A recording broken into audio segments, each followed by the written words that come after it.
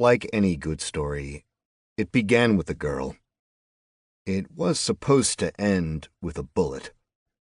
The gun was on my desk, and I was in the midst of writing a lengthy and rambling note explaining my reasons for using the bullet to make a delicate hole in one side of my skull and blow out the other in a glorious, gruesome display of Polakian gore. But something interrupted my attempts at apartment redecoration. I lived on the third floor of a building that was too expensive for me, too nice for me, and about to evict me. I heard the rumble of an engine downstairs. I limped over to the window from the desk and peeked out through the drapes. A van had pulled up. It was white and impressively ordinary, specifically chosen to be like every other white van you've ever seen, but on this particular evening it was filled with men coming to kill me. They were related to the girl. Everything was. Well, most everything. One thing wasn't. The phone rang. An unknown number. Normally I'd pass, but considering the killers outside, the gangrenous wound inside, and my pseudo-suicidal state, what was the worst a telemarketer could do? I figured at the least I could ruin someone else's day. "Hello?" I asked as an answer. "Nils?" A voice from my past replied. "Yeah. Is this Normand? No last names, I'd venture." My former boss. A friend. Perhaps the last friend I had. Eccentric millionaire and all-around good guy. I highly recommend eccentric millionaires as friends. They're almost always worth it. "They're probably listening, yes," I said. They being the police, or the FBI, or both. As far as I knew, I was being investigated by multiple agencies. "I've heard a few things about you. Some might be true. Not everything, I hope." I didn't answer, but I think he knew what I would have said. "In that case," he said, understanding me, "I think I have something for you." I took a chance at peeking out the window once again. The men were outside the van now, talking to each other. One at the back was loading bullets into a clip. Up and down the street it was deserted, as if the rest of the neighborhood knew to avoid the area on this night. "Normand, I appreciate the call," I said. "I really do, but I'm not sure I am offering a way out." "Better get here in the next 30 seconds or it's too late." "Should be there now." Normand, check your email." "Seriously?" "Seriously." I limped back over to the desk and sat down with a grunt. Something definitely oozed out of my stomach wound. A quick few clicks and I had my email up. Sure enough, first in the inbox was from Normand. A few more clicks and I was confused. "It's a link," I said. "Click it." I thought you had mere seconds." "Seconds might be pushing it." "Then trust me and click it." I sighed. I had very little to lose at this point and almost hoped it was going to lead me to something like Blue Waffles or Lemonade Party, so I could have one last laugh. The link took me to a web page for a game with a rather silly title, Incarnate. There wasn't a ton of information about the game, just a lot of marketing type hyping the game up. All about changing lives, living in a new world, and being free. A game with total freedom. More than a game, a life. "What the fuck is this?" I asked. It is a way out. A way for you to live, or continue to live." "I don't get it." "Unfortunately, I don't think I have time to explain further, do I?" I stood up and looked out the window just in time to see the streetlight get shot out.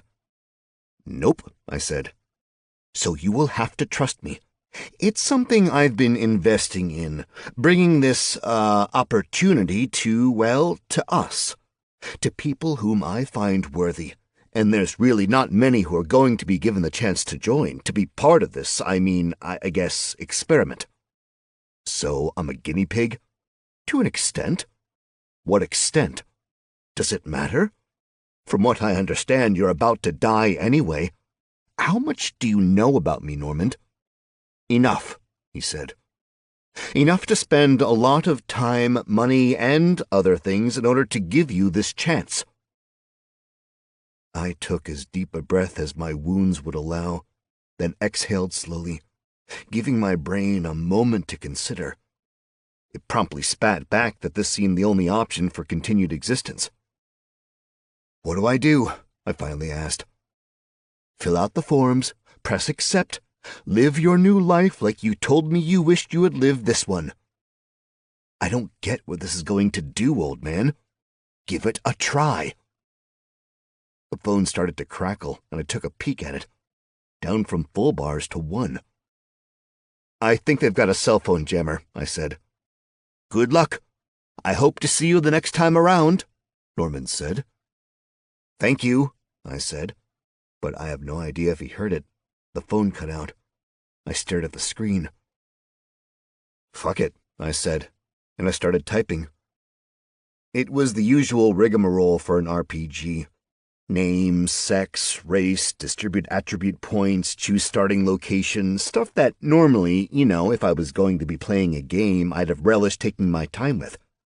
If I'd had time, I'd have been effusive with my praise for the developers giving so many options to the players. The list of races and places was seemingly endless. Instead, I cursed at them, clicking through as fast as I could, selecting random any time I could. Finally, I clicked submit, which pulled up a huge list of questions. Fuck. The questionnaire was more along the lines of a psych eval. At least that's what it seemed like to me.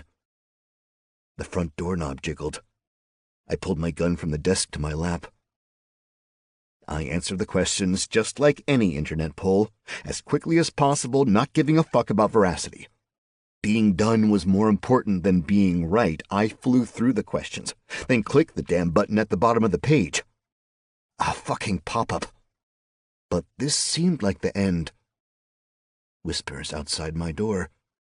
I scanned the pop-up briefly. It was asking if I was really ready to submit. I clicked yes. Another pop-up asking me to accept the terms and liabilities. I clicked accept. Another fucking pop-up asking if I was sure. Yes, damn it, I'm fucking sure. Then, 2 things happened. First, another pop-up window.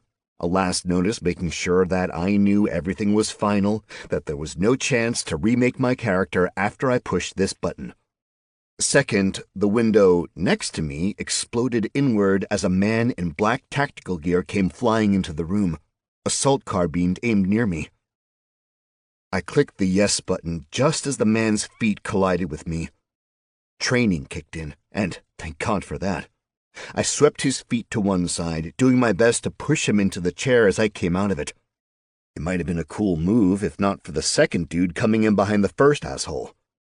He smashed me over the back with 2 hands together, and I dropped to my knees, my gun clattering across the floor and disappearing into the black hole underneath the fridge.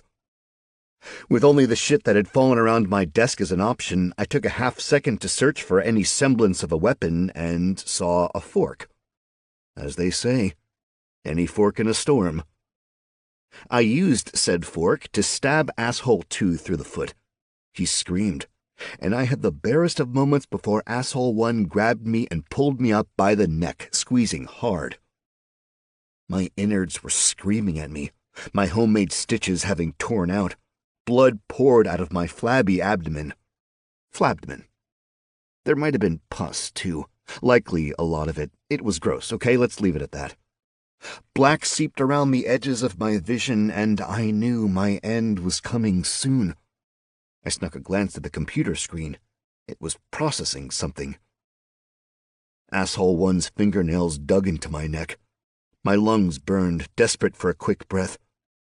I snapped my head back hard, and, sure enough, Asshole 1 had missed the lesson on don't keep your face right against the fucking skull of your opponent. I did a number on his nose. I could feel the hot rush of blood from his ruined schnozola soaking my neck. His grip loosened, and I took in a huge gulp of air. Asshole 2 had his gun up and trained on me. I'm sure he was desperate to fire, so desperate, in fact, that he hadn't taken the safety off, and the gun just kinda did nothing when Asshole 2 pulled the trigger. I stomped on the fork, driving it all the way through the man's foot into the previously unblemished hardwood floors below. So much for getting my security deposit back. Then I stomped on Asshole 1's insole and bit his hand. I grabbed Asshole 2's hair and pulled him towards me. He punched me, absolutely perfectly, his fist going through my newly reopened wound and actually into my intestines. There was quite a bit of screaming from everyone involved. We were all in solid amounts of pain and conjoined in a seriously unpleasant way. I was barely holding on. The only thing keeping me going was that at least I was going to go out in style. Then, a telltale, terrible noise. The tink-tink-tink of a metallic object bouncing across the floor. The grenade came to a gentle stop on my fucking foot. A sharp bung rang out from the computer, and everything went black. Chapter 2. I thought I'd died. Everything was black. Everything. Not like your eyes are closed black, but like a ceaseless, unending void of darkness. Besides, as far as I could tell in that moment, my eyes were open and there was nothing to see. An absence of light and matter and everything. I felt and saw and tasted nothing. All my senses reached out as far and as hard as they could. They all stopped at me. I mean, given that I'd heard a grenade bounce across my floor and seen it wind up balanced neatly on my boot, I figured this was what death was. A void. Awesome. And wrong. I mean, obviously. "Welcome, hero!" A deep and melodious voice boomed out from the nothingness. "You have been summoned to the world of Voldrani to be a noble—" There was a bit of a pause, a very obvious, unplanned pause. The voice continued, much quieter, as if speaking to someone off stage. "This can't be right, it says—" Then there was muttering, people talking off mic. "Yeah, and there's also 3 of them," the deep voice snapped angrily. "3, yeah, because I can see them, numbnuts." I looked around. Still nothing. Blackness. But for the first time, I could feel something near me. That vague sort of vibration surrounding living beings. Someone, perhaps, was almost touching me. "This isn't supposed to... I was told this was a professional operation and..." There was a loud click as the mic got turned off, and lights flicked on. Bright, sterile lights illuminated a blank white room. A large window to one side revealed an empty recording studio. To my right, Asshole 1. To my left, Asshole 2. Which left me, Asshole 3, I suppose, in the middle. Just a bunch of assholes. They still had all their gear on. We were all dressed as we were in my apartment. It meant I had no weapons on my person, which was a minor minus in my book, but, plus side, I was also no longer bleeding out my gangrenous wound, which, oddly, didn't seem open or gangrenous anymore. Asshole 2, for the record, still had the fork stuck through his foot. Below that, a very large section of hardwood floor had come too. Termites were already spreading out, and as soon as the light shot on, one brave cockroach had made a scurry for a wall he'd never find. Things were still for a moment. Finally, an elegant man in a 3-piece suit walked out of a door that wasn't there until he came through it. He sat down at a desk that appeared between blinks. Right around the time chairs appeared, and I realized that I was sitting down. Maybe I'd been sitting the entire time. I was pretty sure I'd been standing. The man pulled out a pair of platinum-rimmed glasses and perched them on his nose. He looked down at the desk and flipped through a sheaf of papers that came into existence. "This is some Alice in Wonderland shit," I said softly. The man seemed to smile ever so slightly while reading over the papers. We three assholes sat there in silence for a moment, completely caught off guard and unable to process a damn thing we were seeing or experiencing, which, was a bit weird. Because, well, they'd been quite actively killing me mere moments before, and now we were sitting in front of a man at a desk like we were truculent teens hauled before a tweedy vice principal of a second-rate middle school. "So," the man said, plucking a manila folder from mid-air and laying it on the desk. He put all the papers in it and then looked at us slowly, making eye contact with each of us before continuing. "There are a few things I'm confused upon.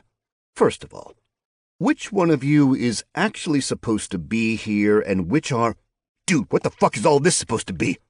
Asshole 1 yelled. Asshole 2 took a more proactive route and launched himself across the desk at the man with glasses. I was going to raise my hand, but instead I grabbed Asshole 2 by his tactical webbing and pulled him back down to his seat. "Well," the man said with a smile, clicking his pen and making a note in the folder, "that makes it quite clear." There was a bright popping sound, and the asshole simply disappeared. Now it was just me and the elegant dude. "We've got a number of—" The man paused and looked around, trying to find his words. "Well, questions for you. You managed to break our system quite soundly."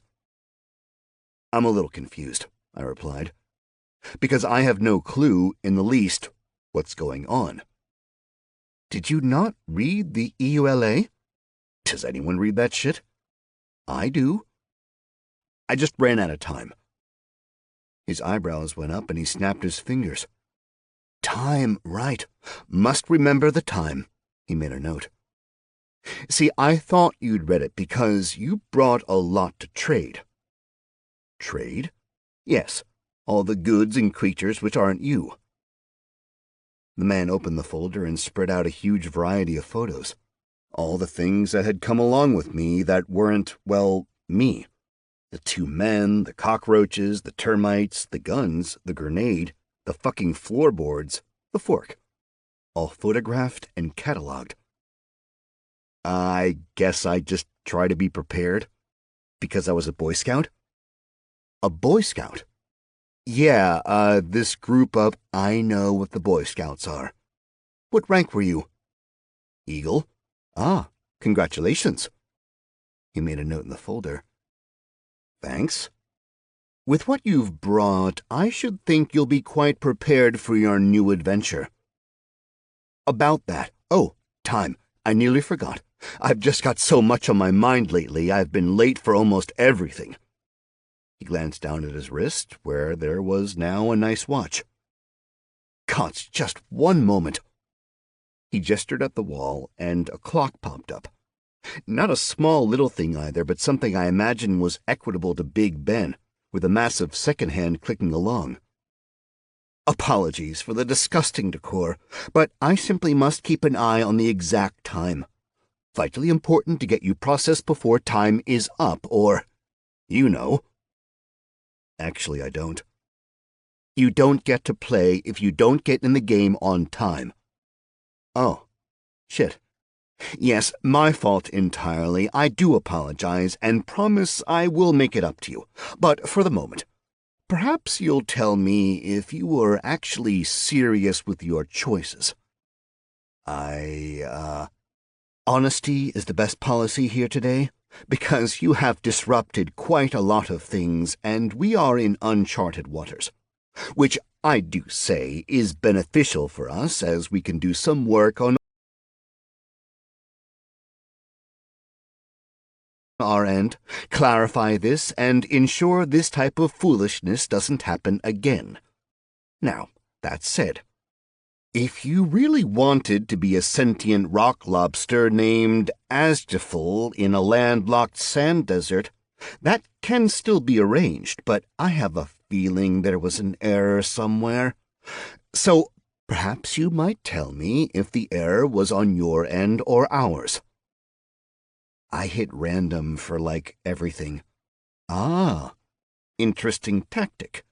Still, it shouldn't be possible for that particular combination to happen. I'll have to speak to Q&A.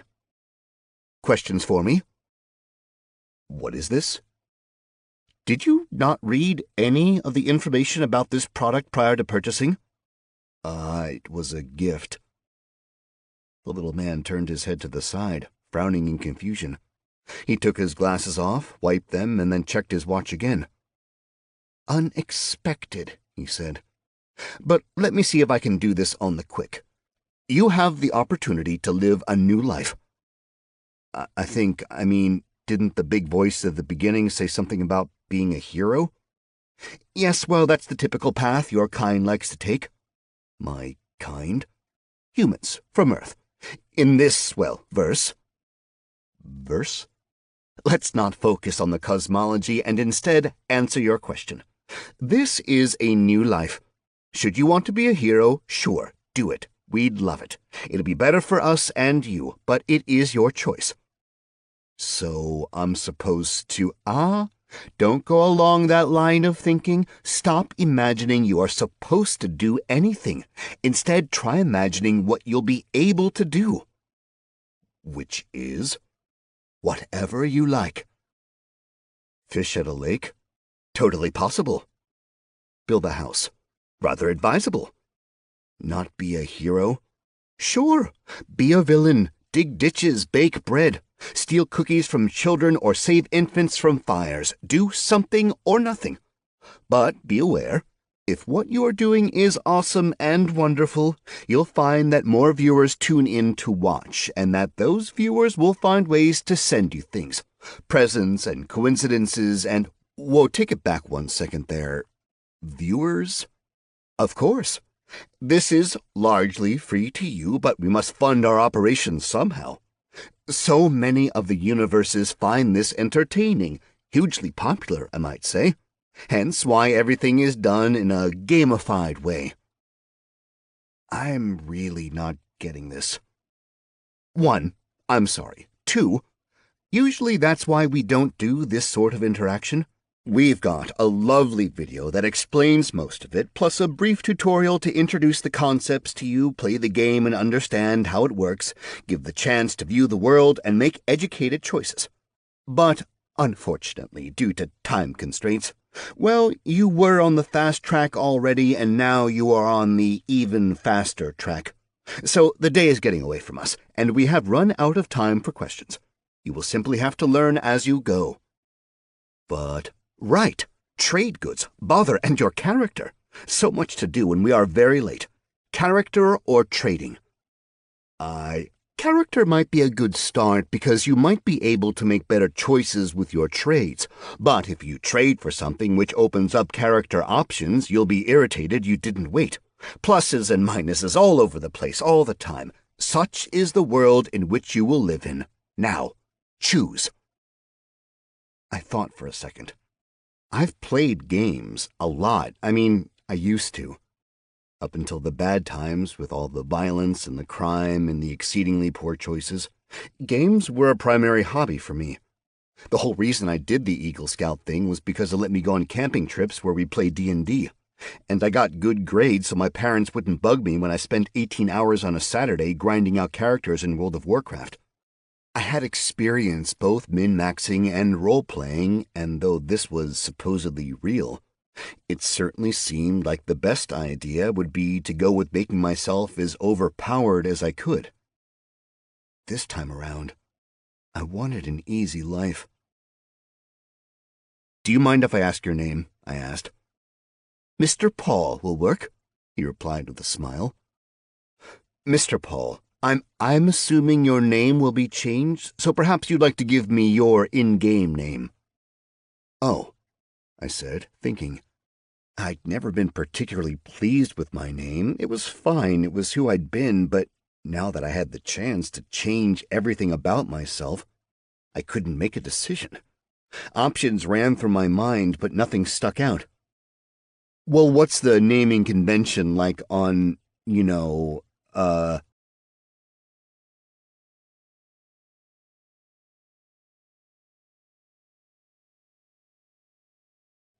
Voldrani? Yeah, that's the one. You mean the planet that has many sentient races, each with multiple competing cultures, spread out across a planet that makes your Jupiter pale in comparison? How long have we got to sit here? Trick question, we are out of time.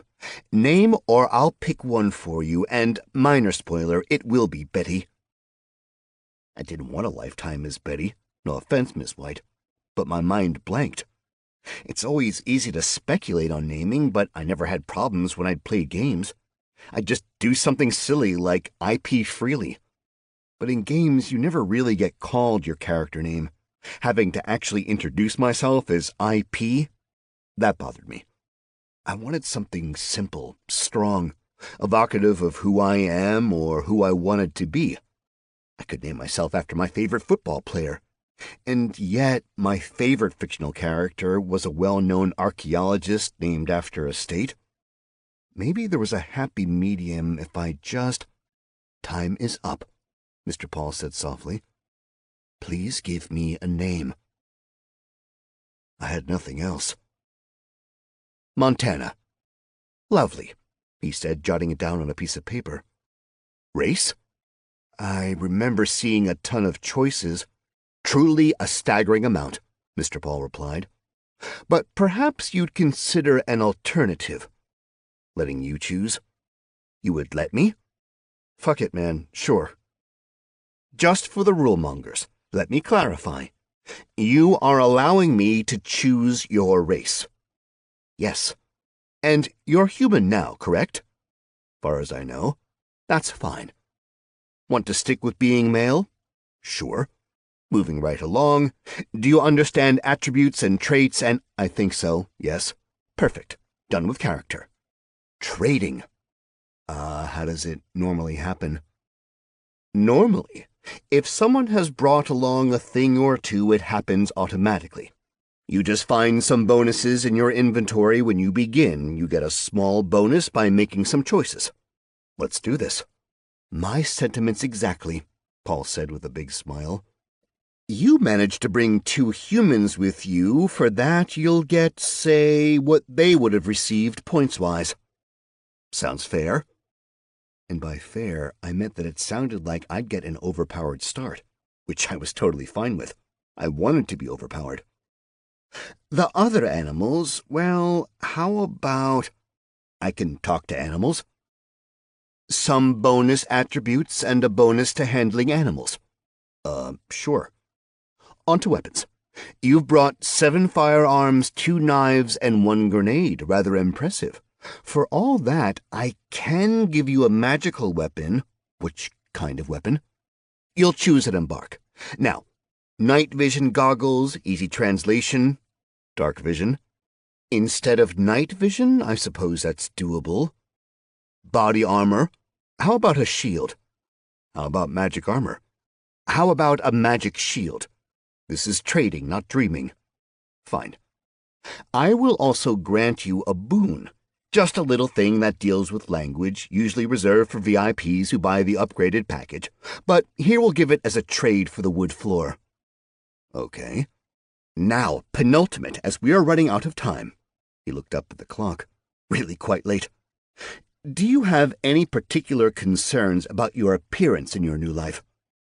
Not really, just, Perhaps you could trust me? That's a lot of trust. Then we might not finish in time, and, okay, if I'm letting you design me, I'm doing you a favor by getting you out of here on time, right?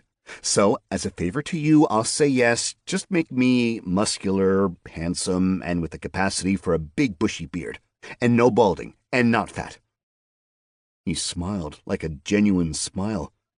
I swear I saw a twinkle in his eye. Deal. He wrote a bunch of things on the paper very quickly. Then he stacked all the pages up and slid them neatly into the folder. I am ready to let you embark, he said. But I do have a question. Hit me. I have always wanted to see someone get down off this particular peak. If I were to give you a boon, would you be willing to start there? What's a boon again? A special gift from a higher power. I narrowed my eyes. Now it was negotiation time. 2 boons. 2 boons of my choice. 2 boons of your choice that are useful to me and my long-term survival in this new world. Agreed, and you'll do well remembering that specificity in what is said matters in your new life and this new world. So my spawn point is the top of a mountain, I said, hoping I hadn't gotten myself into some shit. For the moment, though it can be changed. How many respawns do I have? I'm not sure. There is sort of a limit, but it also depends on your rank and popularity with the viewers. Can I see my rank? No, and you cannot speak about it in the world. It's very gauche and ruins the verisimilitude we value. Most of your kind don't know they're being viewed, and we would appreciate keeping it that way. So, once you leave here, you won't remember any of this portion of our conversation. You can wipe my memory? We have immense access to you, as we are putting you in a whole new world. So, what kind of world is it? Valdrani is a medieval fantasy. Can I get a baseline of what average attributes are? Mr. Paul smiled just a tiny bit and tapped his head. Smart boy. For a human, average strength is around 13. A truly gifted athlete, 20. Enough? Sure. Let's play ball. Beautiful, Mr. Paul said. We are truly getting you in right under the wire. He scribbled a few things on a sheet of paper and slipped it into the folder, pulled an envelope out of the air, and put the folder and the papers into the envelope. The envelope poofed out of existence. Mr. Paul stood up and extended his hand. I stood too, and we shook. Enjoy your new life. Montana. Chapter 3. I entered my new world falling. Not far, maybe 6 feet, but a sudden fall is always disconcerting. Luckily, I had a soft landing, almost disappearing into deep snow. I sat up shivering and looked at my surroundings. My first peek at Valdrani. Mountains and snow. As promised, I was on the top of a fucking mountain. One of the highest peaks around. I was above clouds, my breath coming out in white puffs of steam. And I'd be freezing my new balls off if I wasn't covered almost completely in fur. Thick, white fur.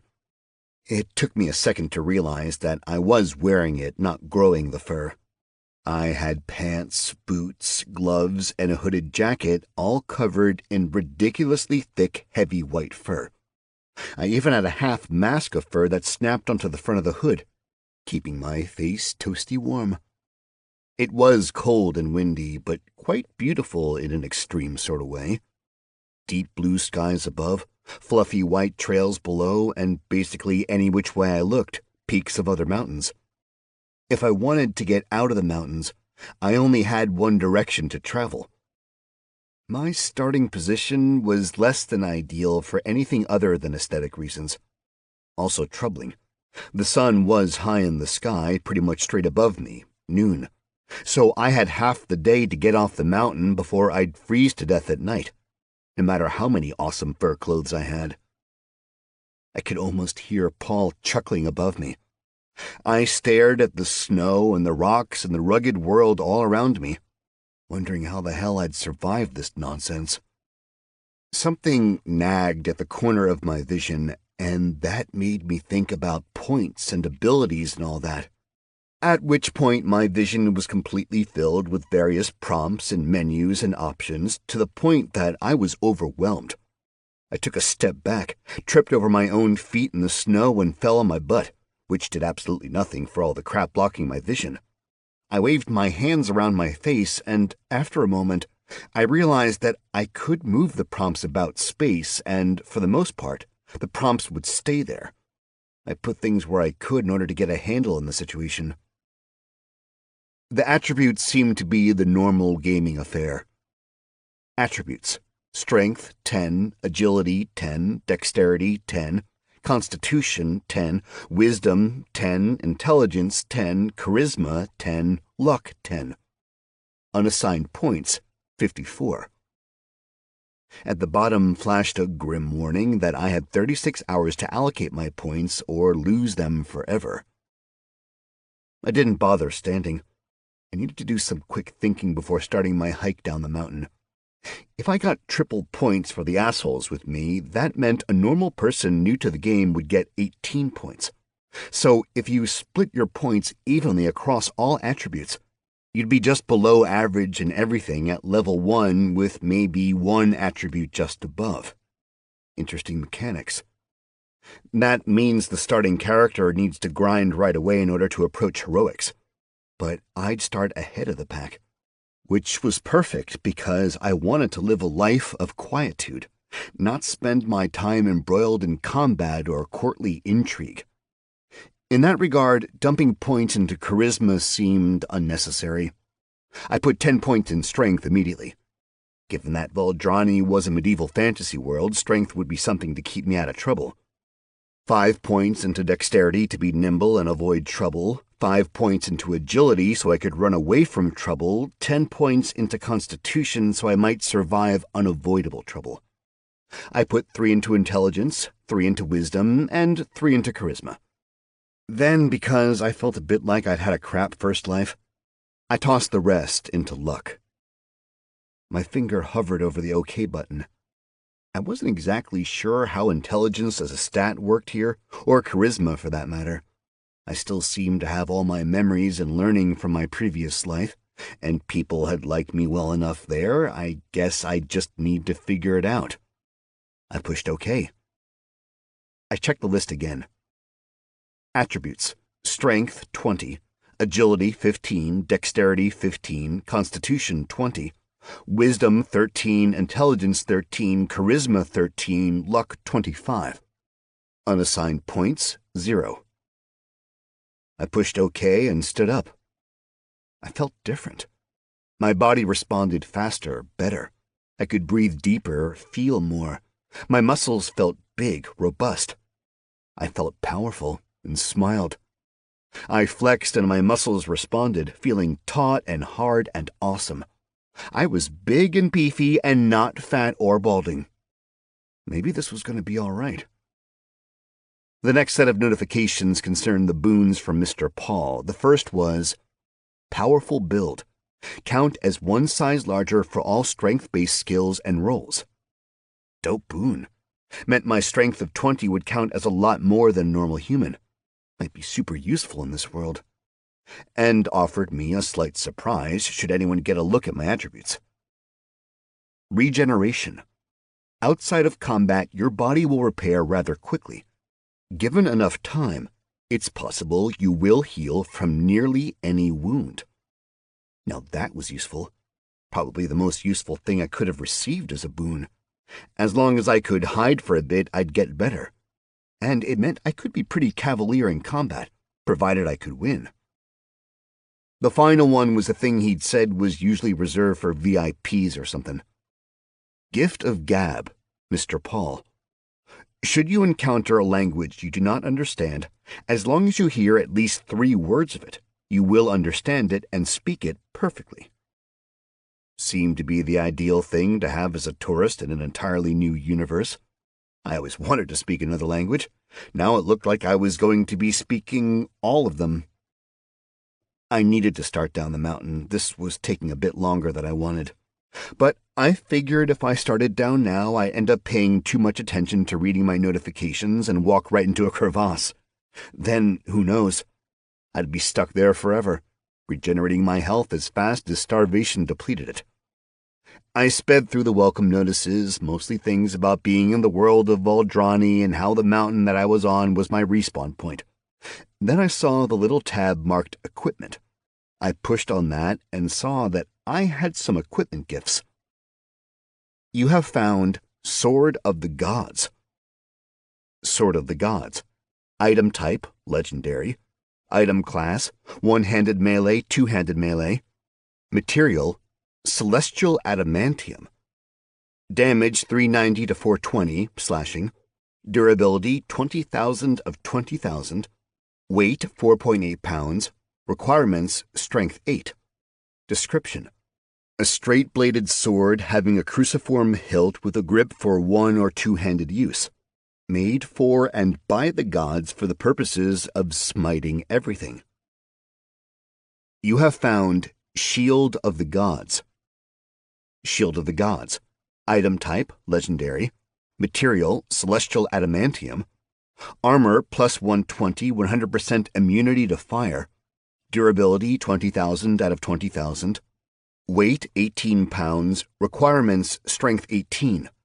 Description: a massive shield designed to protect from everything. The sword was your standard fantasy longsword, kinda big but well done. The pommel was solid gold and had a nice glow about it, and the blade was balanced perfectly. I mean, I had very little experience with swords, so everything seemed fine to me, but what the fuck did I know? The shield was a giant gold saucer with a bevy of runes etched across the front, all of which had a light blue glow to them. It was heavy but holdable. I swung the sword around, doing this and that with the blade, totally thinking Snickers snack as I chopped off the heads of imaginary enemies. I maybe just recreated a few of my favorite movie fight sequences and perhaps even let out a few lightsaber noises, even though those had absolutely nothing to do with real swords or fantasy swords, and it wasn't a saber. I also announced I was Inigo Montoya. I pulled up the inventory screen, thinking to see how much I could carry, and if there was some sweet gamification concept that allowed me to carry a ton of shit even though I didn't really have a bag or anything. Inventory: worn furs, on person, sword of the gods, shield of the gods, starting gear. Starting gear. I felt around myself and maybe felt a bit of myself, which, check, still there, and, proportional. That's also when I discovered that I had pockets around the belly area of my stupid huge furs, and from said pocket I pulled out an orb. As I held it in front of my face, a message popped up, pointing at the orb. Do you wish to open your starting gear? Yes or no? Yes, I said, and immediately wondered why I was talking out loud to myself when I could just think the yes. The orb seemed to shiver out of sight, and a list of gear popped up. Different starting packages. Please pick one. The game was polite, a welcome change. Mr. Paul had been pretty damn snarky, and I figured the game would continue in that vein. There were 5 different sets to choose from, obviously geared to differing playstyles. A dagger and a bow and some lockpicks for the nefarious types. A sword, a shield, and a piece of leather armor for the fighter. And what I figured was for crafters, a hammer, a saw, and a carving knife. The final kit. That one was all mine. A fishing pole, a pick, and a hatchet. Easy choice. You have found the starting kit, Gathering.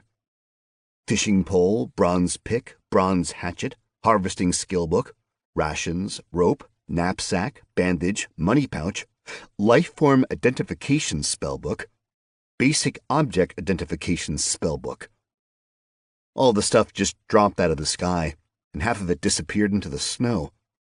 And then I had a bunch of crap I had to put about my person. I had no, bag of holding or anything. The inventory system here could use some work, considering it was, more or less, just reality. I wrapped the rope around my torso and got it tight enough that I could tuck the hatchet across my chest. The pick went in my belt opposite my sword. I put everything else into the knapsack. I then slid the sheath onto my belt, put the sword away, slung the shield over my back, and was ready to hike down the fucking mountain. I took a single step, and a little text bubble popped up. You have an unaccepted quest. Do you wish to read the quest? Well, sure, sounded like a good idea. You have been offered a quest by Mr. Paul. Descend from the peak. Get down from the peak of the mountain, preferably with verve and excitement, and alive. Failure. If you refuse to ever leave the peak and/or if you die too many times before making it down safely. Reward for success, XP. Penalty for failure or refusal, none. Yes or no? I accepted my first quest. I felt a bit of a thrill. For the first time, this game maybe seemed fun. Then I got an idea. A terrible, amazing, fantastic idea. Chapter 4. Spoiler alert. Terrible idea. Believe it or not, sledding down a mountain on a large, round, medieval magic shield turned out to be a bad idea. At first, I made great time while having a great time, zooming down the mountain, the golden shield sending up sprays of snow behind me, and the snow was pretty close to perfect for sledding. Deep, fresh, untouched powder. But the thing with snow saucers is, there's not exactly a ton of steering or stopping capability. You're really just hoping you end up on a line down a hill with no bumps and a nice flat spot at the end to run out the speed. Oddly enough, that's not what I found on the top of a mountain. I found mostly steep bits and rocks. So many rocks. I was nearing takeoff speed at the end of one particularly gruesome pitch, holding onto the shield straps as tightly as I could when I hit the first big rock. I jolted skyward. It was exhilarating, the wind whipping against my face, the ground zipping under me. I landed with a hard thump. My vision flashed red and I got a notification, but things were happening too fast for me to pay attention to it. I tried to steer as best I could, pulling this way and that, doing a minimal effort yet avoiding major obstacles. Maybe if I'd been on something with real turning ability, I'd have missed the crevasse. Nope. Right off the edge, soaring across the gap. I almost made it to the other side. Instead, the shield, with me on top of it, clanged straight into a wall of ice. I, naturally, continued forward until my face impacted against the same ice wall, and I had the distinct and memorable feeling of my nose breaking and my cheekbones shattering. Red flared in my vision, and a number floated up. Hit points. I thought about looking at my total HP, seeing how wounded I was, but then I had my very own Wile E. Coyote moment. For the barest of moments, the shield stuck in the ice, and then, well, it didn't. I went down. Straight down. I scrabbled at the ice and rock desperately, ripping out my fingernails, screaming in pain and desperation. My leg caught an outcropping of some sort, and I flipped end over end, twirling through the air like a coked-out cheerleader. Blackness crept into my vision, and then washed over me as I lost consciousness. Chapter 5. Plus side, I was not awake for the impact at the bottom of what turned out to be a massive ravine in the midst of some sort of cave system. Downside, I was awake for what happened next. I came to in vague darkness. With a slight mental push, I activated dark vision, and could mostly see. Pretty much the definition of dark vision, I suppose. It was a little brighter than comfortable, due to the line of light way above the opening I'd fallen through. Nothing of me worked. Everything just sort of refused my brain's commands. There was a teensy tiny little icon flashing in the lower right of my vision. A red circle with a slash across it over a running man. Great, I thought. Paralyzed. Thought instead of said, because I couldn't quite get my face to work since it was smashed to fucking pieces. I brought up my status page and I was down to 2 hit points. 2. At this point, if I accidentally sneezed, I'd kill myself. I also had a prodigious list of broken bones, so many that I just dismissed the status page. I couldn't be bothered reading names of bones I didn't even know existed. That would have been terrible except for regeneration. As long as I could stay out of combat and not get seriously wounded, I would heal. My flesh was already starting to knit back together and my bones were starting to inch back towards each other, which, thanks to my paralysis debuff, I barely felt. I laid there patiently, waiting for the moment when I could move again. But then this thing came along. A creature. I counted 8 legs coming off a long, straight body. It was somewhere between a lizard and a wolf, and, well, a nightmare. It sniffed me. Despite my attempts at screaming, the creature didn't seem to care in the slightest, and, instead, took a rather large bite out of me. And then there were other bites taken out of me. Something I could only really feel because of the way my body was being pulled from one side to the other. Lots of chewing and hearing my own bones snap. I got a great view of its teeth at the end. They were big and sharp, and I managed to scream out a hearty "fuck you" before I died.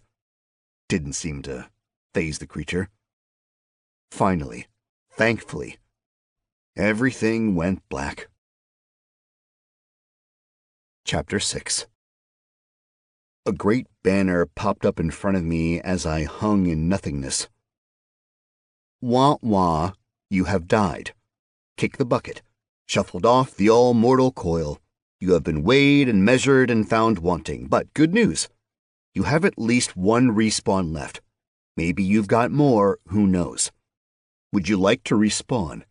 Yes or no? I took a moment to think. This new world was brutal. The pain was intense, and there were big, weird creatures that ate humans. Still, what was the alternative? Yes. Chapter 7. I popped into existence in the same spot I had at the beginning, falling a few feet until I plopped into the snow. I jumped to my feet, my fur-covered feet, and I did a little dance, feeling good because all of me worked again. I willed my status page up. Montana, Level 1 nothing. Statistics: HP 110, Stam 320, MP 172. Level 1 nothing? Well, fuck you too, game. It did make me wonder if there was some sort of class system I'd yet to discover. I was back to where I started from. Sweet. Slight disappointment in that my weapons were gone. My god-tier weapons. Down in a cavern beneath a crevasse on the top of a fucking mountain, likely inside a creature with lots of teeth and a hankering for human flesh. I did have my starting gear, so it was nice to know that if I died over and over again, I could slowly accumulate a massive assortment of picks, fishing poles, and hatchets. I could make my fortune starting the first REI outpost in Valdrani. The sun sat low on the horizon, meaning there'd been a time-lapse between death and rebirth. Good to know. But it was going to be dark soon, and I had a long climb down. A small dark purple light blinked slowly in a corner of my vision, letting me know I had notifications to go through and decisions to make. Still, I needed to book it or freeze to death in darkness. I started walking, being safe this time. I hoped I'd given Mr. Paul enough of a show, because I was going to be absurdly boring this time. I spent some time slipping down steep inclines and doing some minimal climbing when I got into a point I couldn't jump or crawl down. It wasn't the most challenging of hikes, but there was an endless quality to it. The snowfields just seemed to go on forever. Had I been a skier with skis, or one of those people who develop ski resorts, this would have been a hell of a find. With the sun down below the mountain ridge to the west, the temperature began to drop. The sky darkened into something I had never experienced. The stars were bizarre and obviously otherworldly. It was a joy to behold, as I could see things I had never seen before, whole galaxies up above, great swaths of glittering lights right overhead. A moon rose shortly after the sun fell below the horizon, then a second, and a third, and a fourth. 4 different moons, 4 different colors, 4 different sizes. They forced a panoply of moonlight across the landscape, transforming the bare white snow into a kaleidoscope of colors. On a steep slope, I stopped to just take in the beauty around me, calm and unreal as it may have been. But the sharp cold got me moving again. I didn't want to experience freezing to death. Sure, I'd respawn, but there were certain experiences I didn't need to live through. So I dipped into my Eagle Scout knowledge, and I made a snow cave as soon as I reached a flat spot. Then I hunkered down in the darkness and fell asleep. Chapter 8. I slept for a while. Not sure how long. In a land without clocks, time becomes more fluid. I dreamt of my life, of the short good bit, the slice of paradise I'd found and fucked up somehow. I saw her, and we were together, and happy in our stupid little apartment surrounded by construction and mud. The empty fridge, the lack of furniture, and the bliss that comes from living with someone you truly love. A dream, because the bad stuff never kicked in. I woke with a start, unsure of what caused me to wake. I looked around for the girl, and then I remembered everything that happened. Snow cave. No flabberman keeping me stuck to the bed. Despite the initial death, I appreciated what Mr. Paul had done for me. I got on my knees and wiped the sweat from my brow. Shit, I thought. Sweat. Sweating is just a bit dangerous in super cold locales, but I had no real options to combat it. I didn't have layers to take off. I had layer, singular, and that layer was fur. Worst case, well, I'd just die again, I suppose. I snagged some of the rations out of my knapsack and gave them a look, hoping I had something approaching breakfast. They weren't much to look at, and even less to eat. I had my choice of very tough, very dry mystery meat or very hard, very dry mystery biscuit type thingies. I ate a bit of both, and they were gross. Breakfast over, I pulled up my character sheet. Montana, level 1 nothing. Traits. Race, fallen. Height 6 foot 2 inches. Weight 220 pounds. Eye color, hazel. Hair color, blonde.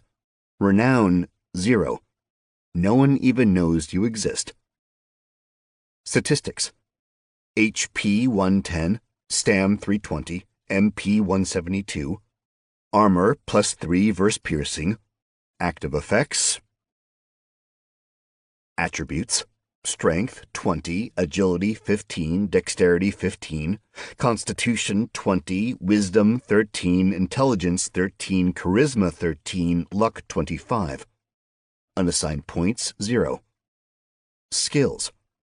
Riding. Improvised, level 1. You can now ride improvised devices, plus 5% to handling. Falling, level 1. You can flail through the air with the best of them.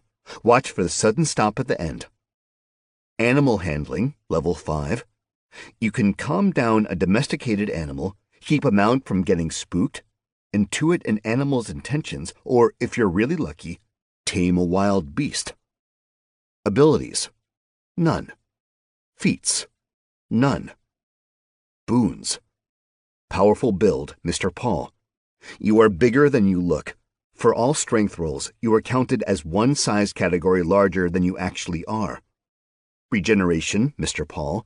Outside of combat, your body will repair rather quickly. Given enough time, it's possible you will heal from nearly any wound. Gift of gab, Mr. Paul. Should you encounter a language you do not understand, as long as you hear at least 3 words of it, you will understand it and speak it perfectly. Indicium. None. The level 1 nothing thing really bugged me. It just seemed overtly cruel. And, a rather apt reflection of my past life. While chewing on a piece of the mystery meat, it required a substantial investment in chewing, I pulled up the notifications from the previous day and began going through them. Most were damage notifications. Hit points lost by bashing into a rock, hitting a branch, hitting the ground, fall damage, bite damage, that sort of thing. Then there was the paralysis and death. A lovely trip down memory lane. I pushed through the snow cave and stepped out into something almost like morning. The sun was at the edge of the horizon, but there was enough wind to whip up the loose top snow, swirling it all around me and making it difficult to see. A small box wrapped with a red ribbon sat right outside my snow cave, precisely where I would see it upon exiting. It had to be a trap. This was a game, after all. Thing was, I could see my footprints going back up the mountain, and I could see where I'd walked around to make my shelter, but I couldn't see any prints around the box. I looked up to the sky. Nothing. I knelt down and felt around the base of the box. Snow. There was a small tag tucked into the ribbon on the far side of the box. Without touching it, I laid down in the snow next to the tag so I could read it. Montana. Forgot this. MP. Well, shit. I bet he was laughing at my display of paranoia. Cool beans, you've learned the skill investigate. Now, when you don't know, try and figure it out. Plus 5% to find the hidden. Plus 5% passive perception. Well, thank you, paranoia. I picked up the present, pulled the bow, and the box just poofed out of existence. Instead, I held a small vial of iridescent green liquid with a delicate little tag tied onto the stopper. It said, attribute points. As soon as I read that, a note popped up in front of me. You have found bonus attribute potion. Item type, potion. Item class, rare. Item quality, exquisite. Durability, 4 out of 4. Weight, 1 pound. Requirements, the ability to drink. Description. This rare potion gives you some additional attribute points, 6, to spend as you see fit. Beware, as soon as it is exposed to the sun, it begins to degrade. Shit, I cried, watching the durability drop by 1.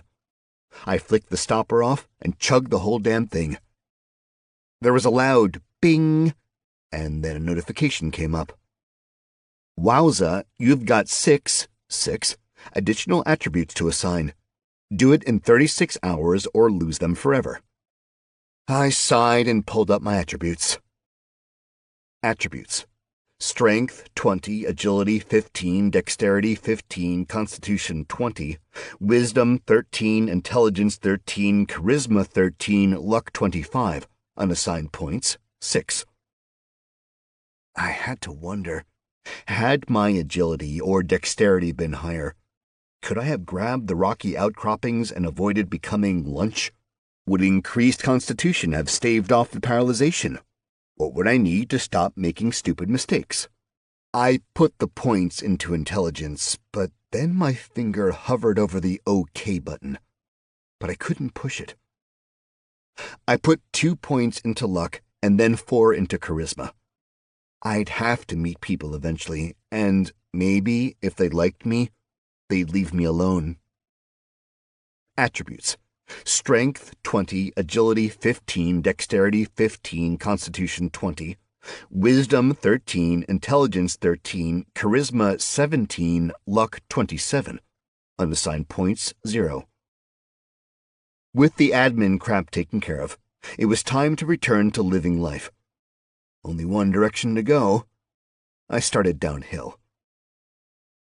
Unlike the previous day, the clouds were sparse, so I could see the lands below me. There were verdant, deciduous forests ringing the mountains, undulating hills between rising peaks, rivers, and lakes. All of it was beautiful, in a John Denver way. Oh, and pretty fucking far away. I was still in a world of snow and ice and nothing nice. Nothing living, that's for sure. As exciting as my first descent happened to be, the second was exactly the opposite. The damn mountain just kept going, and going, and going. All the time alone with my thoughts meant too much thinking about the girl, and I didn't need that shit. I started sliding down on my belly for stretches just to give myself a break.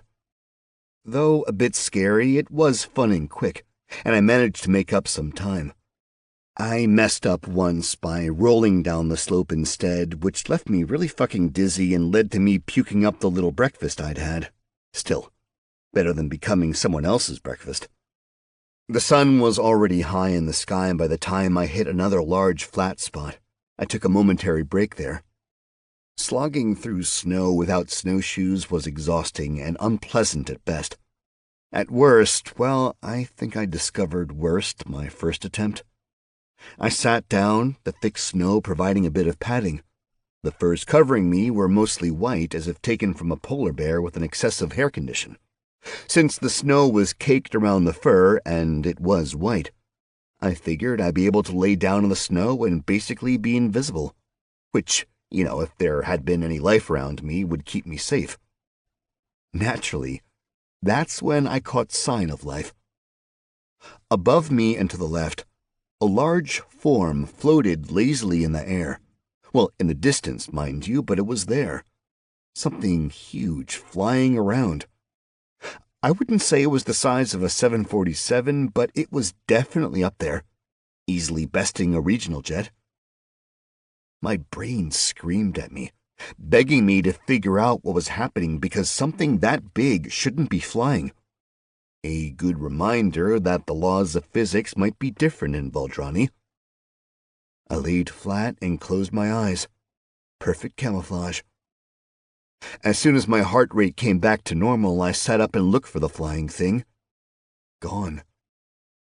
I mean, it was pretty far away, so there'd be little chance of it seeing me or even wanting to cross the distance to see if I was something edible.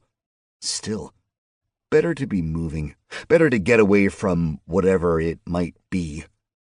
And a solid reminder I could no longer be sure of what I'd encounter. Chapter 9. Somewhere close to mid-afternoon, I took my next break, sitting down in the snow and tucking into the rations once again. Dried mystery meat isn't quite as bad the second time around. I took mouthfuls of snow to drink, what with not having a water skin or canteen or anything to hold liquids. It had gotten overcast above and below me, but the clouds parted in front of me, and I could see a bit more of where I was going. A flat area, thank God, or gods, with a number of large rounded protrusions all over the place. Something like a boulder-strewn plateau. Maybe it was a spot a glacier came through, I have no real idea. I spent geology class getting my rocks off, if you know what I mean. Thanks, Chelsea. The landscape dipped hard after that, but a steep slope started up again, up and leading to another peak. The dip had to be a pass between these two mountains, and that'd be my next goal, especially because I could see just a few wisps of smoke coming from that area. If I could get there, I might find civilization. At the very least, I could choose which side of the mountains I wanted to go down. Most likely, I'd want to see if I could figure out which way the weather came from and go that way. Much better chance of finding fertile and verdant land that way. And that meant more food. More food meant happier people and fewer things that eat you in caves and shit. With that small decision made, I got to my feet, brushed off my butt, and started hiking again. It didn't take long to get to the flats. Curiosity got the better of me, and I dug out one of the round protrusions. It actually was just a boulder. Maybe I did learn something in geology after all. The flat, though, was much rougher than I thought.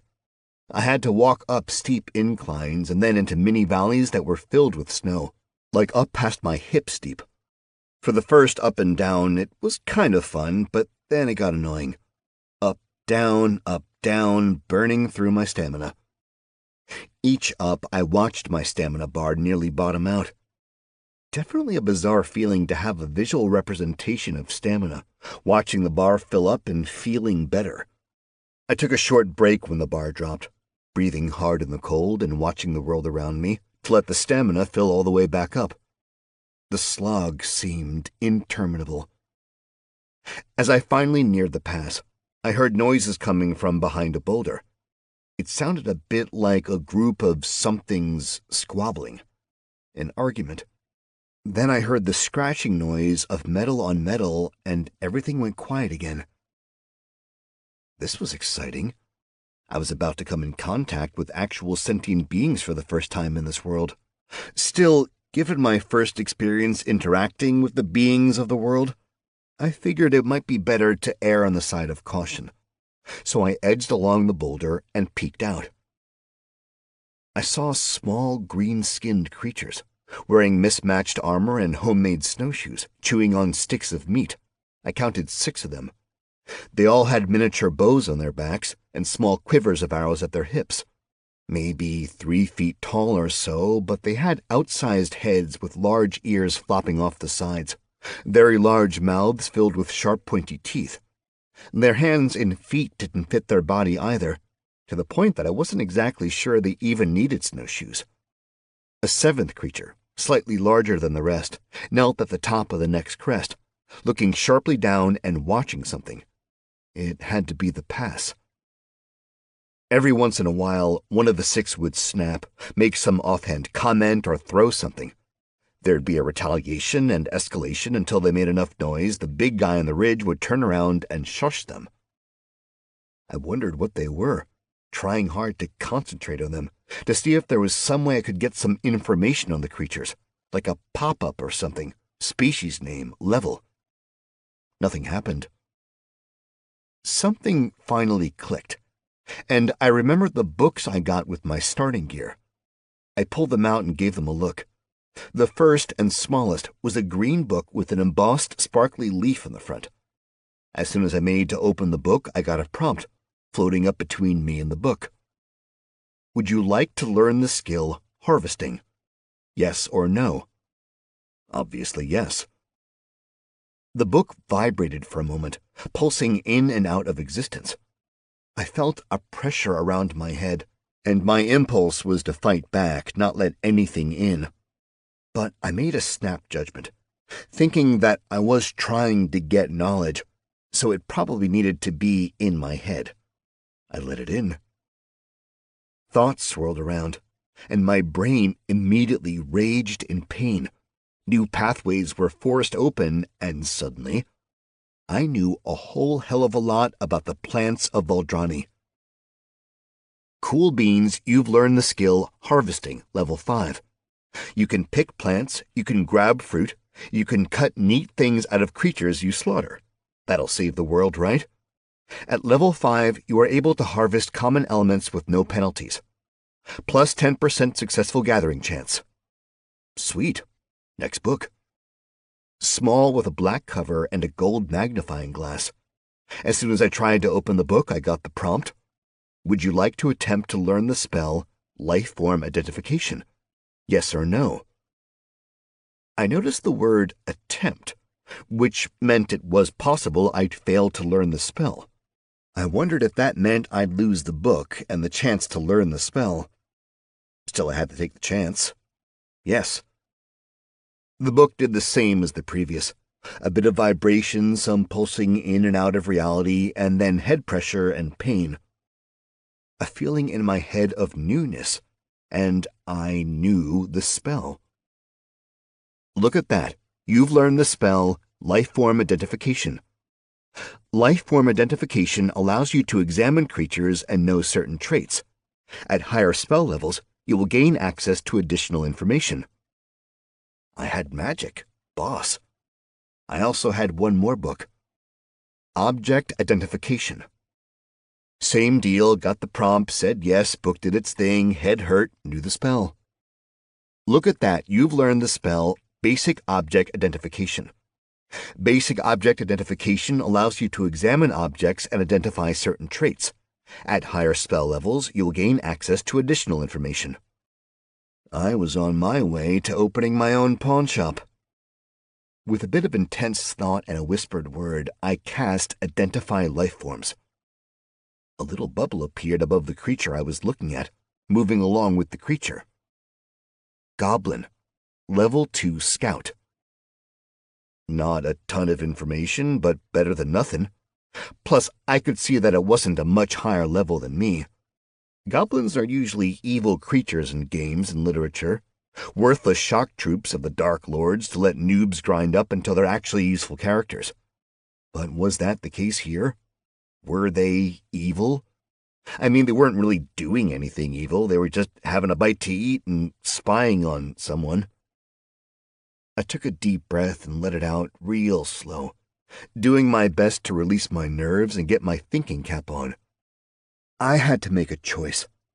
Either assume I knew everything about this world and go in with violence, or, the more dangerous choice, be open-minded, try to be friendly. Maybe this was a nice world, cave beasts not included. I pulled my gloves off, tucked them into my belt, and folded my hood down. Now I figured I just looked like an ordinary dude out for a stroll in the Arctic. Totally normal and non-threatening. "Hiya," I said, taking a step around the boulder. I had 7 sets of yellow eyes on me immediately. 4 whipped bows out, their arrows pointed in my direction. 2 had spears I hadn't noticed. Those were out and ready, pointy end towards me. The de facto leader, the dude spying on the ridge, had a sword of sorts out. It was a large curving blade that looked like something between a cutlass and a scimitar, with several holes cut in it along with the non-sharpened side. Thick rings hung from the holes, giving it a bit of a jingle-jangle when moved. I said, holding my hands up. "I come in peace?" We held that tableau for a moment, and I figured I needed to let them make the first move. The leader eyed me up and down. He said something I didn't understand, but apparently it was enough for my boon to kick in. "Smashing. You've learned a new language, Goblin." "You need answer. Where you come from?"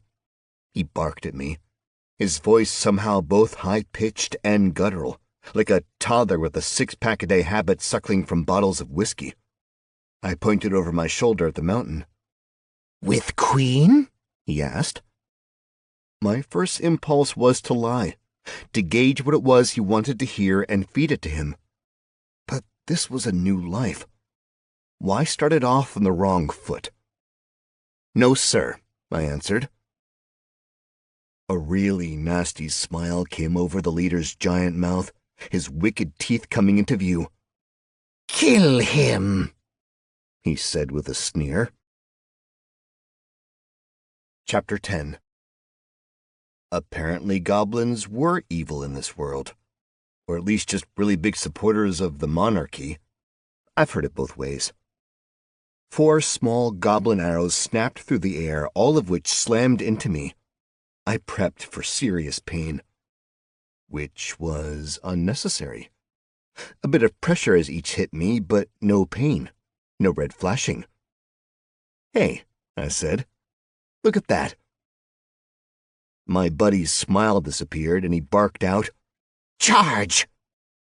One of the spearmen ducked his head and sprinted towards me, seeming to float across the surface of the snow in his little snowshoes. I fumbled with the hatchet, trying to pull it out of my belt, but as soon as it came free, it tumbled and then disappeared into the snow. "Well, shit," I said, but looked up just in time to see the spear coming right towards me.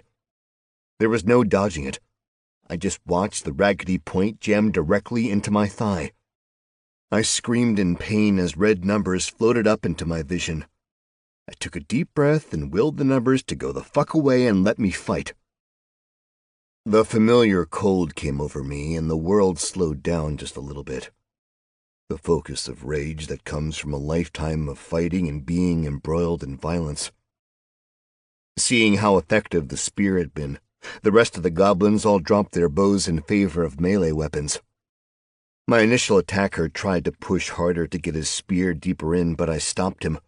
I pulled the spear out of me, the spearhead coming out with a rather revolting sucking sound and a depressing amount of pain. The little goblin had his mouth open in surprise, but was still gripping the spear. He only weighed like 20 pounds, so I just used the spear to pick him up and slammed him as hard as I could into the boulder, leaving a green-black splotch behind. "GG, you've killed a goblin, level 2 scout. You've earned 50 XP. What a mighty hero you are." GG? Good game? Brutal. The notification popped up, and I immediately shunted it away, making the mental note to hold shit like that until combat was over. I spun the spear around to get the pointy bit towards the goblins, then looked at what I imagined had to be my most dangerous opponent, the boss goblin, but he just had his sword out while waiting for the underlings to do the work. Typical boss. The next goblin up had a sword out, a crudely made thing that had a very roughly serrated edge and a fine coating of rust. He swung wildly. I jumped back, but his blade still managed to cut some of the fur off my midsection. I lifted the spear straight up as the goblin pulled his sword back for a mighty thrust, and just as he was about to strike, I brought the spear straight down, striking the goblin's big head. I hit with enough force that the point went right through the guy, all the way into the frozen ground. He made a disgusting gurgling noise, a green-black ichor pouring out of his mouth. A quick tug let me know the spear wasn't leaving easily, so I snatched the sword out of his limp hand. The next goblin was moving towards me in a bizarre fashion, and I was exceedingly confused for a moment until I realized there was another goblin right behind, hiding as well as forcing his buddy into me, a living shield. The shield goblin swung his little sword with vim, vigor, fear, and randomness. I thought about parrying his strikes, but it was easier to just stand back out of the way. As soon as he paused to take a breath, I lunged forward with a thrust, plunging the sword in as hard as I could. It went straight through both goblins. A notification popped up. Double kill. Brutality bonus.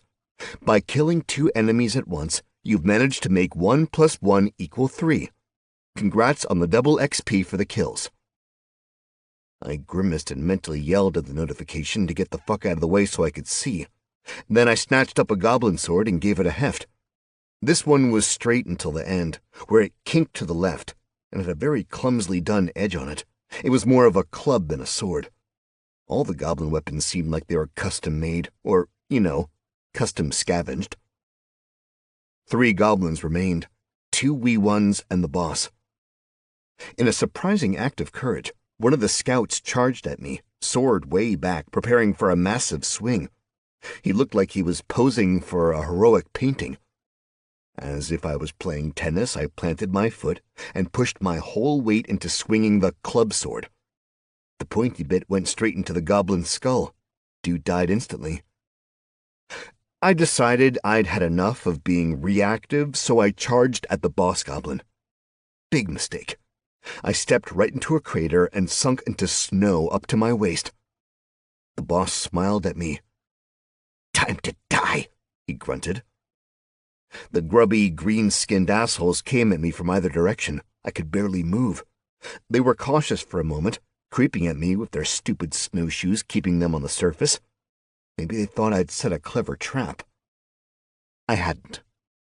I tried to back out of the snow, but my feet kept slipping on something. Glacier droppings at the bottom of the hole, I guess. I just couldn't get traction. With little choice, I just smiled at the boss goblin. This enraged him. He lunged forward, swinging his big sword right at me. I leaned all the way back, dropping into the snow just in time to watch the blade sail by. Kicking my leg out, I connected with the boss goblin's right knee. With a sharp crack, the dude tottered over, crying out in pain. The other goblin paused, which gave me enough time to get back upright. A quick swing of the sword didn't exactly cut the boss's head off so much as it crushed it Gallagher watermelon style. I scooped up the big curved sword with all the rings before turning to face my final foe. We locked eyes for a moment, unsure who would make the first move. The little asshole turned and burned, running away from me. I took a chance and hurled the big sword at the retreating goblin. The sword looked pretty fucking awesome, tumbling end over end through the air. I held my breath, hoping it was going to just carve through the coward. Not so much. The sword hit. I was on target in one respect, but the impact was more pummel than blade. There was a very loud thunk, and the goblin face-planted into the snow. I crawled out of the deep snow, then ran along until I caught up with the struggling goblin. For a moment, I wondered if killing the thing was the right move. Clearly, it was a sentient creature possessing its own language, and damn it! The little fucker stabbed my foot with an obsidian dagger. I gritted my teeth and grabbed the boss sword. With a wide and wild swing, I lopped the asshole's head clean off and watched the oversized head twirl through the air until it landed and disappeared in the snow. A miniature geyser of gore erupted out of the shore neck. Done with the carnage, I sat down. Then I threw up. Chapter 11. I sat in the snow, feeling the pain radiating out from my injuries, and I let the world wash over me. I also took the time to go through the notifications I'd received during the battle. GG, you've killed a goblin, level 1 scout. You've earned 50 XP. What a mighty hero you are. GG, you've killed a goblin, level 1 scout. You've earned 100 XP. Base 50 times 2 double kill bonus. What a mighty hero you are. GG, you've killed a goblin, level 1 scout. You've earned 100 XP. Base 50 times 2 double kill bonus. What a mighty hero you are. GG, you've killed a goblin, level 1 scout. You've earned 50 XP. What a mighty hero you are. GG, you've killed a goblin, level 3 scout leader. You've earned 150 XP. What a mighty hero you are. GG, you've killed a goblin, level 1 scout. You've earned 50 XP. What a mighty hero you are. Kill alerts. Could be very useful in the future when I wanted to know for sure if I've managed to kill something. Cool beans, you've learned the skill Swords. Now you can swing sharp objects and likely not hurt yourself. Soon maybe you can hurt others, plus 5% damage, plus 5% skill. Cool beans, you've learned the skill Spears. Now you can swing a sharp stick and likely not hurt yourself. Soon maybe you can hurt others. Plus 5% damage, plus 5% skill. Hey ho, let's go. You've discovered an ability. The sword of my enemy is my sword. You found that in a pinch. Every weapon will do. Plus 1% damage for each new weapon used in a combat. Nice. Weird, but nice. Then I did the nasty, which in this world meant pawing over dead bodies until I had made sure I had everything of value and the corpses had nothing left worth taking. In this case, it also meant I encountered something odd. When looking over the corpses, I noticed a weird glow about the goblin's ears. So, I cut one of them off. You have found one goblin's ear. You have the feeling this might be useful for a potion. Very intrigued, I promptly cut all their ears off and put them in a pile. I was very tempted to cut open the bodies and see if there was anything glowing inside, but I'd engaged in enough butchery for the time being. Most of the loot was useless, broken goblin armor or rusty daggers, but some of the swords looked okay. One of the spears was straight, and each goblin had a pouch. 3 of the pouches held coins. One had a bunch of frozen worms, one had a few rocks, one had some jewelry and coins, and the last one had a bunch of dead rats. I dumped out the rats, put the goblin ears into the rat pouch, then tied all 7 pouches to my belt. Even the worms. Might need them for fishing. Each goblin also had a small ring, most of them around a rusty chain or leather strap, one on his toe, another in his ear, each one with a series of runic letters on it, written in goblin and denoting the identity of the goblin in question. I took a moment to actually examine the boss sword, casting my spell on it and everything. I think it was kind of impressive. I had nothing to judge it against, sure, but it seemed cool. Goblin Boss Chopper. Item type, trash. Item class, one-handed sword. Material, iron. Damage, 8 to 12, slashing. Durability, 3 out of 10. Weight, 3.2 pounds. Requirements, none. Description. The symbol of authority for a goblin in command. The boss chopper is a large, for a goblin, one-handed sword with a swooping blade sharp on one side. Holes are made in the blade to decrease weight and increase speed, something ameliorated by the addition of rings won in duels or battles. In examining the sword, I noticed there were words carved or stamped into the blade around each hole that had a ring through it, and thanks to my perfect knowledge of the goblin language, I realized that I was looking at the names of those the scout leader had defeated in combat. There was also the obsidian dagger I'd pulled out of my foot. Goblin Sacrificial Dagger. Item type, common. Item class, one-handed dagger. Material, obsidian. Damage 21 to 25, slashing. Durability 8 of 25. Weight 1 pound. Requirements none.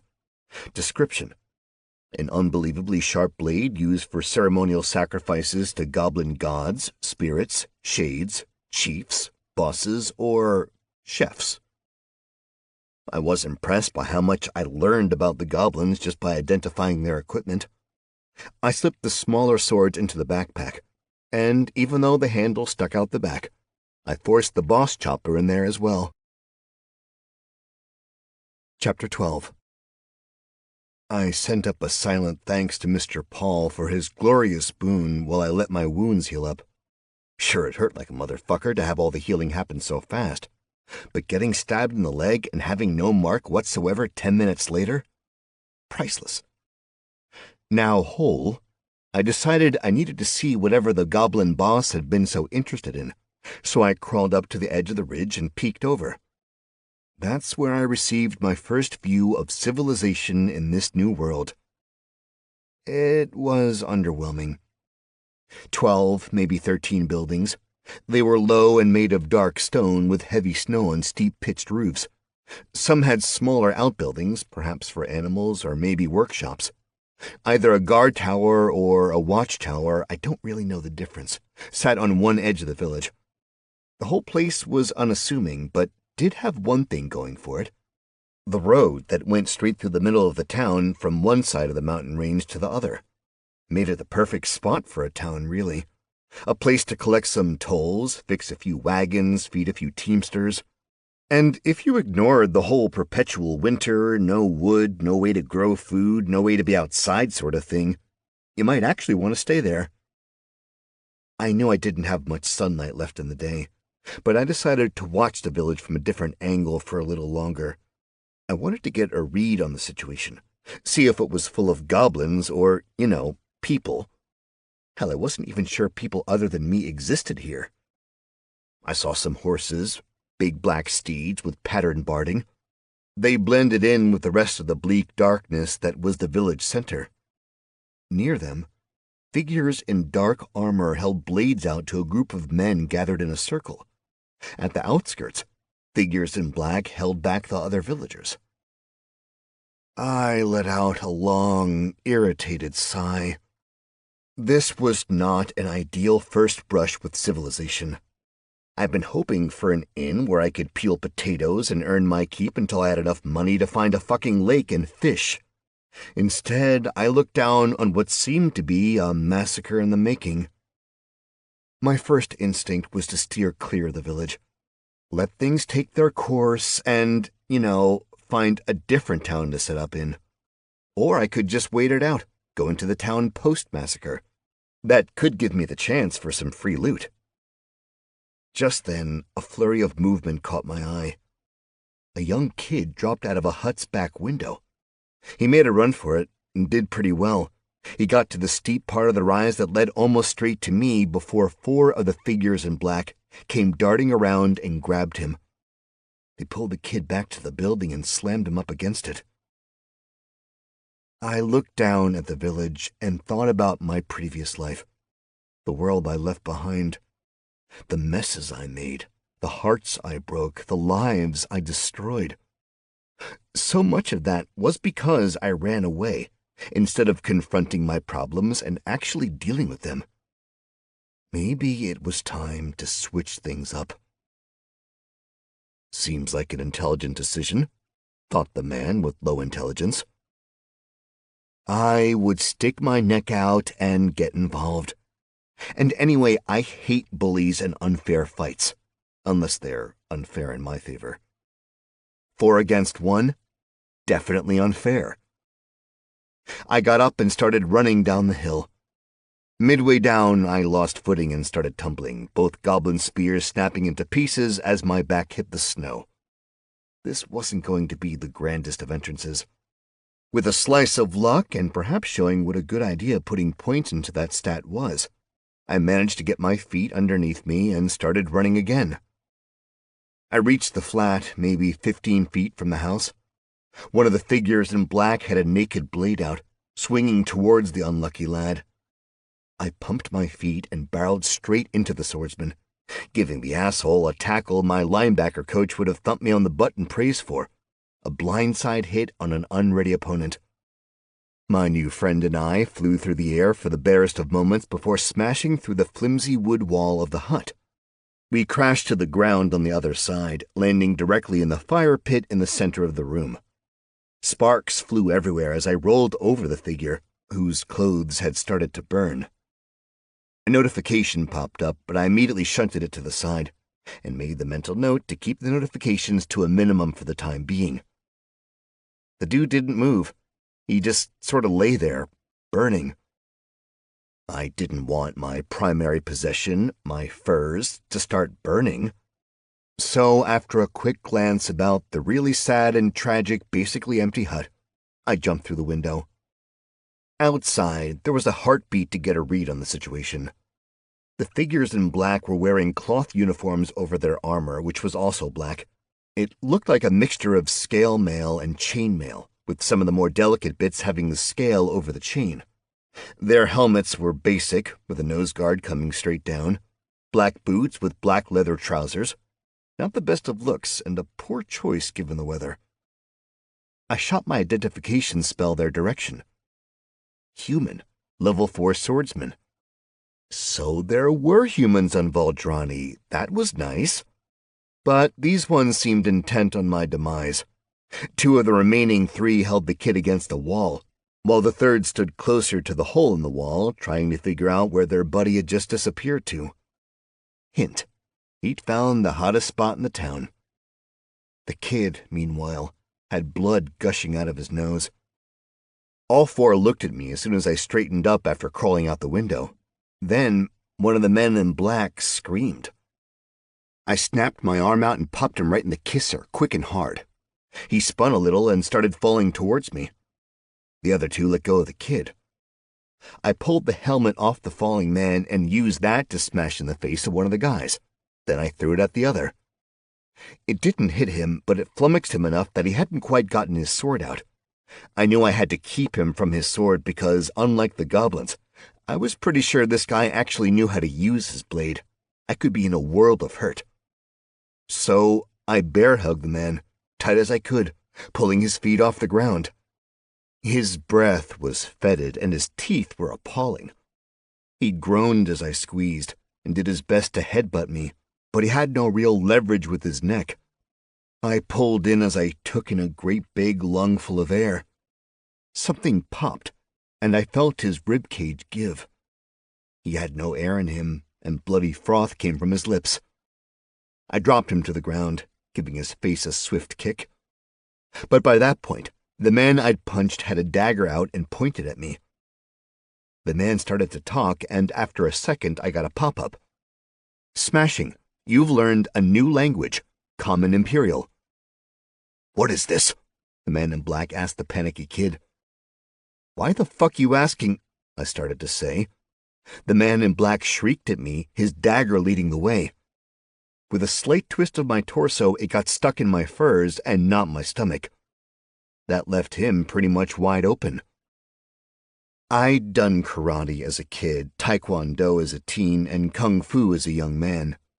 But it was the few years running as a 1%er that really taught me to fight.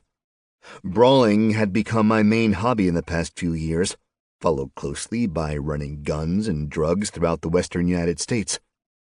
The single stab from this asshole showed me that these guys were relying on fear to get the job done. They didn't have real fight in them. I grabbed his arm and pulled as hard as I could while I turned my body.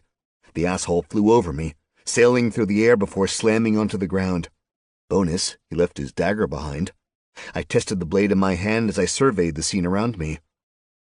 One man was burning in the fire, one was crushed, one was knocked out from a helmet to his face, and one was probably knocked out from the throw over the shoulder. I could hear running and the jingle-jangle of metal gear coming from the other side of the house, so help was likely on the way. I took a deep breath, thinking about Valdrani, The savagery and the presented realities on display, and I knew what I had to do. I cut the throats of all the men around me and read over their death notifications. Meanwhile, the kid was still up against the wall.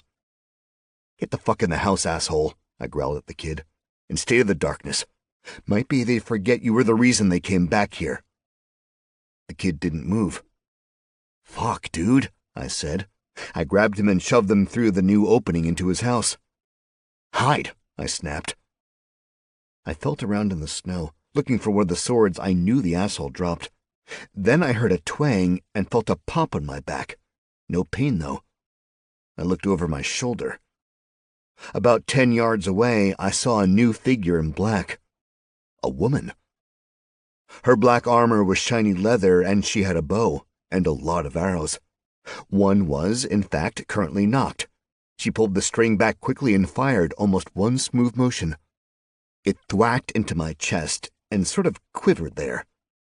Again, no pain. I looked down at it, confused, but quickly realized her arrows weren't making it through my furs. It made me laugh. She went white in the face, about as white as my furs. Then she ran, screaming about a monster. I ran after her, coming around the corner at speed. I looked at the center of the village and came to a skidding, sliding halt. I barely managed to keep my footing. The villagers were on one side of the open area, and a few of the black armored assholes were opposite them. It seemed that my interdiction had, at least, caused the release of the men of the village. Everyone was now in one big unhappy group. The female archer seemed more secure now that she was back with her group. Every last one of them looked my way. 4 archers, bows armed and ready, and 3 men with swords. One of the men with swords had some plate armor and a very snazzy helmet with a human skull covering his face. Ooh, threatening. Skullhelm said something to the men around him. "Smashing. You've learned a new language, Mardamese." This was definitely the best way to learn languages. "Fire!" Skullhelm shouted. 4 arrows streaked my way. I threw my arm over my face, just in case. Thwack, thwack, thwack, thwack. Like Debbie Legrand told me, I definitely think I felt 2 pokes, but no pain. I stood back up and screamed in defiance. The archers, plus 2 of the swordsmen, looked fearful.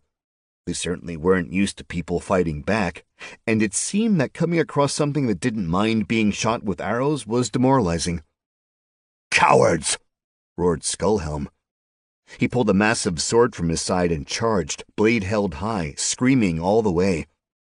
In my previous life, I'd held my own in more than one knife fight, but my only experience with swords was the goblin killing I'd just done. As Skullhelm closed the distance, I stood still, not knowing what to do. Closer. 3 yards. Fuck it, I thought. Not like I can die. Not really. Not yet, anyway. I laughed and threw my sword at him. It made him falter, but didn't do any real damage. Then I charged him, getting in too close for his big sword, and slammed my shoulder into his midsection. That drove him to the ground. He slammed the pommel of the sword on my back repeatedly. It hurt like a mother. A dagger on his belt dug into my side, and I knew it was the best chance I had for a weapon. We rolled on the ground, moving one way, then back. Finally, he dropped his sword, realizing his steel gauntlets were more useful than the big blade. With a clever move, he wound up on top of me, got his big hands around my neck, and started to squeeze. I reached up and slid my hands beneath his stupid helm. I could feel his actual face, a beard, a nose, and then what I was looking for, his eyes. I dug my thumbs in as hard as I could, and felt the pliant orbs give way. The man screamed and released my throat, trying to get away from me. But my thumbs had a good hold in his sockets, and I wasn't letting go. We stood together, me pulling him up by his head, him screaming, his blood pouring down my hands and definitely getting all over my furs. With a twist of my torso, I swept his legs and let his face meet my knee on the way down. He fumbled, clearly having trouble seeing. I grabbed his sword from the ground and swung the great big blade around with all my might. It would have been an awesome end to the fight if I'd managed to hit his neck first, but my aim was a bit off. The sword skipped off his pauldron and went into his neck with less force than it needed. Sure, it got it, halfway through and was definitely a fatal blow, but not like instantaneously fatal. Skullhelm shuddered and blood rushed out of his neck. A low moaning sound came out of his ruined face. I had to swing a second and third time before the head tipped to the side, hanging on by one grim tendon, or ligament, bit hazy on the difference. There were definitely a few gasps behind me. I heard someone get on a horse. I turned and threw the sword as hard as I could, the blade going end over end, steel flashing in the fading sunlight. Finally it worked, sinking deep into the face of the archer trying to get on the horse. Far more brutal than I intended or expected. There was a lot of blood, and certainly more than one fluid I couldn't accurately identify. I was ready to get stuck in with the rest of the meanies in black when the villagers finally got some nerve back. They swarmed, beating the remaining figures in black. There was a moment of stillness as the armored assailants took their last breaths. I gave a little wave. "Howdy," I said. Chapter 13. The entire town stared at me, despite my suave and debonair wave. Then the kid popped out of the house and started running to a woman. His mom, I'm guessing. "Olief!" the woman cried out, running across the village square and grabbing the kid with both her hands. She dropped to her knees and cried with relief. "I feared you dead." "He saved me," Olief replied, pointing at me. All eyes back to me. And again, because apparently it was the only thing I knew how to do in this situation, I waved. An older man with a neatly trimmed salt and pepper beard took a step forward. "Are you—" he started, then looked at the rest of the villagers for courage or reassurance. "Human?" "Oh, yeah," I said, pulling the arrows from the fur and tossing them to the ground before removing the face mask and pulling back the hood. Just, got a bit carried away with the cold weather gear. As soon as people realized I was just a regular dude under the furs, things relaxed. Some came over to clap me on the back and thank me. I was kind of digging on the praise and whatnot, but it was short-lived. In no time, the whole town was arguing about whether they should leave, stay, hide, or what. Before I could ask for some clarification, the old man who spoke to me put his arms high in the air. "Enough!" he shouted. "Night will be upon us soon. Take the horses to the barn." The man continued to bark orders, and the townspeople hopped too. Olief and his mother came to me and took me by the hand over to the largest building. Inside was a wide-open space with a large central fireplace. There were tables all around, almost like a meeting room, but clearly more set for food and drink.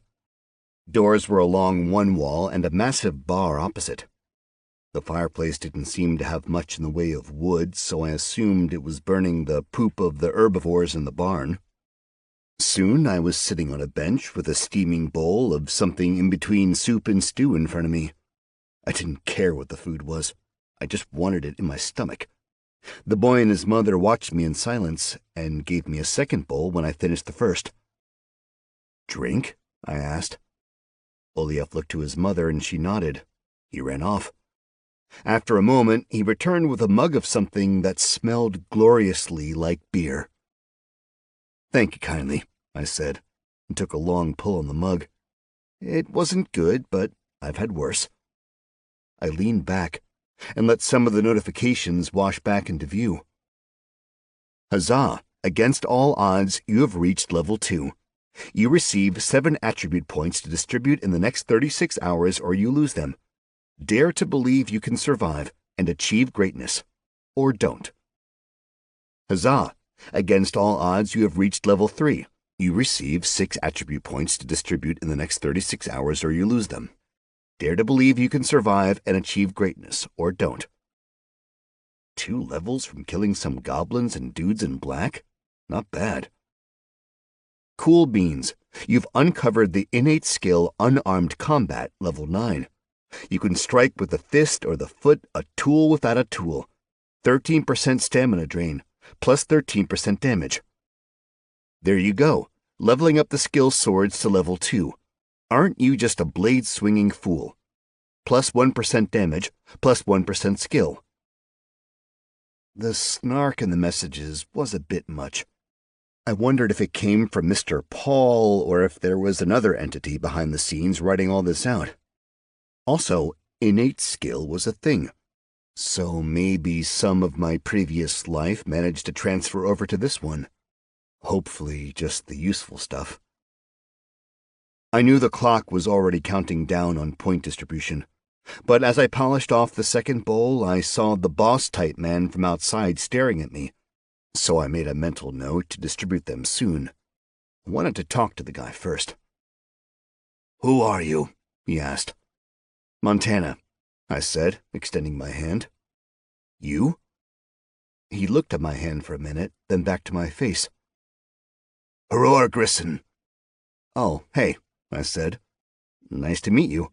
"You have a strange name," he quickly replied. "Well, fuck you very much," I snapped. He frowned. "I did not mean for you to take offense." "Nice way to go about that." "Rather, I should have said that I have yet to meet someone named in that manner." "Oh, right. I wasn't super clear on the naming conventions in Voldrani before I came here." "Where might you have been prior to Voldrani?" Would you believe me if I said there's a whole other world out there?" "As far as I am aware, there are an endless number of worlds out there." "Oh." I was stunned at first, but it made sense. This was a completely different universe, as far as I could tell. Maybe in this universe, traveling between worlds was as normal as sorority girls drinking pumpkin spice lattes. "Yeah, so I came from another world." "Into the mountains?" Haror asked. "Yeah, a peak up there." Haror nodded, thinking. He lifted his hand and caught the barmaid's eye. While he looked away, I did the mental casting and shot Identify at the man to see what I might find out. A little text popped up above Haror's head. "Haror Grissom, human, level 6 innkeeper." Grissom turned back to me and smiled. The woman slid 2 mugs of ale in front of us. "I take it," Grissom said. "You know little of our world." "Not yet," I replied, licking the ale off my mustache. "I'm pretty clueless." He nodded and took a deep breath. "You have saved us from something quite bad.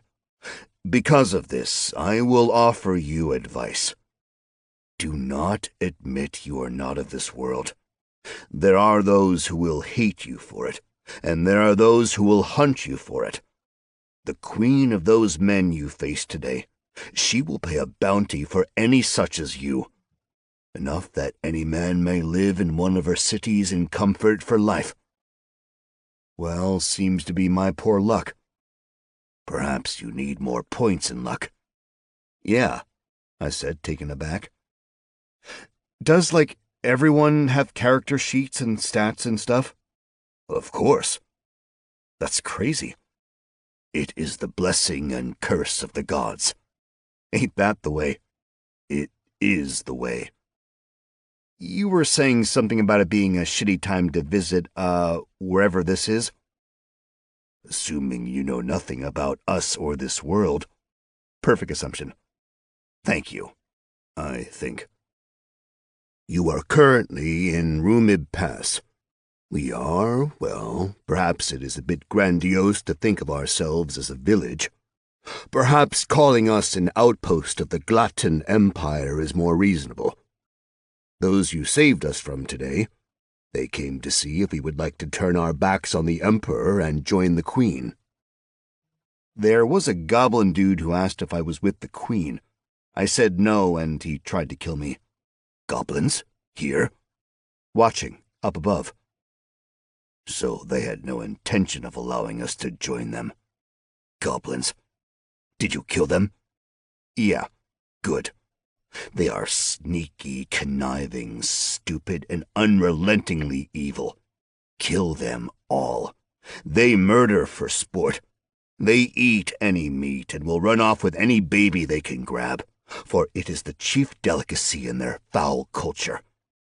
In small groups they are irritating, but in large groups it is as if they compete to see who can be the most savage and disgusting. And if there were some here, it means the Queen is truly dark, for she has willingly engaged their services, and she does not trust her soldiers. He took a long pull of his ale. The Queen, she's not like with the Empire, is she? I asked. No, she is from Mardoom, our neighbor. We have held a peace with them for as long as I remember, but they have fallen under the sway of a dark queen, one who arose from the shadows and has taken over the country. From what I have heard, traitors like to talk while they drink. She has been busy pushing out her borders every which way but towards Glatton, which means it is only a matter of time before she declares war on us. Perhaps that time has already come. So what does that mean for Rumib Pass? 'Tis a good question, one I cannot yet answer.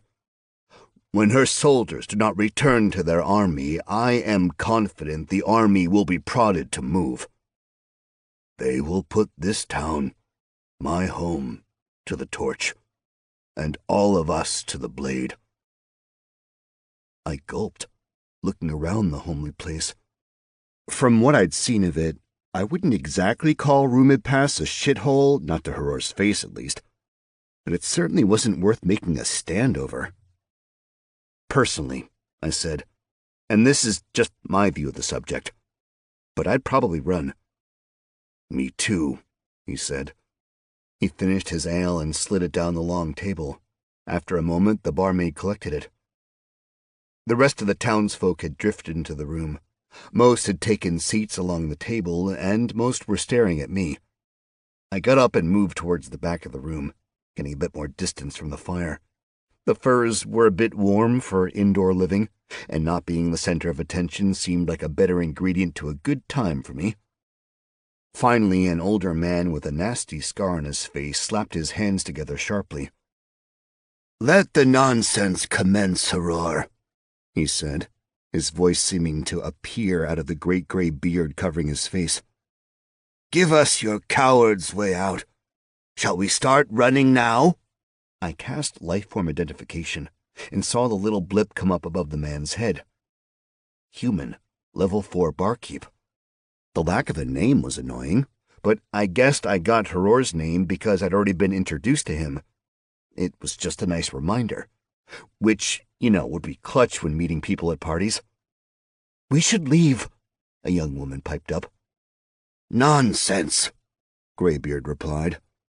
"'Tis just a group of uppity raiders looking to make rank by delivering us to the Queen. She would never be so bold as to attack the Empire." "If it were not for the stranger," the woman replied, "they would have killed us all. You saw that they were planning to do that." "And what about this stranger?" Greybeard asked.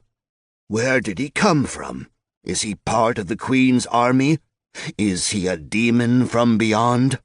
People started slapping their hands on the table, and finally Greybeard went quiet. "Friends," Heror said, "there is something you should all know. There were goblins with them." "There is no proof of goblins," Greybeard yelled out.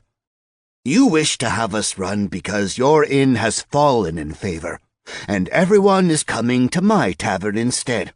Cease your scare tactics." The room fell into chaos. Shouts flew back and forth as all the small-town gossip poured out. Any accusation that could be made was made. I grew tired of their yelling. I wanted to get going, find somewhere safe, somewhere I didn't need to kill anyone or anything for a bit. So I opened my backpack, pulled out the goblin boss chopper, and swung it in a big arc. The big blade bit deep into the table with a loud thunk. The room fell quiet. "I took this from the goblin watching your village," I said. "After I killed the other 6 up there. Makes me think it ain't just raiders poking their noses around here. I'm willing to bet you're gonna have a bunch of angry visitors in the near future. Maybe you want a tavern full of goblins. Do they tip well after they eat your children?" Aurora pointed in my direction. "Is that enough proof, Ornolf?" Ornolf stroked his gray beard, glaring at the sword. He shrugged. "Maybe." The door slammed open, and a man wrapped in black furs walked into the place, snow swirling around him. "There is an army on your doorstep," he said. "Best be leaving afore she gets here." "Have you seen it?" Aurora asked. "Yeah, I have. Carries her banner." The man walked to the fire, pulled off his gloves, and gave me a look up and down. He definitely didn't care about anyone else in the place, but given the way everyone watched him, I had a feeling he was an important regular about the town. "Fires stretched long in the distance, and the stench on the wind tells me goblins and ogres are with them at a minimum." He looked over at the sword on the table. "Ah, the news of the goblins reached you already." "The word of a ranger enough for you, Arnulf?" Aurora asked. "Me and mine, we leave for Arenberg. Arnulf, if you choose to remain, perhaps you finally will have the best tavern in town." The room went silent. "Do you mind?" I asked quietly, reaching between 2 people to pull the blade from the table. "Kinda hoping to sell this." I heard the ranger chuckle. Chapter 14. Aurora's decision to leave seemed to make the choice easy for the rest of the villagers. No one was staying. Rumid Pass would be clear by daybreak. The ranger remained by the fire as everyone else disappeared. He looked me over, really studying me. "Interesting outfit," he said. "Keeps me warm," I replied. He nodded. "You the stranger?" "I guess." "You killed the Queen's men?" "Mostly, yeah." "Thank you." Sure." He pulled the large coin from his pocket and flipped it my way. I grabbed it from the air and immediately looked at it. It was a bronze coin about 2 inches wide. One side had a tree and the other had a bird on it.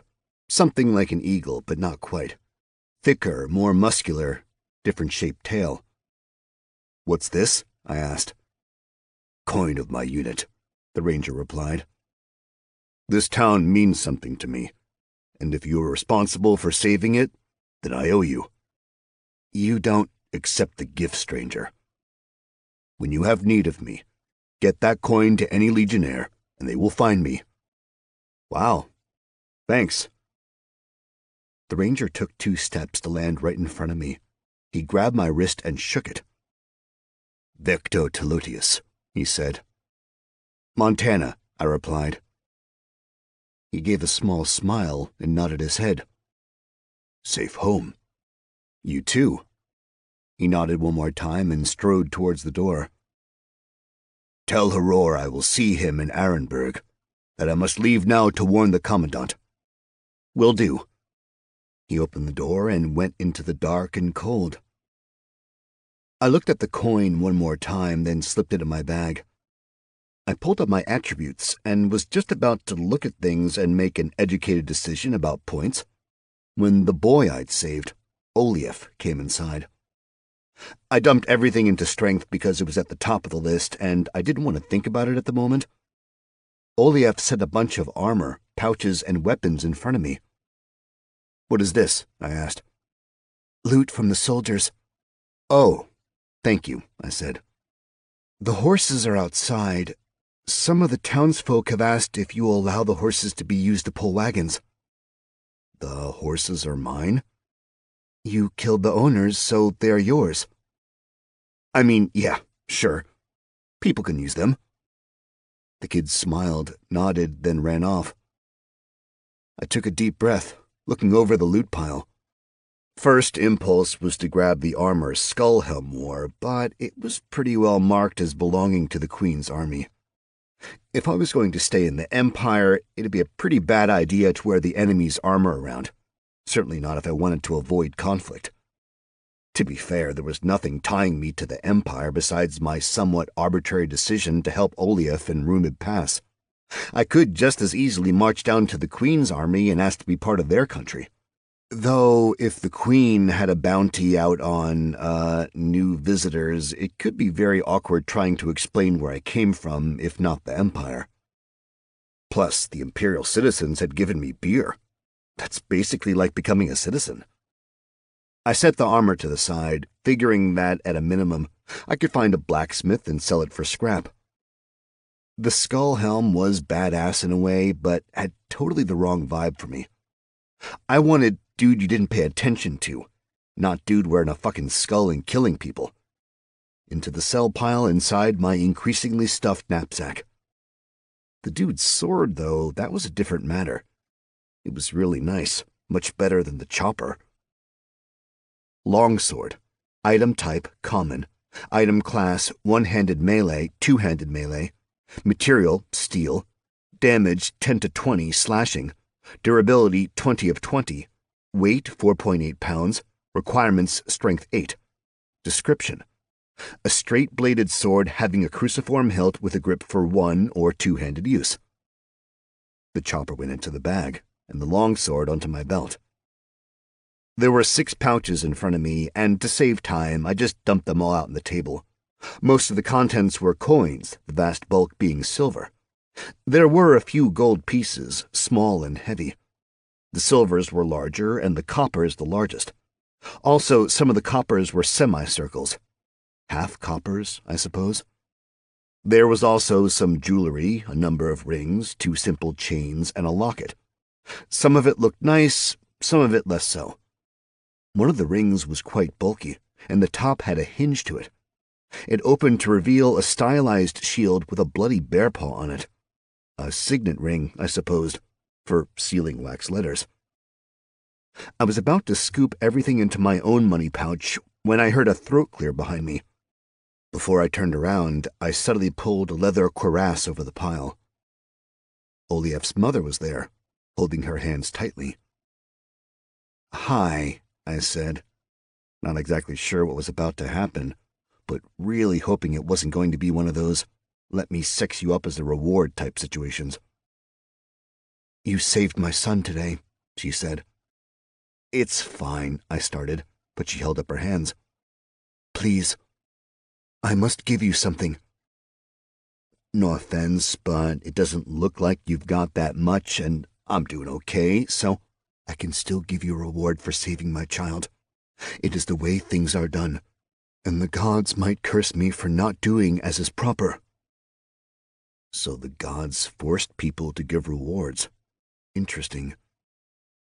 "Please tell no one of this," she said, "for it could mean your end." I tried to interrupt to find out why, her gift might kill me, but she just kept on going. "In earlier times, I was an apprentice to a man far to the north, a user of magic. He taught me many things, many now forbidden." She paused, and her eyes unfocused as if she was looking at something very far away or very long ago. "Okay," I said, nodding at her to continue. "He was killed before I was able to complete my training, but I learned 2 spells from him. I have used them sparingly since then, but I will give them to you as repayment, if you want." "You can give spells?" I said. "Do you know nothing of magic?" "Not a thing." She looked over her shoulder at the door. "There is little time, but magic is not welcome many places in this land. It is considered evil, awful. Those who do practice are taken before the Emperor and must enter his service or die. You must not allow anyone to see you cast spells." "Not sure this is much of a reward. I regret I have little else to offer you. It's fine. I didn't mean to. Just teach me the spells, please." I cannot teach them to you, she said. There is no time. I must give them to you. Is there a difference? When I give them to you, I will no longer know them. The knowledge is given to you. Wait, it is a gift for you to take them as well, Montana. You will ease the burden I carry knowing I might slip and be taken away from the life I have. Please. Okay, let's do it, I said.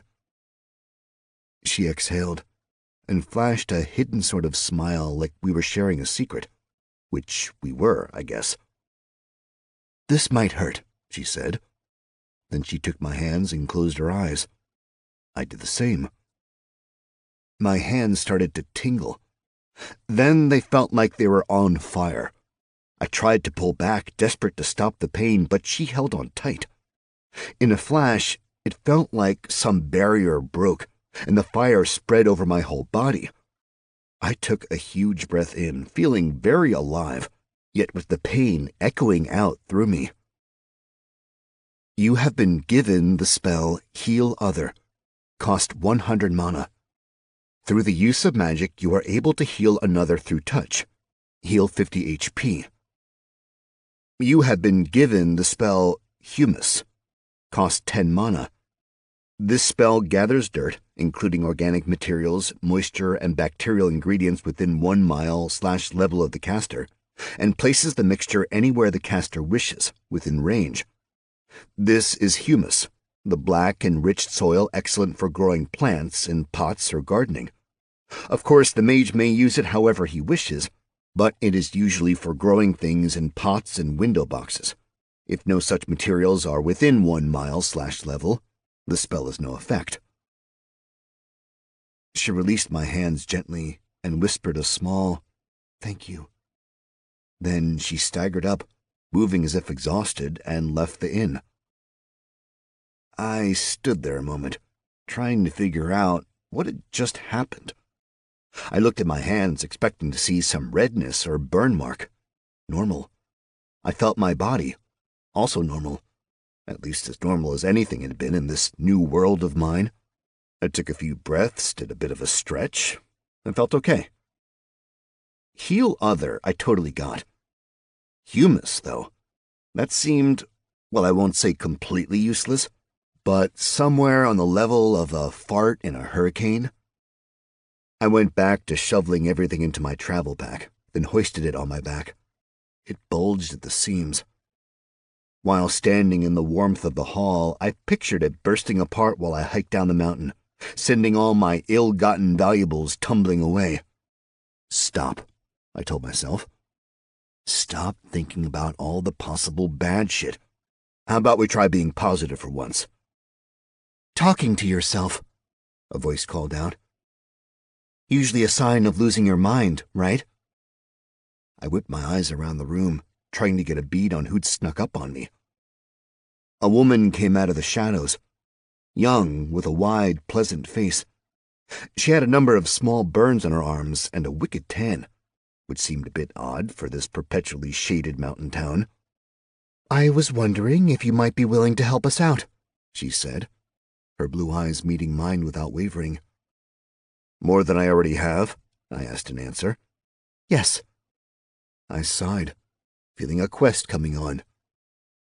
What's the ask? We must leave this night and get down to Arenberg before daybreak. You look like you can handle loading a wagon. Maybe help an old woman down the mountain? Funny, you don't look that old. She had a half smile on her face. Not me, ass. My aunt. Dovey Keeler has offered you a quest. Help the town, 1. The town of Rumid Pass is being threatened, and they must run quickly or be overwhelmed by the impending invading army. Load Dovey's wagon and ensure her aunt makes it out of village safely. Reward: increased standing with the town of Rumid Pass and unknown. Accept, yes or no? The reward was a bit crap, considering the town was about to be abandoned. What did it matter what my standing was with a town that didn't exist? But there was also the unknown. Maybe I'd get a boss sword, or some awesome armor, a bunch of health potions, or a big sack of nothingness. Maybe it'd just be a hug and a pinch on the cheek from the aunt. I guess that was the danger of the unknown reward. Still, I was planning on heading that direction anyway. What did I have to lose? Sure, I said. Chapter 15. Despite the darkness, the night was alive. Villagers darted about. Those who had wagons were loading them, and those who didn't were bartering for space in them. The townsfolk were, for the most part, working together. Dovey led me around the corner of town to her home and workshop. "You're a blacksmith?" I said, eyeing the massive anvil. She nodded and gave a smug little smile. An empty wagon sat in front of the small home. The front portion of the property had a roof and a fence around a smelter, a forge, and a big old anvil.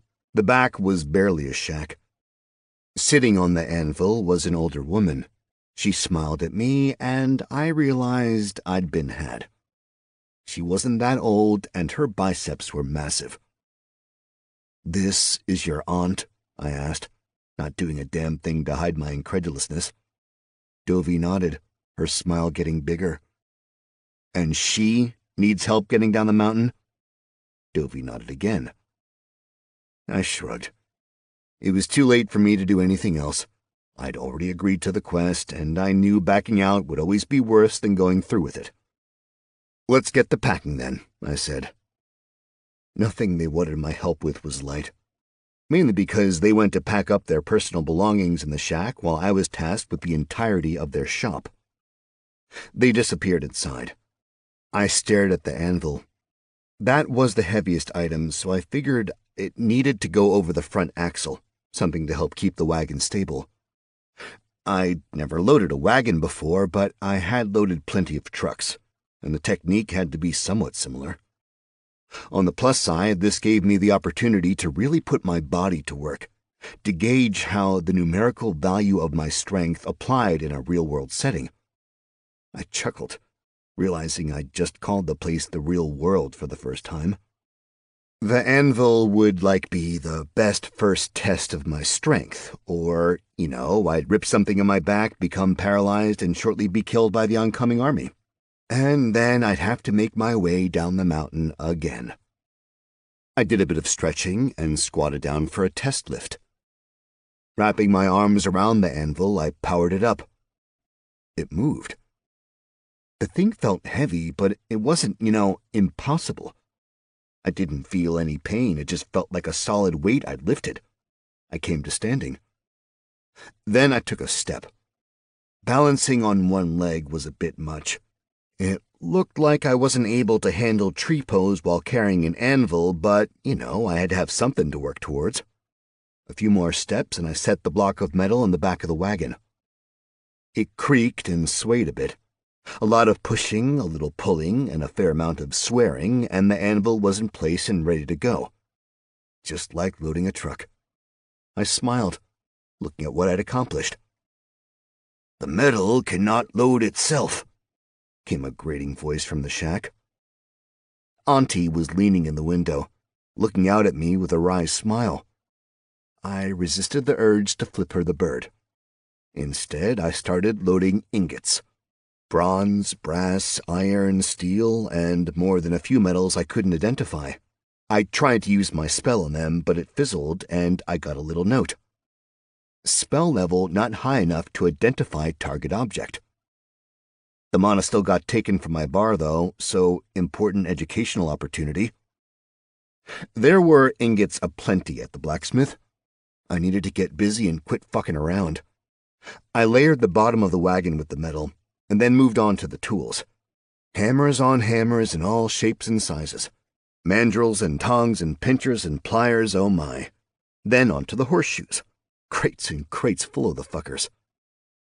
The night was cold. A bitter wind swept off the peaks. Snow came down in occasional puffs, sometimes so thick I couldn't see across the village square. Sweat poured down me as I raced to get the wagon packed. I took a moment to breathe and looked around at the village. Given the moonlight, I didn't even need to use my own dark vision. The village, more or less, looked like it was all packed into wagons, and people were starting to get into a line of sorts. It appeared no one wanted to go alone, so they were going to go as a big group. Dovey and her aunt passed me, putting 2 large bundles into the wagon. Then they walked over to Haror in the center of town. There was a quiet discussion and some pointing in my direction. I still needed to get the lightest stuff into the wagon, the large bags of coke and coal, big burlap sacks of the stuff. I piled them high and then started lashing everything down with whatever cordage I could find. "We must make it to Arenberg," the aunt said. "Now." "We're leaving now?" I asked. "Now." I ran a hand through my long hair and shrugged, watching people bringing animals out of what seemed to be shared stables. Chapter 16. Villagers hitched the draft animals to wagons, put blankets over most of them, and then we were off. Since I'd agreed to see Auntie down the mountain safely, I hoisted myself onto the back of the wagon. Immediately, Auntie shot me a very dark look. "Heavy wagon," she said from her perch next to Dovey, who was driving. "You walk." I smiled, gave a sharp little salute, and then hopped off. Time to walk.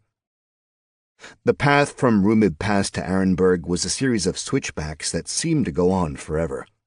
One side of the road was always a bit of a cliff, making each turn feel like a death trap. But other than that, totally nice. The wind whipped around everyone, howling and freezing anything it touched. After about an hour, the snow started up in earnest, not quite whiteout conditions, but not significantly better. At each turn, though, someone would stand at the edge with a torch, just to make sure no wagon slid off the edge. I was walking to the rear of Dovey and her aunt, mostly because I was tired of getting the stink eye from Auntie, but I was also darting back and forth, doing what I could to help out. It's true that escaping an invading army in the middle of the night takes a village. Every time something bad was about to happen, there were people to swarm and assist. 10 people, plus me, gathering on the side to pull a wagon back on track. Me and 3 other men holding back horses that had gotten too frisky. Switching riders if anyone got too tired. Ferrying blankets between animals to make sure none of the wagon pullers got too cold or too hot. Haror even broke out hot cider midway down and made sure everyone had a cup. As the sky made its way from black to overcast gray, we got to level ground. Thankfully, it was a short distance from level ground to city wall. A wall that was huge, tall, thick. All the things a wall should be, I suppose. Because in a world where airplanes weren't the primary mode of getting in and out of a city or country, walls were a pretty big deal. Plus, useful for keeping monsters out. As soon as Dovey's back wagon wheels hit the flat road, there was a soft ringing noise. Confused, I looked around, but no one else seemed to hear it. I stopped walking and noticed the small light indicating I had a notification begging for my attention. I let it come. Congratulations, you've completed a quest. Help the town 1. The town of Rumib Pass is being threatened, and they must run quickly or be overwhelmed by the impending invading army. You've loaded the wagon and ensured Dovey and her aunt arrive safely at the base of the mountain. Reward, plus 500 XP. Your standing with the people formerly of Rumib Pass has gone from distrusted to liked, and unknown. Congratulations, you've completed a quest. Descend from the peak. Get down from the peak of the mountain, preferably with verve and excitement, and alive. Reward for success, 500 XP. "Hey, stranger," Dovey called out. I shook the notification away and noticed the wagon had gone a good distance from me. I took a few running steps to catch up. "Yeah," I said. "What's up?" "You okay?" she asked. "Totally." "Thank you," Dovey said. "You made this possible." "Sure," I replied with a shrug, always a bit uncomfortable being thanked or praised. Auntie nudged Dovey, and Dovey sighed. "Auntie wanted me to give you this," Dovey said. She chucked something at me. A bag tumbled through the air. I grabbed it and looked inside. As a reward, You have been given 10 ingots of blank. Wait, I said.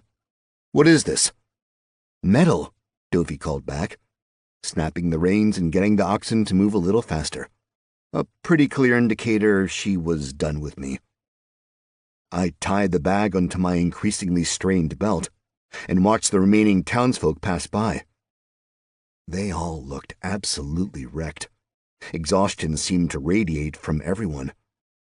I felt pretty okay, despite not having slept since, well, yesterday. Maybe this world wasn't going to be so bad. Horror came up last, and though his barmaid kept his wagon going, Horror hopped off and stood in front of me. "Thank you, Montana," he said. "You have done a great service to the village, though Rumib Pass is no more." He pulled a heavy sack from behind his back and pushed it into my hands. "From the village," he said. "Dude, not necessary." I tried to push it back, but he was pretty forceful that I should take it. "It is a small reward, and a shit price for the horses." I chuckled and shook my head. "I appreciate the honesty, Horror," I said, clasping his wrist. "Safe home," he replied. "Safe home." He released my arm, jogged back to his wagon, and leapt onto the moving cart. Interesting guy. I wanted to get into the city before the snow started again, so I hurried along, promising myself I'd look in the sack as soon as I had a room to sleep in. Chapter 17. The Arenberg guards, men and women in heavy armor with massive shields and sharp halberds, were no less imposing than the huge gate they protected. They stared up the mountain, seemingly unconcerned with the gaggle of people coming down. As the refugees, which is technically what the people of Rumib Pass were, got to the gate, more guards came out of the city and led everyone over to the side where there was an open patch of ground. Some official-looking people with papers and writing boards surveyed the scene. Bureaucrats exist in every world, I suppose. I thought about joining the refugees and seeing what I could find out about the world from the people processing them, but I decided it was better to sever ties with Rumib Pass. Not that there was anything bad about them, just, well, I had the feeling they weren't likely to move out of Arenberg, and I had zero desire to get sucked into the coming war. Plus, I needed breakfast, preferably one with a lot of meat. Now, you'd think it'd be hard for a man who was a little taller than everyone else, not to mention dressed head to toe in white furs, to slip into the city unnoticed. But luckily for me, one of the guards noticed that some of the Rumib horses had the Queen's mark branded on them. There was a great kerfuffle, and I took the opportunity to waltz right through. The main street leading into the city was wide, probably big enough for 3 wagons to travel side by side. Arenberg's buildings nested one on top of the other, like the place had been there for quite some time. It had a serious Northern Europe vibe, which seemed to be in line with the name of the town and its people. I noticed an interesting shift to the city. Closer to the wall, it was built for battle, but as I walked deeper in, the architecture settled down, becoming a bit homier, friendly almost. The side streets were narrow, and to really force home the claustrophobia, the second and third floors of most buildings extended farther into the street, until there was only about 2 feet of sky overhead. In some places, the buildings actually touched over the street. All of it was more than I wanted. I knew I had to get to a smaller town, somewhere a little more relaxed, also maybe without so much snow. Arenberg wasn't as cold as Rumib Pass, not by a long shot, but it was still damn cold. Snowdrifts piled in every corner, and just about anywhere there was shade. And I realized I wasn't exactly sure of the seasons. So it could be winter and this cold, or it could be summer and this cold. So I wanted to get somewhere that was a bit more temperate. Being dawn, Arenberg had just started to come alive. A few carts trundled down the street, people greeted each other, and smoke twirled out of chimneys. Delicious smells came from bakeries. It was very pleasant. If you discounted everyone staring at me as if I was some sort of monster. Which was understandable. Let's just say that all signs pointed to current Ehrenberg fashion tending away from blood-covered white fur. Also, beards were definitely out. I saw a few delicate mustaches, but every other male was clean-shaven. I was definitely out of my element. Rather deep in the city, I saw a heavy wood sign with a flagon of ale tipping over and a flourish of lettering beneath. The Spilled Mug. My sort of place. I pushed the tavern door open and peeked inside. A burly man shoved a broom around, a bit lackadaisical. Only a few snoring patrons remained. I focused for a moment and sent a little identification spell across the room and got back little in return. Human. Level 11 barkeep. Level 11 barkeep? I wondered how he got the tag barkeep. Was that a class? Were there classes in this game/world? Serving breakfast? I asked. The man's head snapped about fast. He grimaced. Just wrenched me neck, he said, rubbing his neck. Hate that, I replied, noting that no one else in the place seemed to be even a bit bothered by the talking going on around them. You're wanting food? I am. You got coin? I do. He gestured at his bar with his chin. Take a seat while I see what the missus is cooking up. After a few minutes, the man came out with a mug of milk and a steaming bowl of something. 2 coppers, he said. I pawed through my collection of coinage and found 2 coppery-looking pieces, then plopped them onto the counter. The barkeep picked them up, looked them over, then stared intensely at one. You from Mardoom? The man asked. Not in the slightest. He dropped the coin on the bar and slid it back to me. Why you paying in coin of a realm? No good here. He looked at them a long time, really trying to come to a decision. Does it help that I killed a queen's party to get those? Which was mostly true. The coins could very well have come from one of the goblins, but what's a little white lie between strangers? A bit, he said, rubbing the scruff on his chin. You give me 4 coppers. We call it good. Exchange rate sucks here, I grumbled, digging through my coins. Frustrated, I dumped all the coins out in the bar. You want to give me local coins for these? His eyes went a bit wide at the mess I'd made. He pawed through the coins, separating them all out, then shook his head. Bit of coin here, he said. I know. How'd you come by it?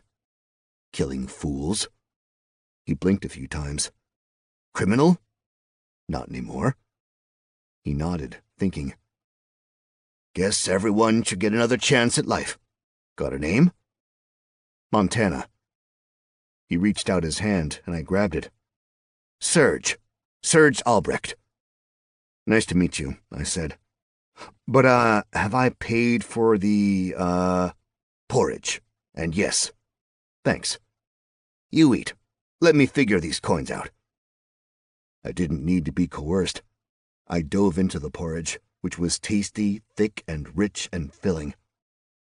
Meanwhile, Serge disappeared under the counter. He fiddled with something for a moment before returning with a pouch. He pushed my assorted coins to one side and then opened the pouch in front of me. Exchange for you, he said, pointing to the pouch. I opened the bag to examine what he gave me, and it seemed fine. Thanks, I said. Not counting it? Meh, I said with a shrug. I have no idea what I'd be looking at, Serge. So I'm just hoping you didn't fuck me on this. Fuck you? He asked and gave me a very confused look. Slang from my homeland. Where might that be? Detroit? Same confused look. Other side of the mountains, I said, chugging the milk down just as I realized Mardoom was on the other side of the mountains. Not like the immediate other side of the mountains, like, a ways past Mardoom, and then, that's Detroit. Just, a long way from here. He shrugged and disappeared the coins from the bar. Mind if I ask a few questions? I asked. Part and parcel of the barman's trade. If I wanted to find a quiet place to live, where might I go? Depends on what you mean by quiet. Peaceful, not a big city. He raised both bushy eyebrows, and a big smile spread across his gruff face. Nowhere, he said. Not in the Empire. Damnation nowhere I know of outside the Empire, neither. Mardoom has the Mad Queen. Heard nothing but horror from men coming that way lately. South, you got a great big pile of sand and more monsters than you can shake a stick at. East, you got mountains and snow and trees, and if you go far enough, swamp. Northwest, you got the Amber Wastes. Mayhaps you got horse legs tucked up under your fur there. Only way you could walk the wastes is being a centaur. Southeast is the Imperial Ocean, some islands, and a nation of the undead. West, you got the Emerald Sea.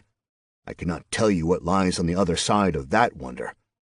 Now, in the Empire, you got mostly mountains, monsters, and man setting up cities in between. Not much in the way of peace anywhere but a city, and unless you have a lot of coin and noble lineage, you will be fighting your way through any of those cities. How big is this empire? Bigger'n I can figure. You know nothing of this land? Little, I started. I thought of what Haror said, about not letting anyone find out I wasn't from this world. Time to lie. I'm traveling because I know nothing. I want to know the world, see the world. I've heard of Glatton because it is truly awesome, but he swelled with pride at that. Damn right. Glatton is the best nation in all of Valdrani. No more civilized or perfect place to be. But there are still monsters. 'Tis the nature of the world. You tell me there are no monsters in Detroit? I mean, well, I guess we have our fair share. I just thought Glatton was, better. We try. The Legion does much, but the gods have their games and their reasons for what happens. I didn't want to wind up talking about the military with the man. I didn't want him to think any more about me being a foreigner than he already was. You think I could pass for Glattonese? The Empire holds a multitude of cultures within. I am sure there is some pocket where your look might be, well, normal. Furs aren't in fashion, I take it. Neither the ones you wear nor the ones you grow, Montana. Kinda partial to the ones I'm growing, Serge. He rubbed his clean-shaven face. No reason to follow a trend if you can start one, eh? Okay, next question. Where am I? He shook his head, the smile wide and contagious, then pulled a few empty mugs off the shelf. He arranged them in a roughly diamond shape. We are here, he said, pointing along the northeastern edge. Mardoom is to the east and northeast of us. I'm guessing you came from here? He pointed to a spot in the north, and it seemed like a good enough guess for me. Pretty much, I said. Further south, bordering us here, he pointed to the southeast mug, is the start of a wide wood. Big tall trees, more lakes and rivers than you can count, and on the other side, to the east, is swamps. What lies beyond that, no idea. Southwest is the Imperial Ocean, and along it, one of the largest cities of the realm, Raiden. Might think about trying that for peace and no monsters. Is that the capital? No, the capital is Glatton, named after our founder. It is more to the center of the empire. It is said at the beginning of our nation, Elissa Glatton raised an army and conquered everything between her and the sea. And thus it has become the imperial way, to conquer and grow and spread the best civilization on Valdrani. Doesn't that mean you're constantly at war? Historically, yes. 'Tis but the will of the Emperor to decide our fate in that regard, and most of the Glatton dynasty seem hell-bent on claiming as much of Valdrani as they can. We recently took this. He pointed to an area between where we were and the far west. And this. A point to the southeast where the rivers and lakes started. So I would imagine the legions are but resting before His Imperial Majesty discovers his next target. But I am just a barman. What do I know of politics? Well, bit of a tip. I'm pretty sure that the Mad Queen is about to hit your city, so Is this for certain? I just helped a bunch of people escape her from the top of the pass. Rumid Pass was abandoned? Yeah. Apparently a large army was coming. Some ranger said he saw the army. It was massive. But I'm just trying to get out to somewhere peaceful. The bartender pulled a pint for himself and took a long drink, shaking his head. This is dire news. If you wish to miss the fightin', you must head deeper into the Empire. But you will not find a place like you are looking for. I know of none like that. But were I free to travel, I know there is one place I would visit before I die. The city of Osterstadt, the portal to the Emerald Sea. It's nice there.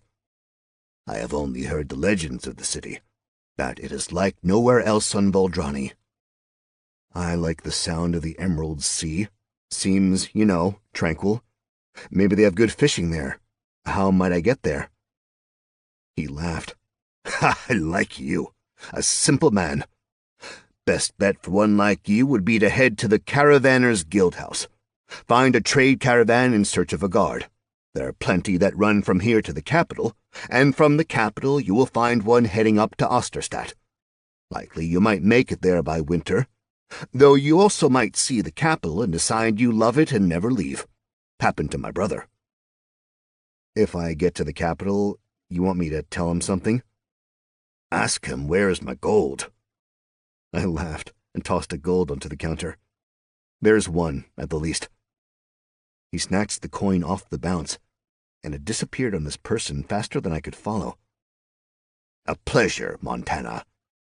Last question, I said. For you, I will answer all the questions you might have. I maybe have some, goods to sell. Ah, Serge said with a wink. I know exactly the place. Chapter 18. Serge's buddy was basically a junk trader, glorified pawn shop. He sold everything and was willing to buy everything. He bought the janky goblin swords and their crap armor. He even offered me a whole gold for the boss chopper, but I decided I'd keep it. He was happy to buy the Queen's army armor, and I was happy to get rid of it. I kept my furs and put them in a tight pack and bought some actual clothing, leather pants and a gray wool tunic. I also got a bit of armor. Studded leather cuirass. Item type common, item class light. Material leather, iron. Armor plus 12. Durability good. Weight 13 pounds. Requirements not applicable. Description: made from tough, flexible leather. The armor is reinforced with close-set rivets. And looked through his shields before settling on a heater shield. Heater shield. Item type common. Item class shield. Material ash, iron. Damage 10, bashing. Armor plus 3. Durability good. Weight 12 pounds. Requirements not applicable. Description: a smaller shield that can be used either on horseback or foot. The heater shield is in the shape of an iron and provides moderate additional protection from attacks. Which I promptly put on my back. It wasn't anything fancy, just a slab of wood covered with a bit of metal that was painted light blue. Mostly, that is, a lot of paint had flaked off. I got an extra pair of pants, some heavy boots, some underthings, a few shirts, and a poncy sort of hat with a feather. I didn't have the courage to wear it, but I wanted one like that since the summer I went to the Renaissance Fair and ate too many turkey legs. I got a wink and a smile when I pulled out the skull helm and laid out the jewelry. Sure, I probably got a bit screwed, but I wound up with a lot of coin for stuff I didn't want in the first place. Happy customer. My bag felt substantially lighter, and after parting with an additional copper, the man gave me directions to the Caravanners' Guildhouse. I started moseying in that direction. The streets were substantially busier now that the sun was out in force. There were people of all races and, well, species. Humans and gnomes and dwarves and elves and, more elves. Lots of elves. I even saw a massive minotaur decked out in steel plate armor. He had a sword as tall as me strapped to his back. It would seem all the races got along in the Empire, at least in the city of Arenberg. The Caravanners' Guildhouse was a large building near the southern gate of the city, about as close to the wall as it could be. The main building had a large arch in the middle, through which wagons could pass, I supposed. A door flanked either side of the arch. One was very nice, painted a deep red with gold trim and a stained glass window in the middle of it. A small gleaming brass sign said it was for members only.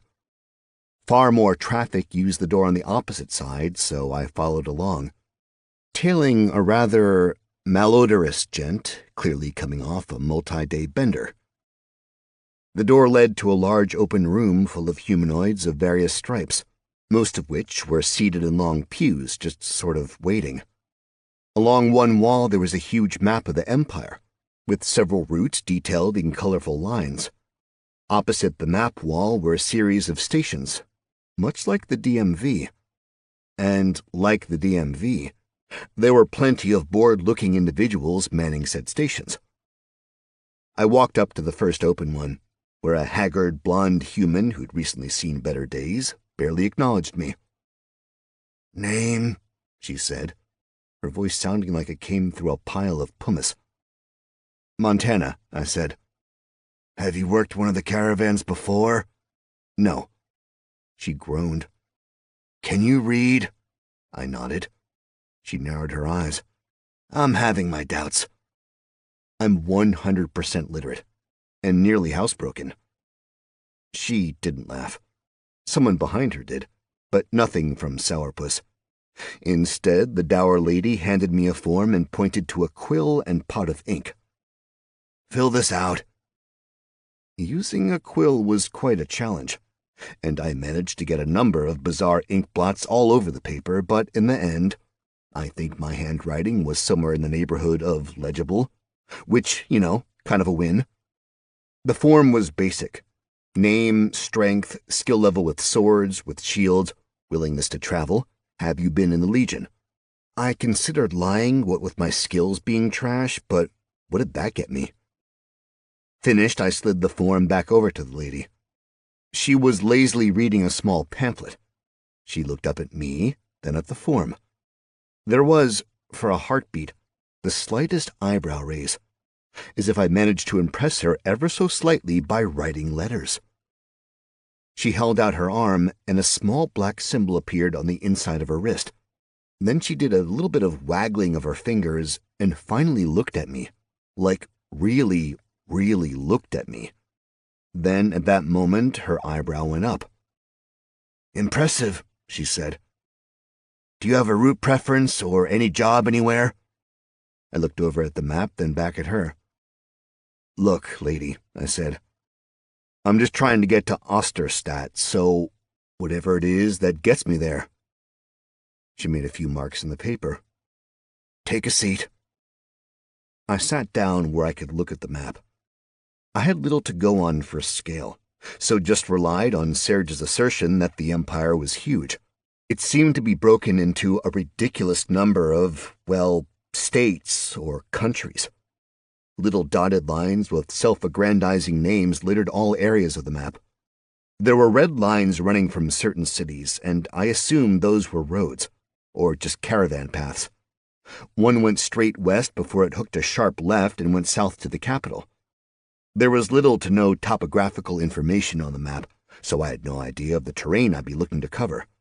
But it really seemed like I'd be able to make it without any trouble. That I didn't actually need a caravan to do the deed. Maybe I could just waltz out of this joint and mosey down the street. Probably not the best idea, but theoretically possible. I watched as other humanoids in the waiting area were called into a side room. Most never returned. Those that did looked irritated. Somewhere about the time my stomach started rumbling, I heard my name called. "Montana?"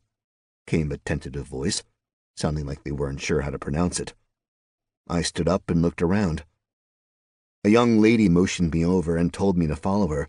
I did as told. She was exactly the type of girl who'd gotten me in trouble my whole life over. Tiny and curvy, a pert nose and intense eyes. The only saving grace was that her tiny was like really tiny. 3 foot tall tiny. So not exactly an anatomical match for my new sometimes I have to duck under the door jamb size. I clamped down on my inner ego and steeled my innards. I wasn't in Valdrani for women. I was here for myself. Thankfully, the girl was just guiding me. She took me to another large room. This one had far fewer people inside it, just a few old desks spread out.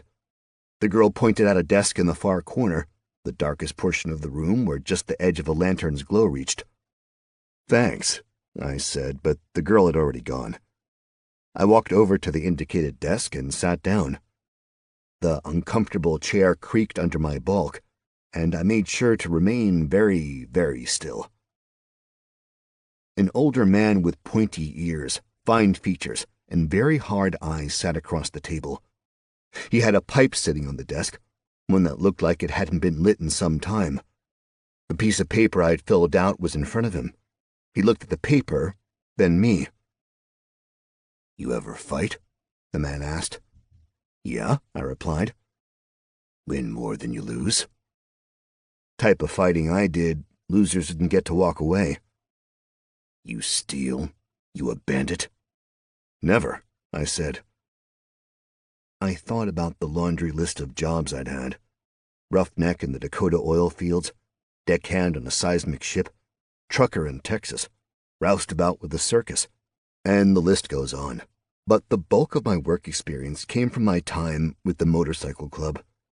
Sure, there I ran drugs and guns, bounced and bartended, loan sharking and debt collection, but never stealing of any kind. The kind of work I did was, well, be a guard for the wrong people, I guess. The guy leaned back in his chair and looked me over, intense-like, almost as if I could feel his eyes pierce through me. "You have shit for skills," he said, "and you have no levels. But you are strong, look big, mean." "Yay?" A hint of a smile. "You are smart enough to read, to write. Can you count?" "At least to 10, I said, waggling my fingers at him. He wasn't amused. "I can do math," I said. "Just not complex stuff like multivariate questions. Algebra, though, geometry, fine." "You can add, subtract?" "Yeah, and handle bookkeeping if needed." He nodded, but looked a mite confused. "If you can do all this, why be a guard?" "Is there something else?" "A man who can read and do maths is in demand." "I'm new here." "Clearly," he said. "The standard rate for a guild guard is 5 silver a week." "Sounds fine." "You are not a guild guard. You are a random man who has gone through the most basic of screenings. Given what I've seen of you, I doubt you could even swing a sword properly. I will offer you a chance to come onto my caravan as a guard, but I will pay you 2 silvers a week until you are at apprentice level with at least one weapon. Preferably a blade. Do you have a blade?" "Sure." "Then the deal is amenable." I didn't really want to tell him that I wasn't super concerned about money. At least not yet. I had some gold, enough that I could figure out how to earn more once I got to Osterstadt. "Yeah, totally. One question." Would you have more than one question?" "One to start." "Apprentice, what rank is that?" He stared at me for a long time. "For skills, you will be an apprentice when you achieve level 25 in any particular skill." "Okay, sure, no problem. Second question, since you want me to ask more. How long is this journey we're taking?" "If we are lucky, if we avoid all the horrors along the route and have nothing but perfect weather, we will hopefully be in Osterstadt in 8 weeks. And if we're not lucky?" "We never arrive." "Awesome. A bemused smile spread across his face, and he extended his hand. "Welcome to my caravan, Montana." "Thanks, boss." We shook. The man did a little writing of his own on some papers, pulled a stamp out of his pocket, and stamped the papers before filing them in a number of different envelopes. Then he stood. I followed as he led me through to the other side of the building, the member side. It was substantially nicer on the member side. A large dining room with a massive hearth overfilled with burning logs dominated the space, but there was also a lounge, a den, and a place where snooty men played some sort of game with balls. "Cleave die," the boss said. "Sorry?" I asked, confused. "My name." "Ah, Montana." "I know." "Right, you got that, my information." He gave me a look, that universal look that said he thought I was an idiot, yet found me amusing. Chapter 19. We left the members area and stepped outside into the open space around the building. Wagons of all types and sizes were lined up in rows, and plenty of different animals were pawing at the ground, eating various foods, all getting ready to pull. Men and women with weapons and armor sat around on wagons, while animal handlers checked harnesses and, well, some other people loaded and lashed goods. Cleve weaved us through various teams until we got to a group of 4 wagons. It was something that would be considered small when compared to the rest of the groups in the yard.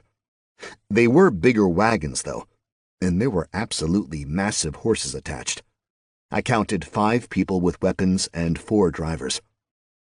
Cleve raised a hand. Everyone turned to pay attention. "I have an additional hand for us," Cleve said. "This is Montana.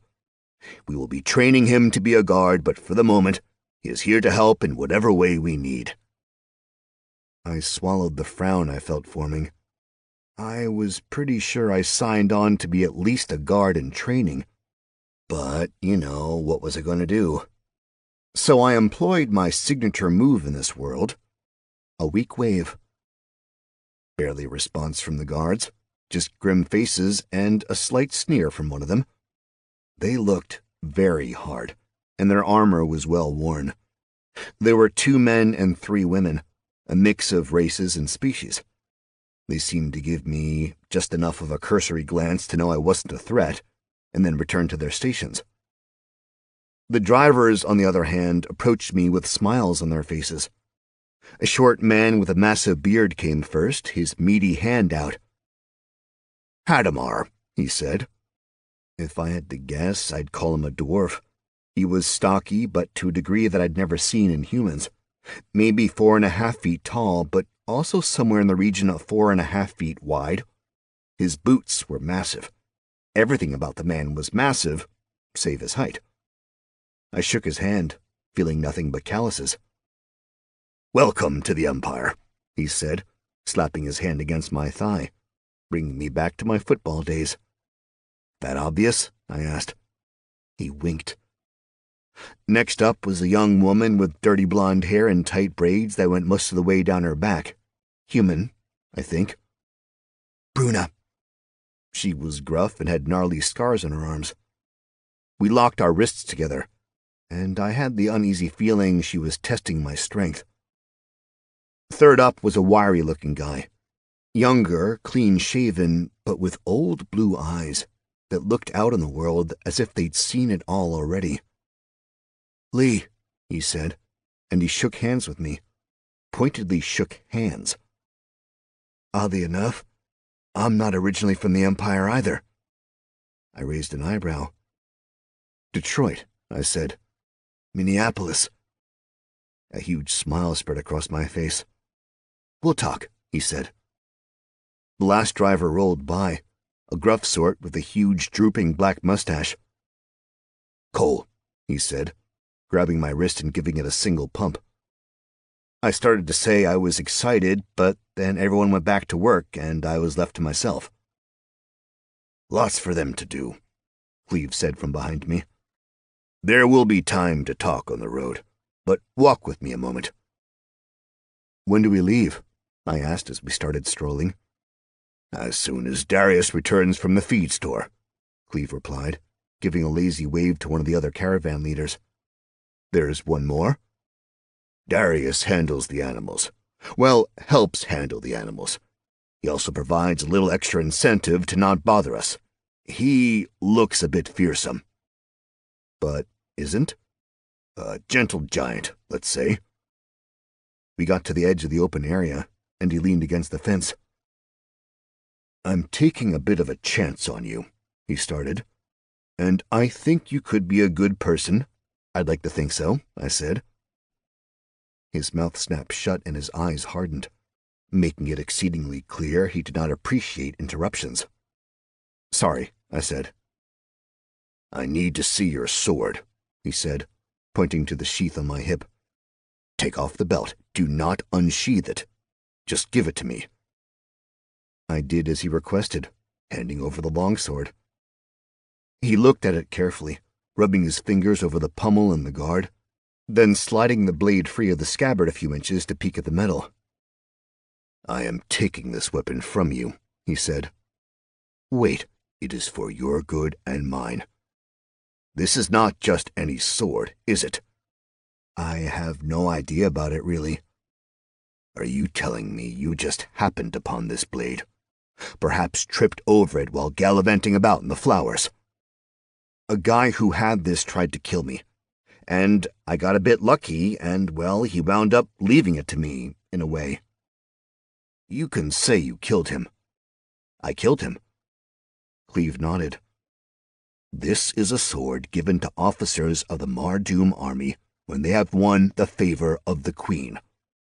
It is said she is able to keep track of those who have them, that she knows when the blade is unsheathed.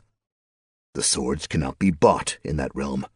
They are a visible mark of her favor, and they carry great weight in that culture.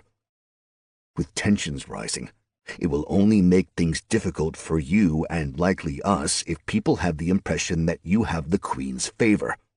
Those people will judge you with hostility and therefore will judge me and my trade.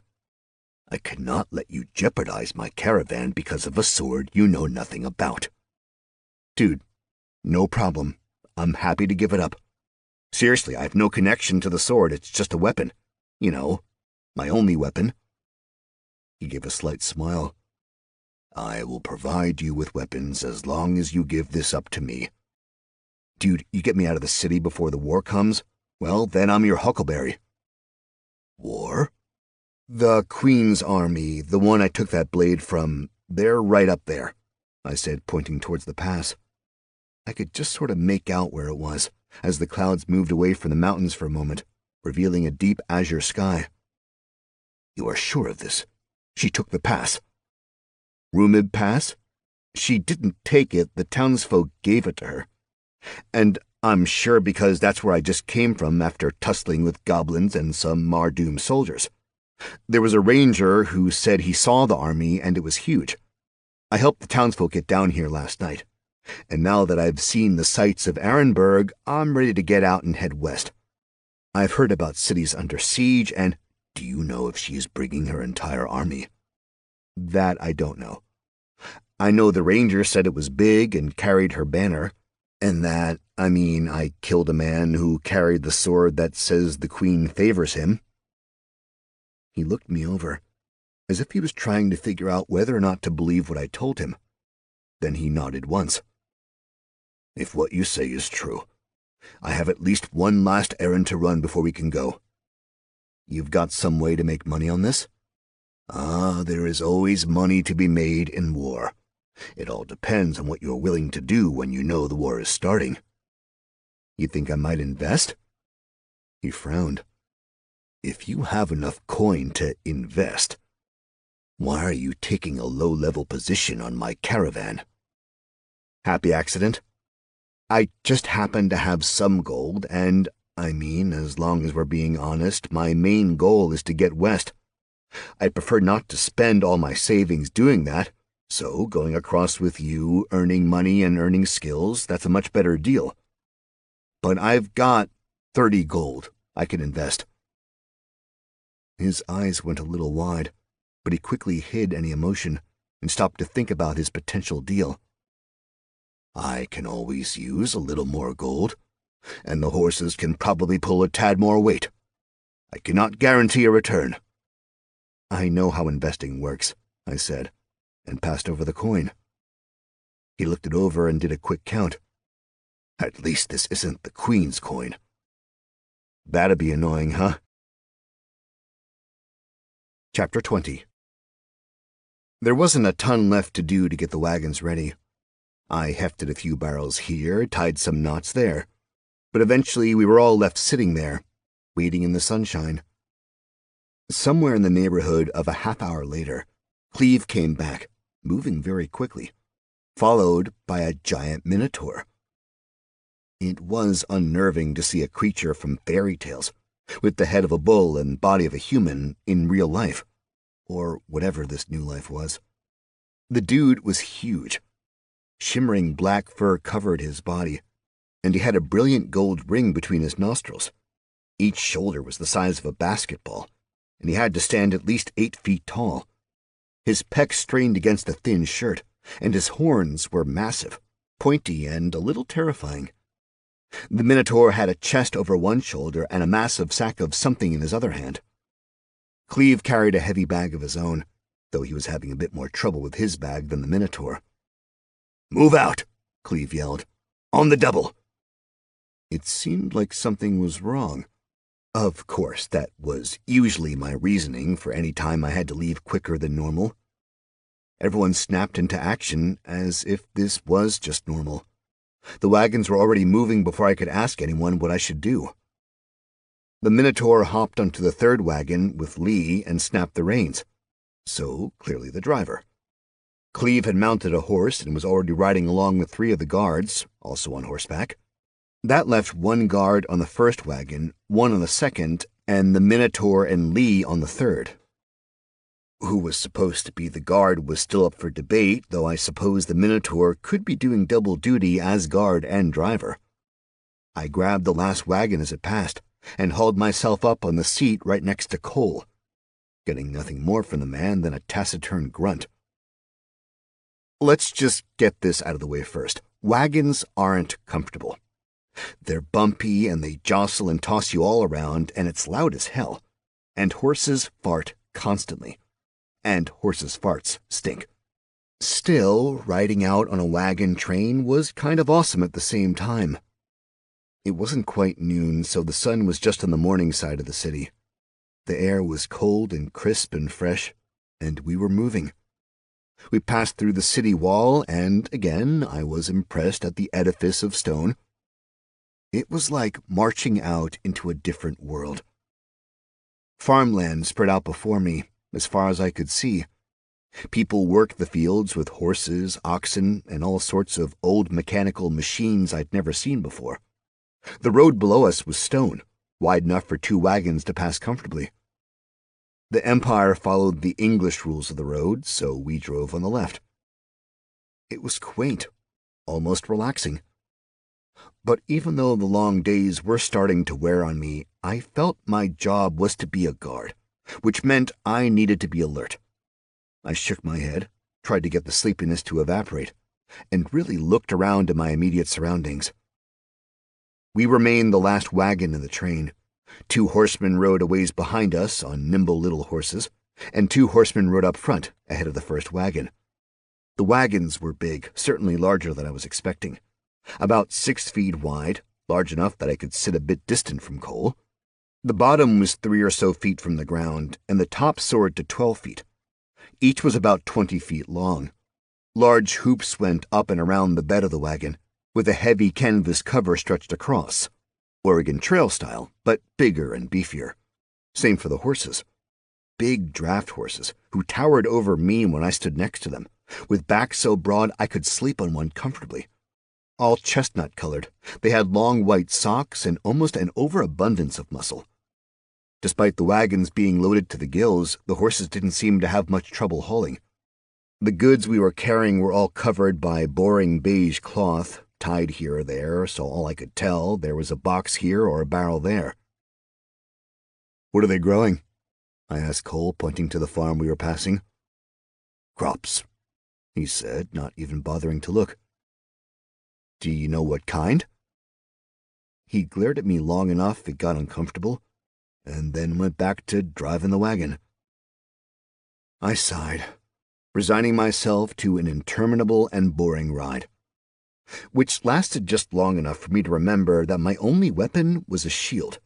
There was no way I'd be able to do anything if there was an attack besides shield Cole, something I didn't particularly want to do. Clearly, the boss man expected me to rest during the day, at least this one day. I leaned against the backrest and crossed my arms, then my ankles, and just enjoyed watching the scenery bump on by. Eventually, I found something like sleep. Chapter 21. My wake-up call came in the form of a sharp pain in the ribs. I opened my eyes. The sun was close to the horizon, right in front of us, and the sky was transitioning to twilight. Our wagons had stopped and formed a loose square. Cole jabbed me in the ribs again. "I'm up," I said, smacking his hand away. "Down," Cole snapped. I swore under my breath but jumped to the ground. I did a little stretching, feeling very tight after the pseudo-sleep on the road, and observed the group. The drivers gathered up the horses, hobbled them, and, following the directions of the Minotaur, started evening care. One of the guards who'd been riding was tending a fire. He had something in a pot as soon as the fire was hot enough. Apparently, during our day's journey, we traveled beyond the bounds of the farmland, and it looked like we were in something approaching wilderness. It was just grass and trees as far as I could see, though the road was still perfectly maintained. We had stopped for the night in a copse of trees, a spot where our wagons would be difficult to see from any real distance. I had the feeling Cleve wanted to keep the wagons from as many prying eyes as he could. He had guards on for a reason. Cleve walked up to me with a massive axe in his hand. He shoved it into mine. "Follow," he said. I checked the axe. Battle axe. Item type, common. Item class, two-handed melee. Material, iron. Damage 18 to 36, slashing. Durability, 20 of 20. Weight, 9 pounds. Requirements, strength 12. Description: a double-bladed axe meant for cleaving. The weapon had twin blades, each about a foot long and a haft about 6 feet long. The whole thing was metal, no wood. The end of the haft was wrapped in leather, providing an obvious grip, and there was a sphere of metal at the end, my guess, to provide some balance for the huge axe head. I hefted the axe and followed.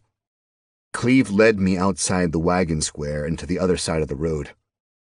"The axe," Cleve said. "A tool for chopping, best for unarmored opponents." He had a length of wood in his hand. "Attack me," he said. I shrugged and gave the axe a big ol' swing.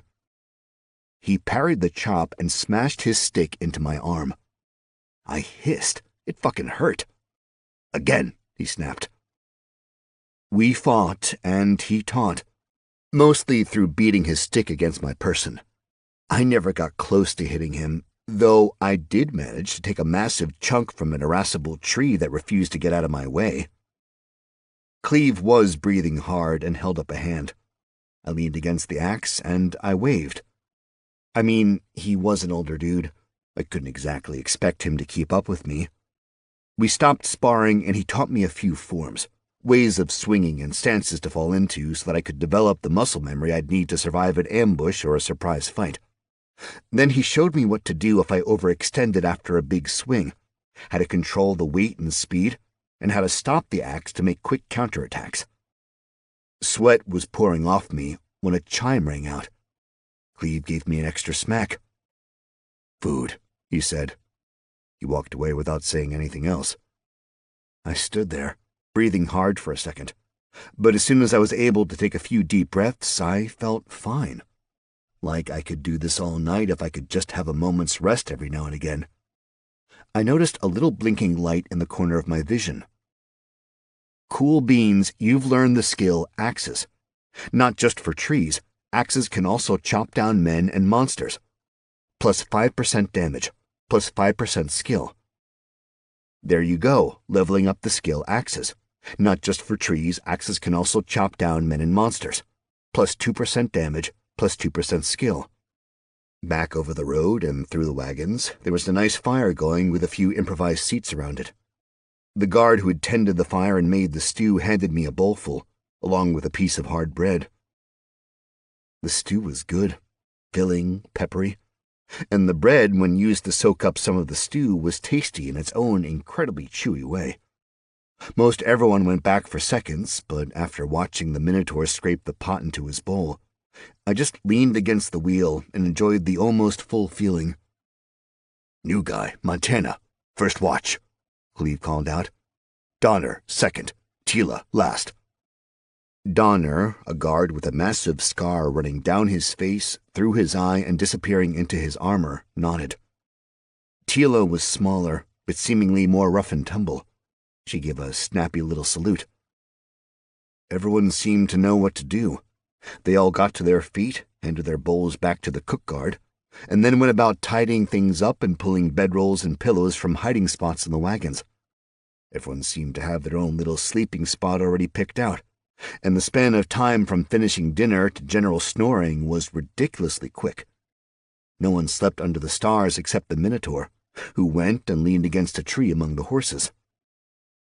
Cleve was having a terse chat with Lee, and I walked over near them, leaving enough room, I thought, to be polite. "Why are you looking?" Cleve asked. "I wanted to give you the axe back." "Need it for guard duty, don't you? Return it in the morning." "Yeah, that makes sense." I felt like an idiot. I walked over to the opposite side of the wagons, and I stood there with the axe. I paced around the camp a few times. The fire in the middle burned low. I made sure not to look at the fire too often, something I picked up from a book. In the Scouts, we never bothered to set watches at night. I mean, I had no idea what I was guarding against. There could be squids in these woods for all I knew. The night dragged on and nothing came down the road. The bats stopped flitting through the sky and the insects all seemed to settle down. It was just me and the gentle snoring coming from a number of different caravan members. The moons came up, one after another, looking big and beautiful, and I took more than a few moments to just drink them in. The night sky in this new world of mine was stunning. Zero light pollution means there was an endless display of stars and galaxies twinkling across the black.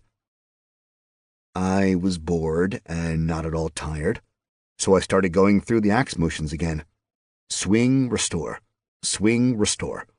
Jab with the butt of the haft. I started doing twirls and flourishes, then I realized I looked like a total fool, and this couldn't have any positive bearing on actual fighting. So I did push-ups and pull-ups until a branch broke. Stretches, lunges, squats, an entire bodyweight exercise. Jumping jacks. It was getting a little cool, so I pulled out my fur coat and slipped it over the leather armor. Still on watch. I kept moving, working out when I thought of another exercise, doing the bits of yoga I could remember, anything to keep my mind from starting to wander. I knew, if I let it, my brain would start running through my life on Earth. The decisions I made and the path that brought me to Voldrani. Finally, I started working on throwing the giant axe. Sure, not at all what the weapon was meant for, but that didn't mean it couldn't be successfully accomplished. Definitely super awkward at first, especially considering the unwieldy size of the weapon. Still, I started to get a feel for it, how to release, how to throw and get the blade to hit, how to put power behind the throw and keep it on target. And then, out of nowhere, cool beans, you've learned the skill large weapon throwing. Take that massive weapon and throw it away. Plus 5% accuracy, plus 5% damage. I couldn't help smiling. This weird game world thing I was stuck in had a ridiculous library of skills. It made me wonder how many there might be in total. Maybe there was an infinite amount. I mean, I'd gotten a level in falling. I regaled in my new skill for a moment, and then went back to work. I was determined to get a few more skill levels before my replacement woke up and took over. I hefted the big axe up and whipped it over my head. It flew through the air, end over end, and I could practically hear it, whoosh, whoosh, whoosh, until it hit the tree with a satisfying thunk. On and on, I threw the axe until I was getting a solid hit every time. Thunk, thunk, thunk. My muscles and lungs were burning. I'd actually managed to really drain my stamina bar. I took a moment to lean on the axe and look around. The sky far to the east had gotten a little lighter, and birds started chirping. It was morning. I'd stayed up all fucking night, chucking an axe. I twirled the axe in the air, feeling like I'd managed to get pretty good at it during the hours of darkness, which made me think about the day length in Veldrani. Was it 24 hours? Was the night 12 hours long? Was an hour the same length of time? So far, it had seemed roughly equal. I mean, at least close as I could tell without any timepieces. Whatever. Questions to ask someone later. At that moment, I figured there wasn't a long wait until actual morning, so why bother waking anyone else up for watch? I'd just ride it out. Finally, I heard stirrings from within the camp. There was a quiet curse, and Tila, the woman, who'd had third watch, came running out of the circle, buckling her armor up. She skidded to a stop when she saw me leaning against my axe. I watched her face move through a few variants of confusion before settling back to normal. "Morning," I said. "Morning," she replied, resettling her armor and tightening a few straps. "Stayed up all night?" "I did." "Why?" "No one came to relieve me." A big smile spread across her face. "Follow, fool," she said, and walked over to the lead wagon. Up by the driver's position was a large sand timer. She flipped it over. "1 turn equals 1 watch," she said. "Timer's up, you wake the next person." "Yeah," I said, feeling very much like an idiot. "That makes a lot of sense." "How would the sleeper know what time to wake?" she asked. "Yeah, I guess you don't have alarms here." She raised an eyebrow and pointed over to the wagons. "You can nap if you want. I'll finish out the watch." Chapter 22. Breakfast was bread, dried fruit, and mystery dried meat washed down with weak mead. Cleve noticed I didn't seem too tired, and he decided I'd best serve the caravan by taking 2 watches overnight. The guards, myself included, sparred. We basically did a good old practice session while the drivers got the horses hooked up and ready to go. Once we got a solid sweat built up, we did weapons and armor care, sharpening blades, oiling armor, all that dull-drummy stuff they don't tell you about in fantasy novels. Once we finished, I noticed the drivers were sitting in their wagons, and the wagons were in a line, ready to move out.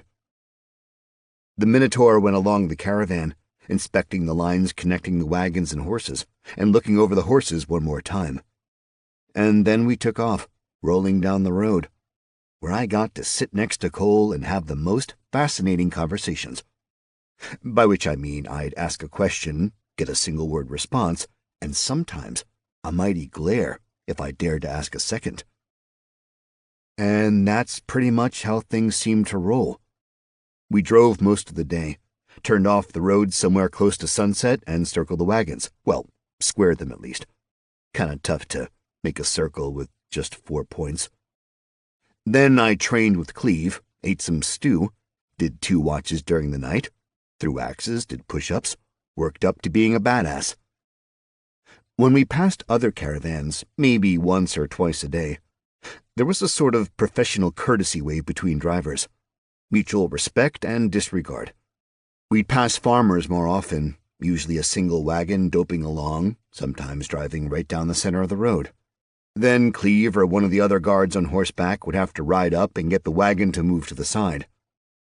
Occasional bands of armed men on horseback would ride by, always sitting up tall in their saddles, letting their flags whip in the wind. Twice we passed small bands of the Imperial Legion, marching in time with long polearms and heavy shields. They were serious groups, and we'd often slip off to the side of the road to let them pass. I swear, once we passed a group of adventurers. Disparate races, outfitted with a ton of weapons and armor, only 5 of them. It was the only thing I could think of that made even an iota of sense. This went on for a week and a half. My skills slowly improved, first with the axe, and then in the warhammer and the spear. Cleve still used wooden rods, smacking the shit out of me on a regular basis. But the notifications kept popping. My skill in the arts of war was leveling up. I got closer to touching Cleve, but it was very clear he was significantly further up the skill tree than me. Also, I'd managed to get nowhere leveling. Killing the goblins and Mardoom's soldiers on day 2 of Aldrani life had done significantly more for me overall than my week plus of being a caravan guard. It forced me to wonder if there'd be any sort of leveling purely through skill development. Were normal people kept low-leveled because of this? The leveling bothered me, but nowhere near as much as the one thing that truly sucked about this world. No one ever talked to me. I expected the guards and drivers to keep separate, but once we were on the road, there was perpetual mixing, at least socially. Everyone talked to everyone, except me. I sorta got it. I was the new guy, and a super green new guy at that. They were waiting to get the measure of me. But if I was being totally honest with myself, I was doing the same with them. Darius and Lee were very good friends, which made sense considering they shared a wagon. But it was a delightful picture seeing the two next to each other, with such a massive disparity in size. They spoke quietly together, and since I knew Lee was new to the world, I started to wonder if the Minotaur, Darius, was as well. Cleve spent a long time looking at maps, reading books, and writing things in a little notebook. Any talking he did was more or less business-oriented. Watching the guards, there was a hint they were all ex-military, as they still saluted on occasion. I wondered if they'd all been part of the Legion, if they'd all been in the same company even. We passed 2 small towns, stopping briefly to restock our food and water, but spent our night under the stars in the middle of nowhere. It almost made me feel like a Boy Scout again. The campfires, and sleeping outside. Chapter 23. On a frost-tinged morning at a crossroads, I finally saw the full might of the Imperial Legion. It sounded like the road itself was rumbling, as a cloud of dust rose from the south. Mounted soldiers came first, taking up the entirety of the road. They didn't have on full plate, but I assume that was because they were in traveling mode. Hundreds of heavy cavalry rode on massive destriers, looking hard and grim. Then hundreds more light cavalry, a ton of wagons laden with supplies of all sorts, and then thousands of foot soldiers, hundreds more archers. The command group was somewhere in the middle, a bunch of very smart-looking men in uniforms and a single extra-large wagon that took up most of the road. There were military units I couldn't really identify, men and women, races of all kinds, massive creatures I would have pegged as monsters, and even a host of machines of war, like siege weapons and ballistas.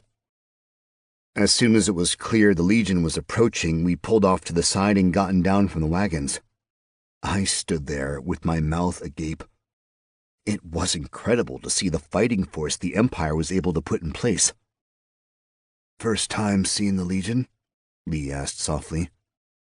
"Yeah," I replied, not taking my eyes off the massive humanity and other races.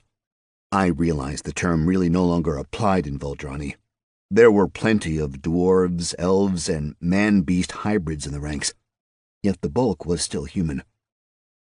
"I've been meaning to talk to you," Lee said. "Same," I replied. "Never really a good time, really. Life is busy on the road. And there's the training. That too.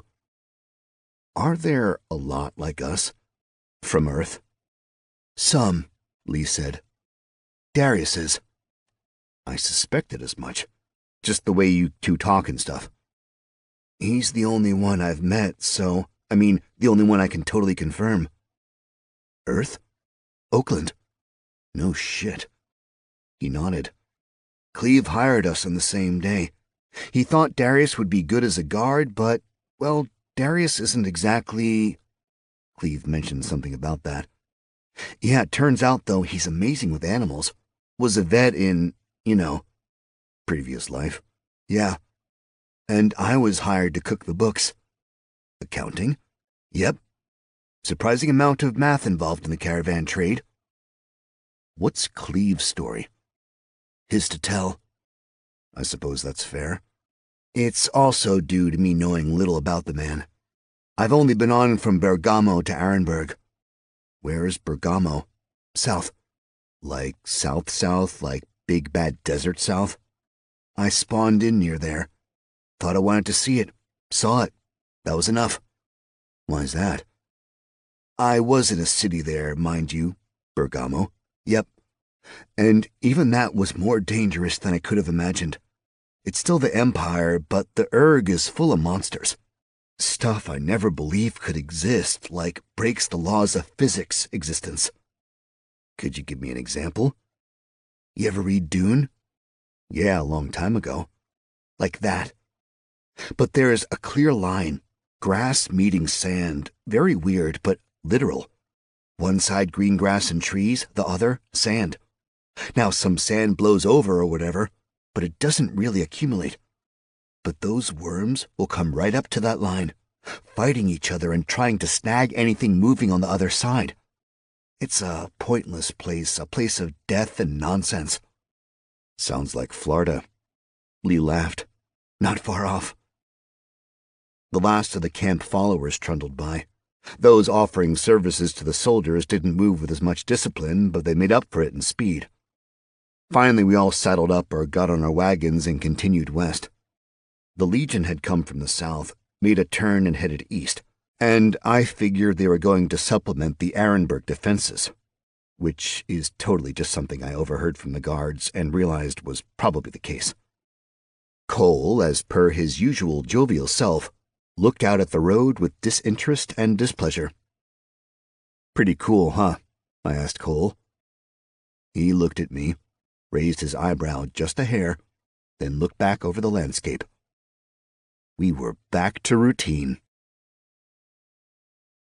Chapter 24. From the crossroads on, the road became less and less cohesive.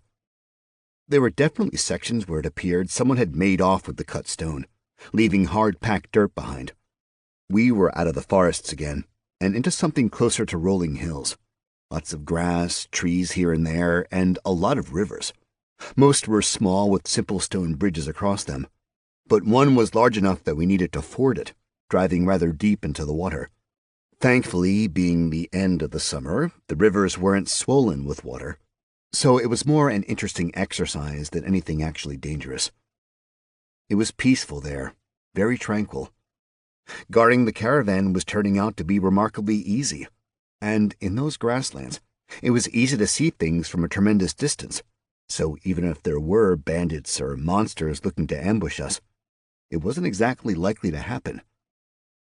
We hadn't passed many travelers in a while. There were some farmers, wagons trundling along. Mostly, though, it was hunters, who were always willing to trade meats and pelts. Cleve, or Lee, had clearly planned for this, and had plenty of small items ready to go. Bundles of arrows, bags of arrowheads, bowstrings, even a new bow for a particularly delicious sturgeon. It was nice to have fresh meat for a change. Weeks 3 and 4 were in these riverlands. Mountains stood tall far to the north and behind us in the east. The road, however, headed ever westward. Occasionally, we'd see forts and castles in the distance, some looking powerful and strong, some looking like they'd fall over if you sneezed nearby. Cole was masterful in ignoring my repeated questions about what those castles were or what they may be guarding. I continued to practice nightly, most often directly with Cleve, but occasionally with one of the other guards. Cleve would always be there, though, instructing me against the other guard. At first, it was hard to get anyone to help, but as soon as they realized they were allowed to actually hit me, a host of very excited volunteers signed up overnight. The pain was a bit much, but considering how quickly I healed, it didn't really bother me. Besides, any time I was actually sparring, my skills jumped up much quicker, and I could feel my muscles finally understanding what I wanted them to do. They knew how to move a sword to catch a thrust. They knew how to recover when I'd overextended with a warhammer, and they knew how to stop the axe to countercut on a dime. After a month of pretty much constant work, I got a notification. Congratulations. Due to hard work, you've gained +2 stir. Congratulations. Due to hard work, you've gained +3 con. Congratulations. Due to hard work, you've gained +2 dex. I felt stronger and leaner than I ever had in my life. My muscles were huge, veins popping out everywhere. My body fat had to be in the single digits. My hair was still growing, long and luscious, and my beard was full and seemingly perfect. I looked like I belonged on the cover of a Viking romance. It felt good. Bumping about the wagon in the middle of the day, watching over rippling grass fields, I decided to look over my character sheet. Montana, level 3 nothing. Traits: race, fallen. Height, 6 feet 2 inches. Weight, 220 pounds. Eye color, hazel. Hair color, blonde. Renown, 0. No one even knows you exist. Statistics: HP 139, Stam 442, MP 182. Armor +12, studded leather. Active effects, none. Attributes: Strength 34, Agility 15, Dexterity 17, Constitution 23, Wisdom 13, Intelligence 13, Charisma 17, Luck 27. Unassigned points, 0. Skills: Riding, improvised level 1. You can now ride improvised devices, +5% to handling. Falling, level 1. You can now flail through the air with the best of them. Watch for the sudden stop at the end. Animal handling, level 5. You can calm down a domesticated animal, keep a mount from getting spooked, intuit an animal's intentions, or, if you're really lucky, tame a wild beast. Harvesting, level 5. You can pick plants, you can grab fruit, you can cut neat things out of creatures you slaughter. That'll save the world, right? At level 5, you are able to harvest common elements with no penalties, +10% successful gathering chance. Swords, level 2. You can swing sharp objects and likely not hurt yourself, +6% damage, +6% skill. Spears, level 1. Remember, the pointy end goes towards the enemy, +5% damage, +5% skill. Unarmed combat, level 9. You can strike with the fist or the foot, and must register your hands as lethal weapons. -13% stamina drain, +13% damage. Axes, level 8. You can chop down limbs of trees or men, or monsters, +12% damage, +12% skill. Large weapon throwing, level 9. Take that massive weapon and throw it away, +13% accuracy, +13% damage. Warhammers, level 5. Everything is a nail, +9% damage, -9% stamina drain. Light armor, level 3. A little bit of leather goes a long way, +7% damage reduction, -7% movement penalty. Abilities: The sword of my enemy is my sword. You found that in a pinch, every weapon will do, +1% damage for each new weapon used in a combat. Feats: none. Boons: Powerful build, Mr. Paul. You are bigger than you look. For all strength rolls, you are counted as one size category larger than you actually are. Regeneration, Mr. Paul. Outside of combat, your body will repair rather quickly. Given enough time, it's possible you will heal from nearly any wound. Gift of Gab, Mr. Paul. Should you encounter a language you do not understand, as long as you hear at least 3 words of it, you will understand it and speak it perfectly. Indicium, none. Relationships: Rumid Pass, destroyed. Liked. Languages: Goblin, Imperial Common, Mardumise. Spells: Lifeform Identification, level 1, cost 1 mana. Identify uncommon or lower lifeforms. Basic Object Identification, Level 1, cost 1 mana. Identify any non-magical common or lower item. Heal Other, Level 1, cost 100 mana. Through the use of magic, you are able to heal another through touch. Heal 50 HP. Humus, Level 1, costs 10 mana. This spell gathers dirt and organic materials, moisture, and bacterial ingredients within 1 mile/level of the caster, and places the mixture anywhere the caster wishes within range. This is humus, the black enriched soil excellent for growing plants in pots or gardening. Of course, the mage may use it however he wishes, but it is usually for growing things in pots and window boxes. If no such materials are within 1 mile/level, the spell has no effect. Not bad. I was moving up in the world to an extent, and I could definitely see how my nightly sessions were helping me. Despite that, my best skill was, oddly, throwing large weapons. Somehow I don't think Cleve or anyone else in the caravan had any idea that I did.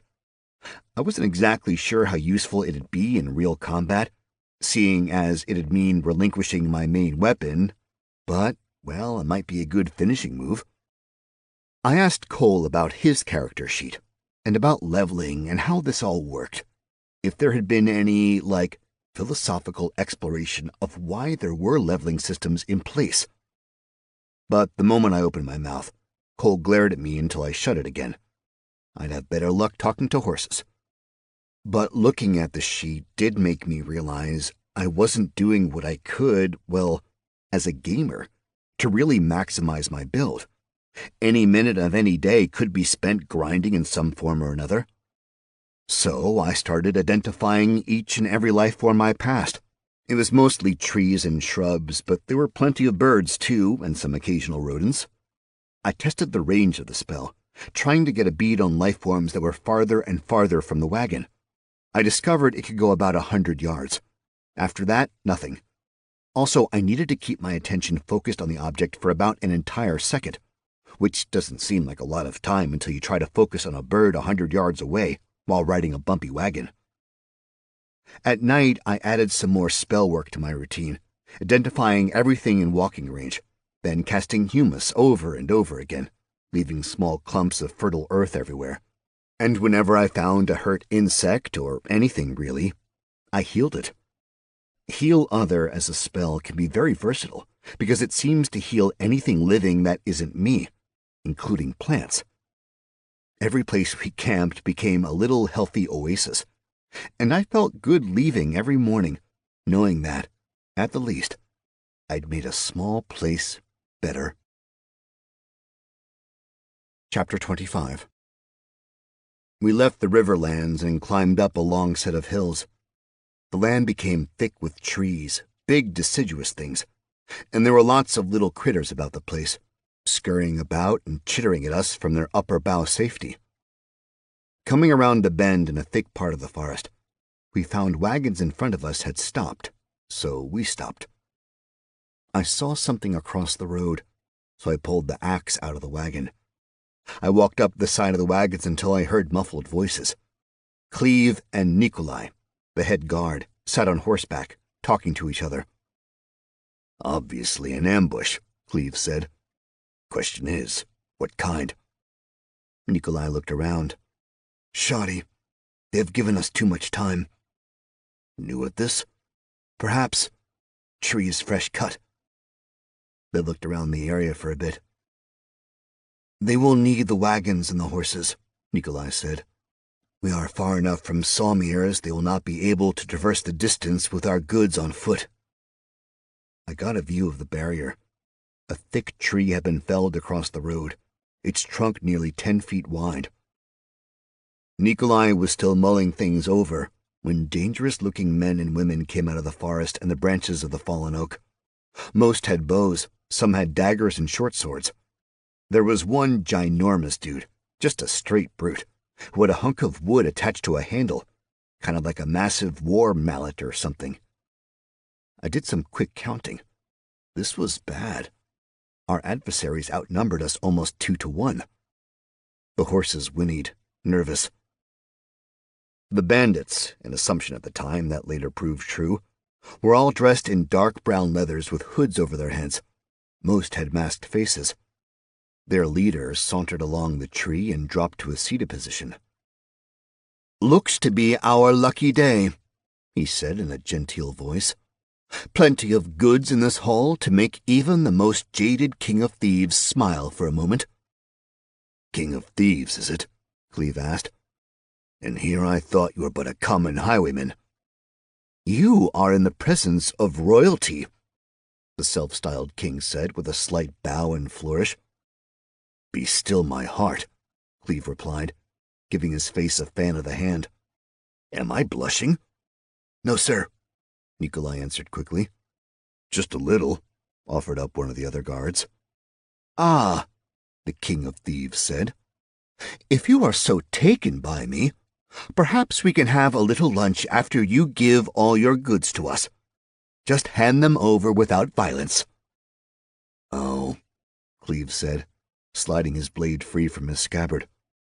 "I wish I could." "But you can. 'Tis easy if you try." "Just as easy as letting us through without taking anything that doesn't belong to you." The king mimed weighing the offers in his hands. One clearly won out. "No, I am afraid we need what you have got, good merchant. Are you sure you want to die for it?" "Are you?" There was a moment of feigned calm as we reached the edge of battle. I tried to figure out my first move. Cleve moved faster than I could comprehend, pushing forward out of his saddle, with his sword lunging toward the king of thieves. The king barely got his own blade up in the way, and there was a great clang as the two swords met. I realized the brute was charging me, his hammer above his head, ready to knock my head off. As fast as I could, I pulled the axe up, swung it around my back, and launched it at the brute. The brute's eyes opened wide as the battle axe spun end over end until it slammed into his nose, lodging deep in the man's gory remains. It hit with enough force to stop the man's charge and send him to the ground. His mallet, on the other hand, continued forward, sliding on the ground until it hit my foot. I picked it up and hefted the thing. Massively unwieldy and unbalanced, I sent a tingle of magic down my arm. War mallet. Item type, trash. Item class, two-handed melee. Material, wood. Damage, 20 to 30, bludgeoning. Durability, 7 of 9. Weight, 18 pounds. Requirements, strength 18. Description, a hunk of wood on a handle, one step above a club. The fight had turned into a maelstrom in the short time between throwing my axe and picking up the war mallet. I tried to see what the other guards were doing, but things were moving too quickly. Plus, there were definitely a lot of people who were looking to kill me. I needed to pay attention to myself. An arrow smacked into me. It hurt like a motherfucker and made me angry. I ran at the woman who shot me. She fumbled with her bow, trying to get another arrow on the string, but gave up, dropping the bow and snatching the dagger off her belt, just as I brought the hammer around into her midsection. The hunk of wood slammed against the woman, and with a sharp crack, it sounded like all her ribs broke at once. She dropped to the ground. I brought the hammer down, and her torso flattened. Blood bubbles formed around her mouth, and she stopped breathing. She was done. And I'd done it to her. For a heartbeat, there was this feeling inside me that I'd committed this great act of violence, and I could never be the same. What had I done? Nah, I'd done worse before. And given Veldrani seemed to be predicated on savagery and violence, I'd likely do worse in the future. I just hoped that, with a second chance, maybe I could put some of those skills to use being a savior. Finally be the good guy. 3 bandits converged on me from the woods. A man with a black mask and a club, a woman with a sword, and a man with a mace. I took a broad stance, then feigned throwing the hammer. They all flanked, and I took their momentary distraction to attack. I had basically nothing in the way of defense. My stupid, tiny heater shield was back in the last wagon. so I knew I had to keep the pressure up. I swung toward Mace Man. He brought his weapon up to block, holding it with both hands, but he'd misjudged the sheer size of the hammer's head. Even though he got his handle against mine, the hammer had enough reach to slam into his face, basically caving it in. Mace Man collapsed, a vague moan coming out through bloody bubbles in the mess that used to be his face. His collapse, however, meant I was overextended and open to my two opponents. I felt a burning in my midsection and looked down to see a sword sticking in my gullet. Immediately I dropped the hammer and grabbed the blade. Before I could make the first pull, a club soared toward my face. I reared back, ignoring the pain spreading across my midsection. The club missed my head by mere fractions of an inch. I felt my mustache whiskers blowing in its wind. The swordsman tried to pull her blade back, but I held on and gave her a smile. Instead, I snatched her tunic and ripped her to me, and slammed my head against her face, feeling her nose crush against my forehead. The pain shocked her enough that she released her grip on the hilt. I gritted, tore the sword out, and brought it up just in time to block the club coming back in a return swing. It thunked to the side. A quick step forward to get out of the way of Clubber, and I brought my shoulder into Swordswoman just as she unsheathed a dagger, driving her back. She stumbled over some roots and the limp legs of Mace Man and fell backwards to the ground. I drove my sword at her, but at the last second, Clubber blocked my move. I growled, angry that my kill had been stolen. A step back and I was in position. My midsection howled with pain, but I did my best to ignore it. I knew the wound was serious, and it took everything in me not to slide my hand down and probe the damage. Clubber and I squared off, while the swordswoman, now swordless, crab-crawled away. When it comes to close-quarters melee, the club has a few distinct disadvantages compared to a sword. For example, lunges don't do much. You need to swing to get any real damage, preferably a big swing, and each parry of a sword risks losing chunks of your weapon. My opponent seemed to realize this and was on the defensive, circling me around. I caught a flick of his eyes to the side, and I knew something bad was about to happen. I pulled my delicate bit, my head, inward, and brought my more beatable bits, my shoulders, up, and the speeding mace connected with my upper arm instead of my skull. It hurt like blazes, as the blade-like flanges struck deep into my deltoid. My left arm was useless as anything but hamburger as the swordswoman, now mace woman, ripped it free. A guttural and barbaric yawp escaped from my throat. Burning rage washed over me, hot 1 minute and frighteningly cold the next. All I wanted was to kill the assholes hurting me and trying to hurt my friends. I didn't care if I made it out alive as long as they didn't. Clubber swung. I accepted I was going to be hit and lunged forward with my blade straight. My sword went through his throat as his club slammed across my face. I spun, blood spraying out of my mouth, then tumbled to the ground. The woman was already above me, mace high above her head, ready to crush my skull into bits. As my death neared, everything slowed down for a moment.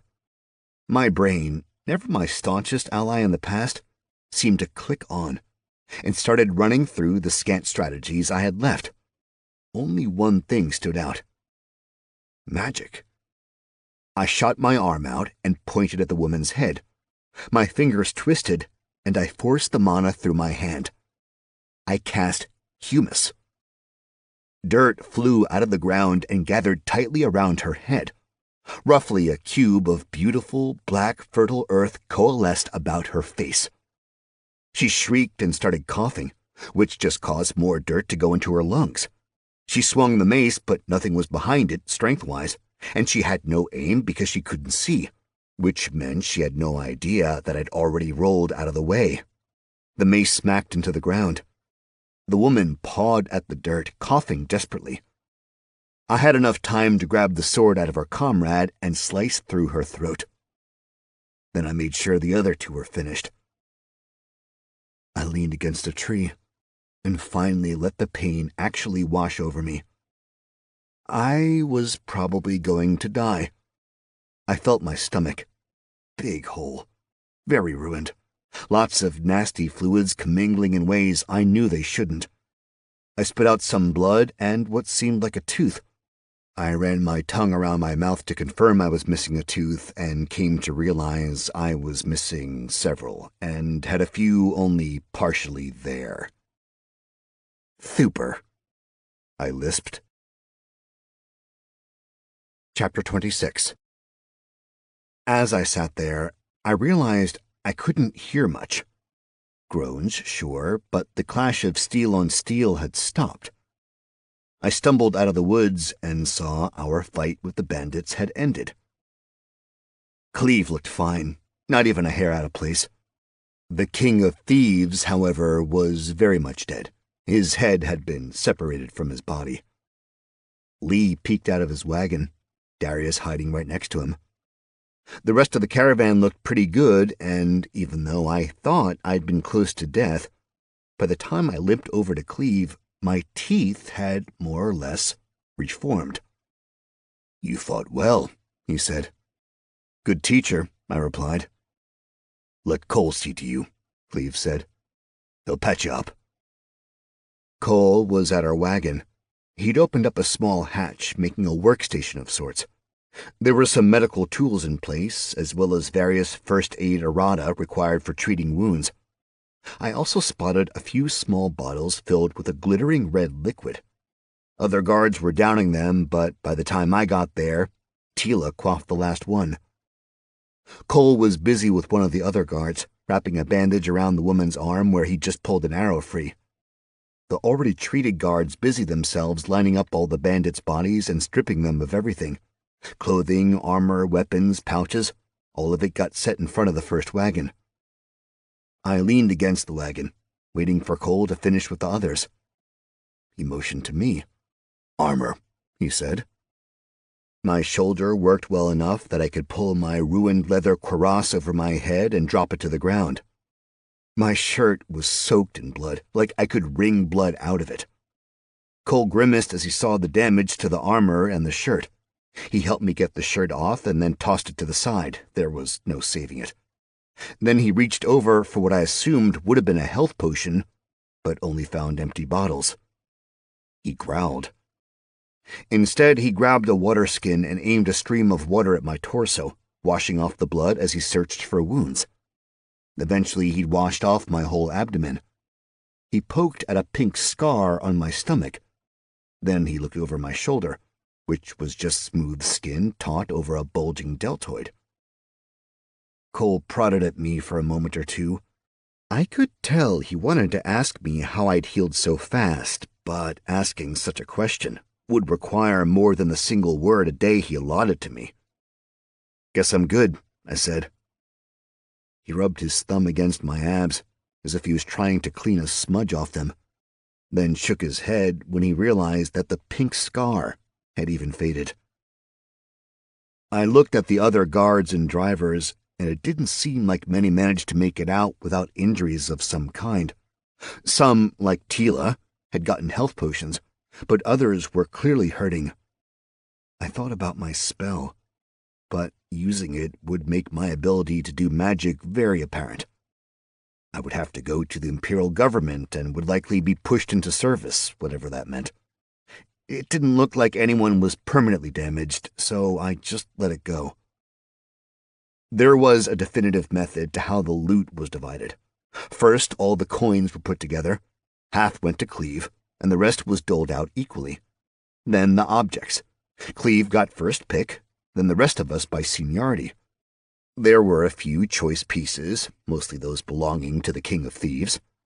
I noticed everyone bypassed the unblemished chainmail, so that once it was my turn, it was basically the only thing of value remaining.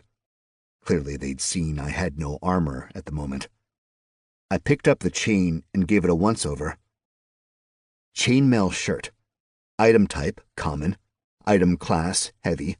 Material, iron. Armor, plus 24. Durability, good. Weight, 45 pounds. Requirements, not applicable. Description. Made from interlocking iron rings in a 4-to-1 pattern, chainmail is excellent at protecting from slashing attacks. They are protecting from piercing attacks, and not great at protecting from bludgeoning. Coupled with a padded shirt from the dead brute, I had a decent set of armor again. Definitely snugger than my leather, but it offered significantly more protection. The chain went down to my thighs, and then all the way down my arms. Practically speaking, there was a lot of other armor I needed, but now I was particularly looking for a pair of gauntlets. Everything not chosen by the caravan was taken by Lee and inventoried before getting tucked into his wagon. Ultimately, everything could be either sold or bartered. I had a feeling I knew where the trade goods we had for the hunters had come from. I retrieved my axe, still quite covered in gore from the fight, and wiped it off on the grass. I slid the axe into the side of the wagon in reach of my seat. Just as I pulled myself up, I noticed Darius was having a very serious discussion with Cleve. Also, there was still a giant tree across the road with forest encroached on either side. We'd need to move the tree before continuing our journey. The guards had grabbed block and tackle from under one of the wagons and started to get a pulley system set up so we could drag the tree out of our way enough for the caravan to squeak by. Reluctantly, I hopped back down, pulled the axe back out, and headed over to the tree. Before I got there, Cleve shouted from on top of the first wagon, "Oi!" Everyone stopped. "We have a minor problem I need to solve before we move further," Cleve said. "Besides the tree," piped up one of the guards. "I can make you chop the tree into pulp. What I can't do is make you pull the wagon. We've got 2 draft horses down, plus all 4 guard horses down." Everyone looked over to see the horses behind Darius. Most were limping. Blood trailed down their hides, a particularly poignant sight with chestnut draft horses. Darius was rubbing noses gently. I felt a twinge of happiness that none of our horses had been killed in the battle. There's just something about animals dying that makes me so angry and sad. Still, I saw the problem. We had a wagon full of stuff and no way to pull it.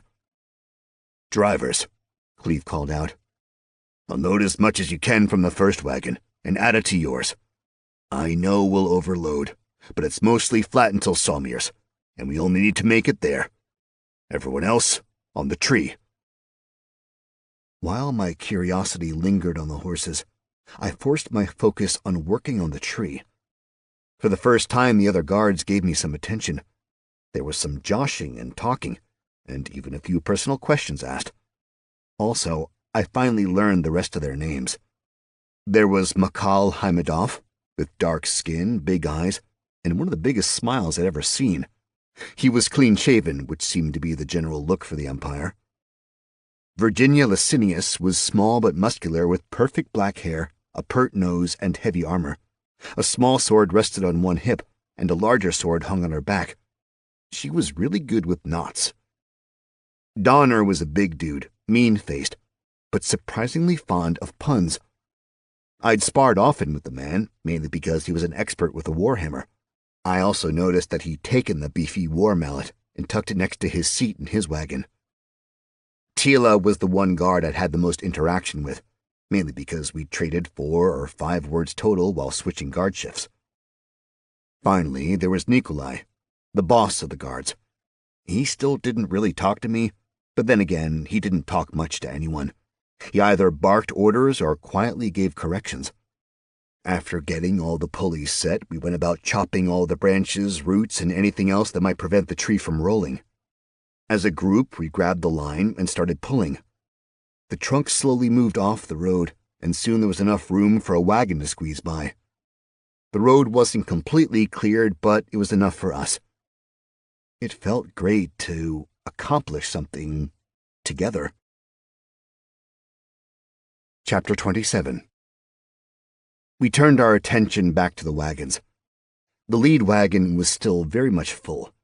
The drivers were standing around arguing about which wagons could take more weight and which horses weren't exhausted. Basically, they'd made exactly 0 headway while we cleared the tree. Cleve looked nearly ashen. This was something of a nightmare for him. Darius held the leads of 2 horses while Cole tended their wounds. I looked over at the harness, an idea forming. Then I pulled up my attributes just to be sure. Attributes: Strength, 34. Agility, 15. Dexterity, 17. Constitution, 23. Wisdom, 13. Intelligence, 13. Charisma, 17. Luck, 27. Unassigned points, 0. 34 seemed high. But how high? I'd never really put it to the test, beyond pulling up an anvil. Plus, I was supremely curious how Mr. Paul's powerful build boon applied to me and the world.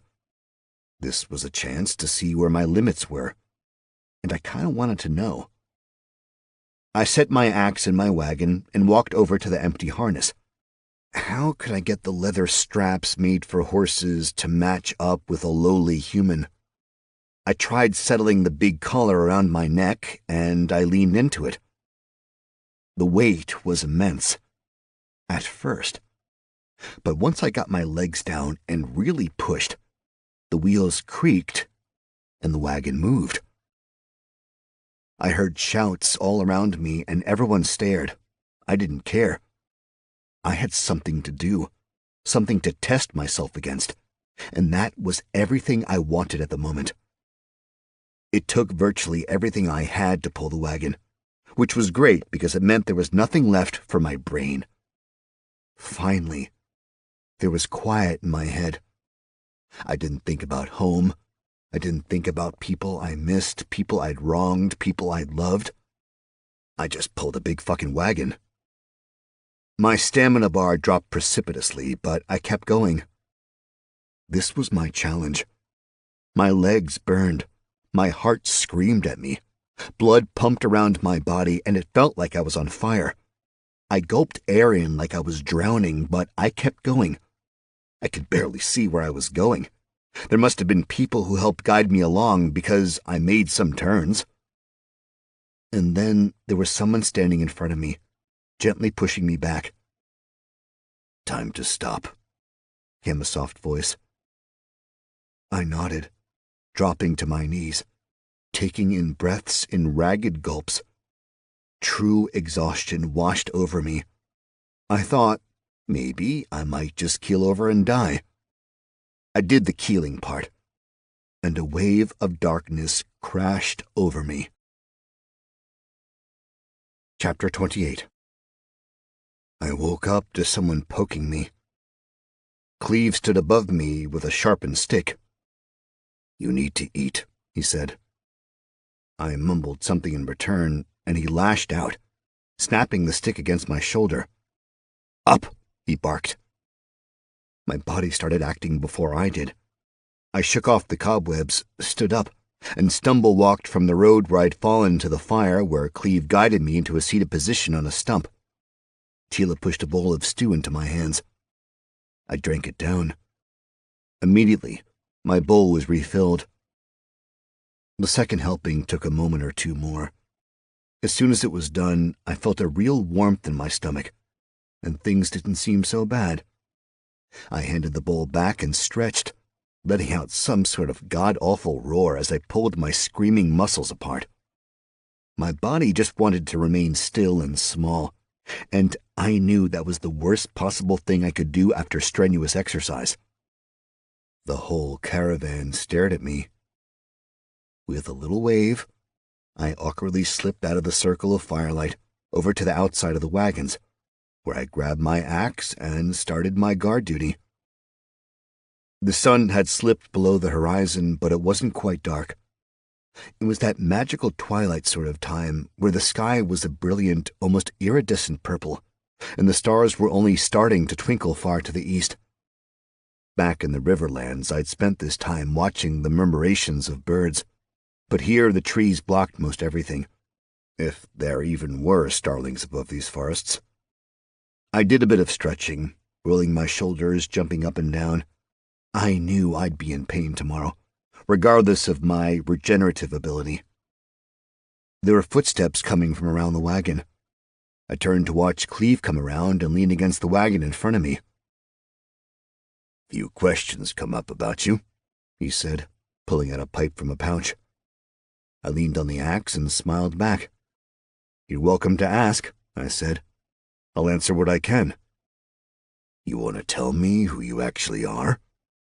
"I have." He pushed something into the bowl of the pipe, used a small piece of metal to somehow light the pipe, and puffed a moment before blowing a cloud of blue smoke into the sky. "Kid," he said, "the oddities in this world are beyond counting, and I have seen well more than my fair share. But this marks the first time to see a man fight like you did, take wounds dire enough to destroy armor and leave you covered in blood, and then pull a fully loaded wagon that normally needs 2 draft horses for over half a day. I guess I'm special. But what are you?" "Just a human."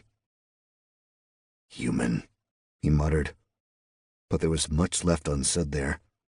He clearly knew I was hiding something.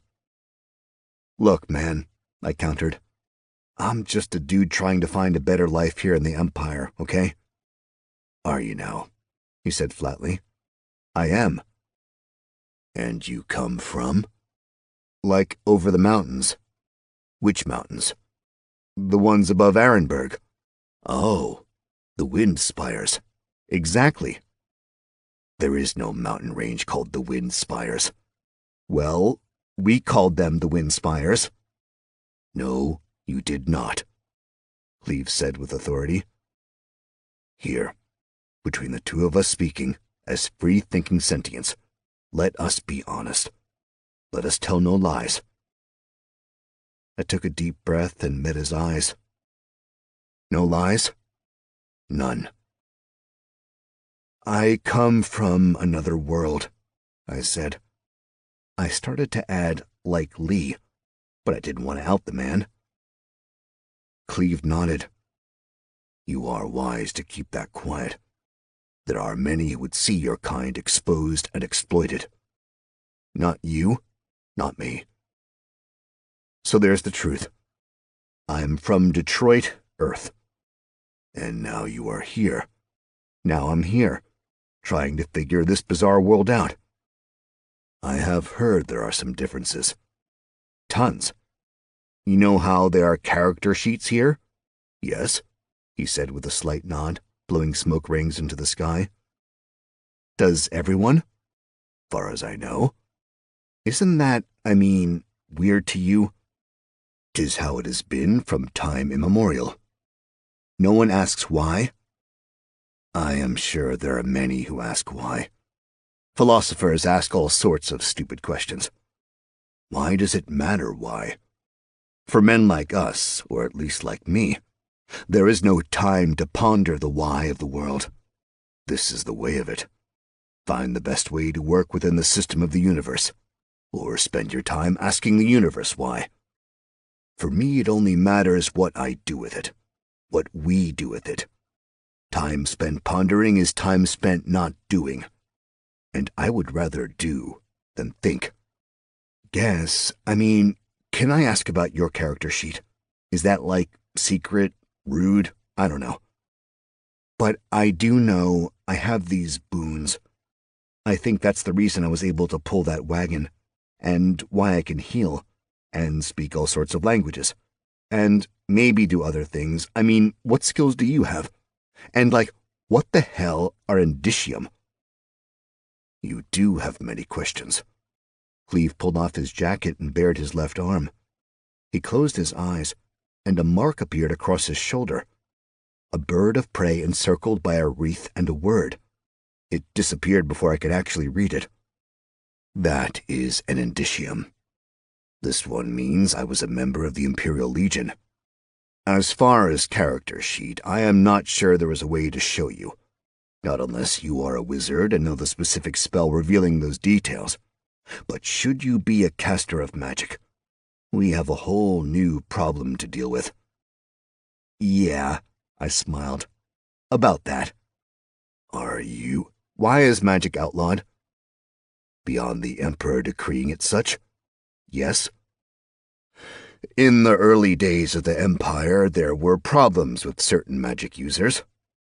300 years ago, the Empire was nearly overrun by a group of wizards who wanted to rule Voldrani. So it's like totally illegal? No. Those with the talent for magic and the will to engage with the mystic arts are simply required to be part of the Imperium. There are not as many as you might think. The will to use magic is much greater than those with the ability to do so. Some choose to fight with the Legion. Most are dispersed onto the countryside and work with farmers to ensure the Empire eats. And some heal. Healing magic is much more rare. More common is for a cleric to provide the means, or an alchemist. Cole is one such alchemist. He makes potions for us and for trade. He was once a healer. Why'd you stop? That is a question you must get him to answer. Yeah, good luck with that. Cleves smiled and blew another smoke ring out. Yes, that might be a story that disappears with the man. But magicians, those are the men and women responsible for more nightmares in this world than anything else. This is why the Empire puts limits upon them, to make sure they are working for the good of the Empire, instead of the end of the Empire. I scratched my cheek, then ran my hand down my beard, giving it a tug and getting a few snarls out of it. I needed some oil. Can you tell me how to earn experience points? I asked. Quests. Above all, quests will give you the most XP. They give the most points and offer the greatest chance for other benefits. Most believe the path to greatness lies in killing, for you do receive points for each creature you slaughter. But that is ultimately a fool's errand. The common folk, they often do not rise far in levels, only receiving what points they may through leveling skills or the few career-specific quests they encounter. But if you sit in a tavern any night, you will hear them complaining that if they just had skill with a blade, they too would be challenging kings and emperors. Where do quests come from? Philosophically. I'm looking more for the practical, but I'll take the philosophical, I guess. The answer to both questions is the gods. They give the quests, they run the world. But if you keep your eyes and ears open, you will see quests appear.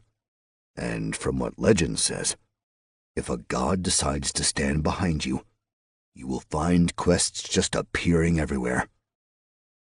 Is there, like, a job board in towns or something?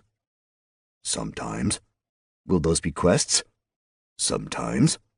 More often, they are just jobs. What about skills?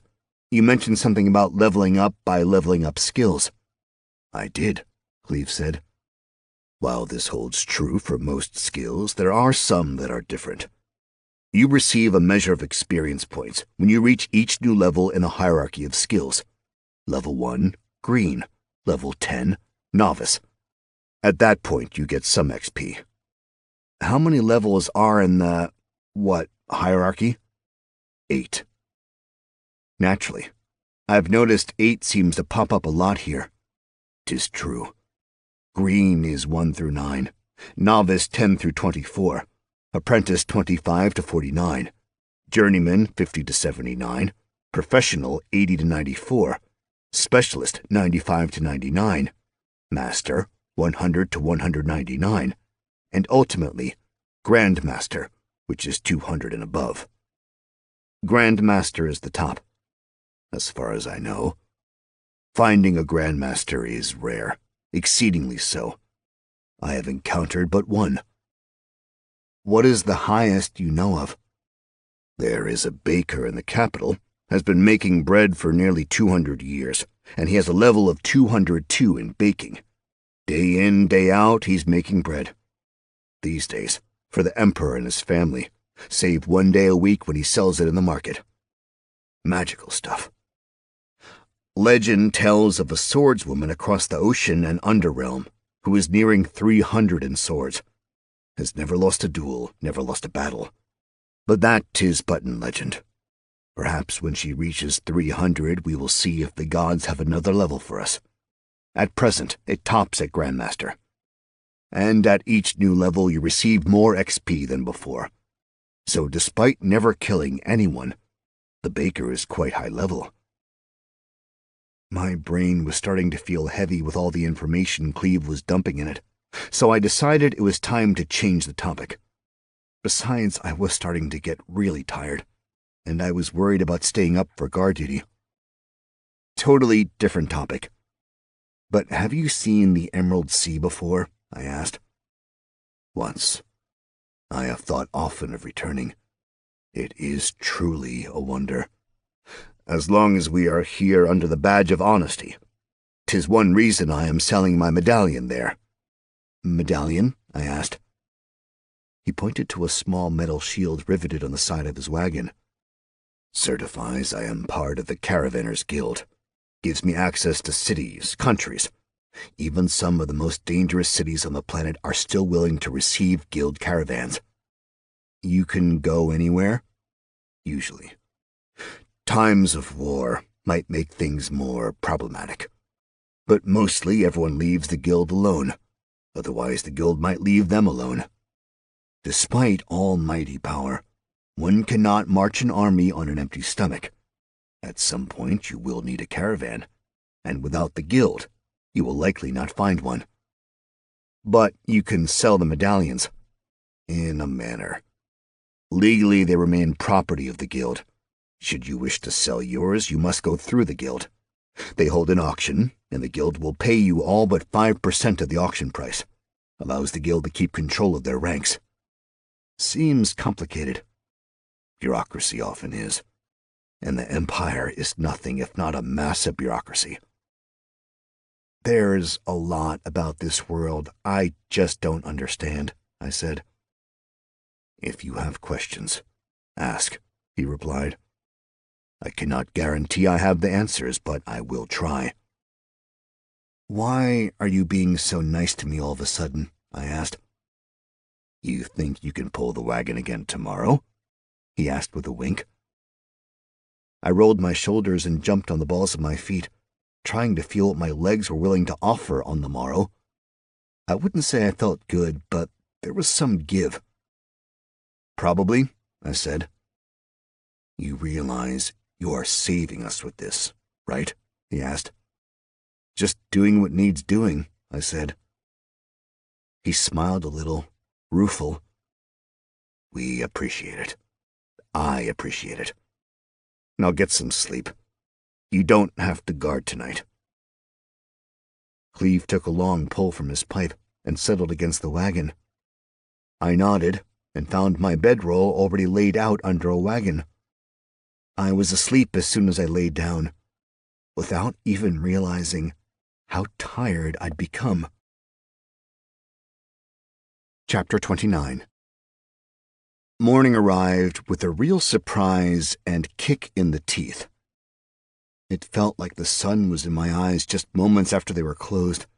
Even the act of raising my hand to block the sun sent burning pain all around. My muscles were angry, and they were letting me know. I could barely move. In both jest and kindness, someone had placed food next to me in a feed bag. Everyone else was awake, breaking down camp and going through the morning routine before travel, which meant I'd been allowed to sleep in, which, was nice, considering. I ate the dried meats and fruit and stood, going slow, very slow. I did some soft stretching, clenching my teeth together to swallow the screams of pain. It was interesting because my HP was full, but the pain was still there. All new and fascinating stuff to figure out in this game world. So many things didn't make sense based on what I expected from reality. I knew I needed to stop thinking about things in Earth terms. I had to look at my new world, see how it played as a game, see how things lined up. It was a challenge, but if this really was a game, I had to keep up the grind, and I needed to see if there was some way I could tweak the system in my favor. Lee sat atop his wagon, jiggling the harness in my direction. "Giddy up, Buttercup," he said with a giant smile across his face. I winked as I slipped into the harness. Nay, motherfucker, I replied. We weren't quite ready to go. Camp supplies were still being loaded into other wagons. I leaned against the harness, letting it hold me up, feeling the tug on my shoulders. I gotta ask, Lee started.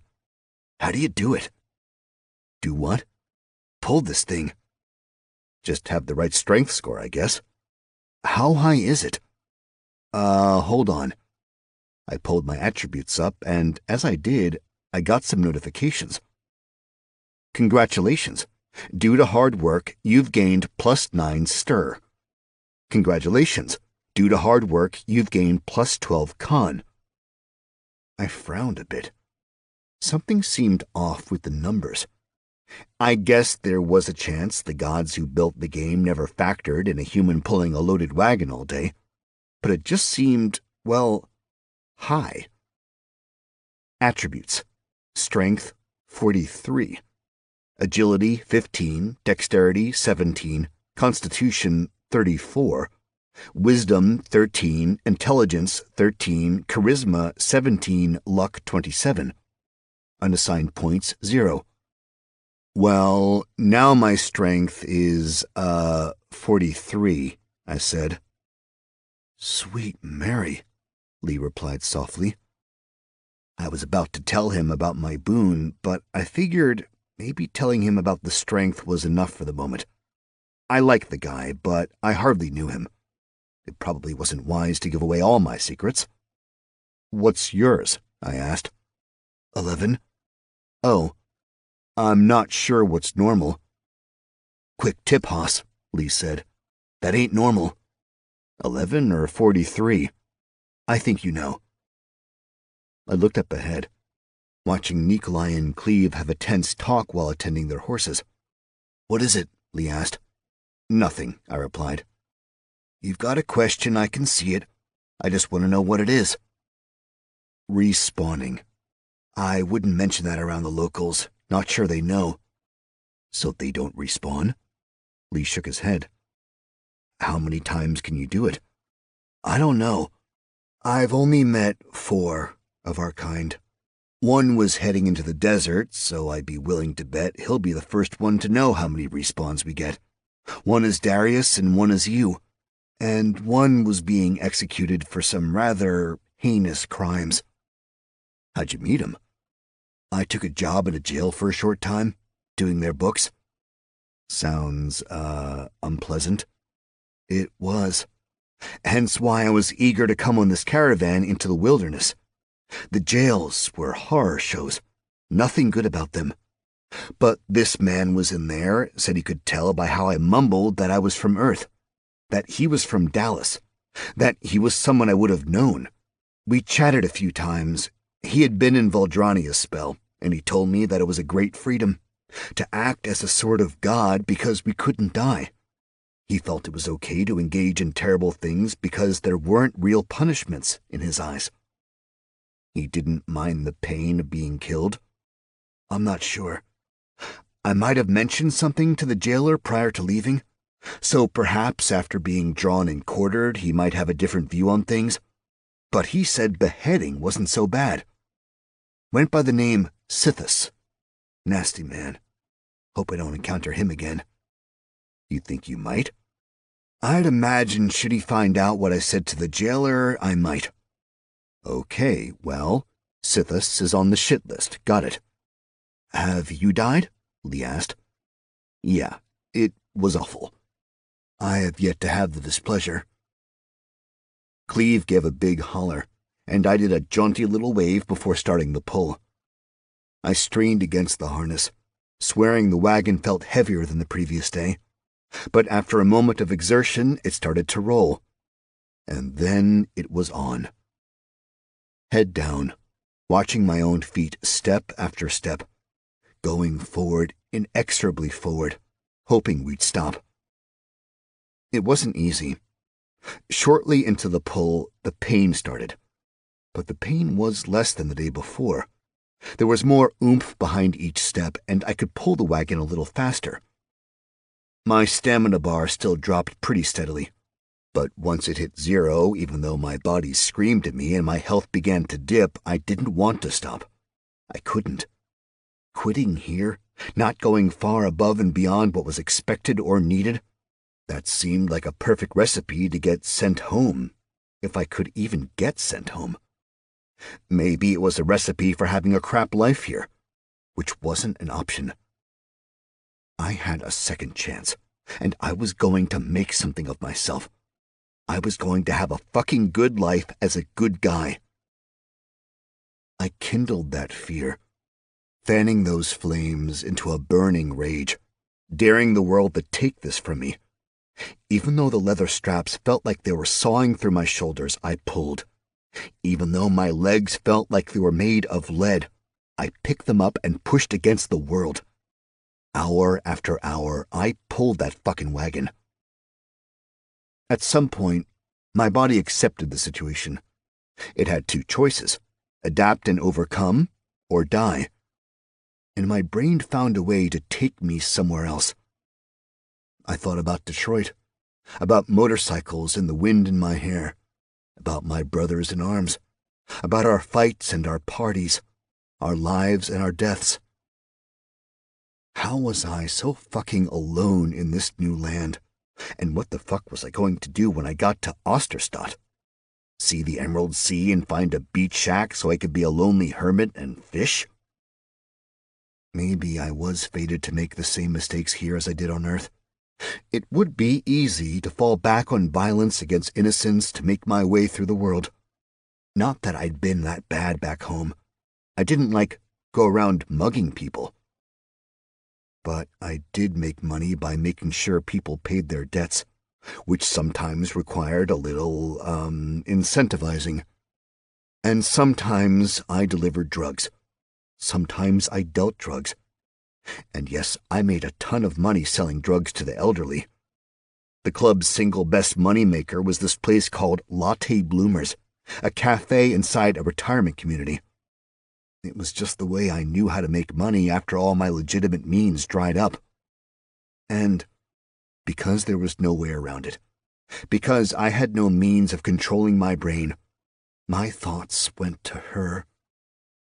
Our perfect little life. Our dreams. We'd played games like this one together. I wondered what she'd think of living in one, how she'd want to play this new world. No. I shook myself out of it and got back some measure of control. I pulled harder. I completely disregarded my body in an attempt to drown out my memories and thoughts. I stumbled forward, just pulling and pulling. My hit point bar dropped lower and then up, then down and up and down and up. My regeneration seemed to balance out the damage my completely depleted stamina was doing. Bit of a loophole. I wasn't technically in combat, so my regeneration seemed to handle keeping me alive. It hurt like a motherfucker. But I wasn't dying, and the more pain that came, the less I could think. I decided I'd stay in this pain limbo indefinitely.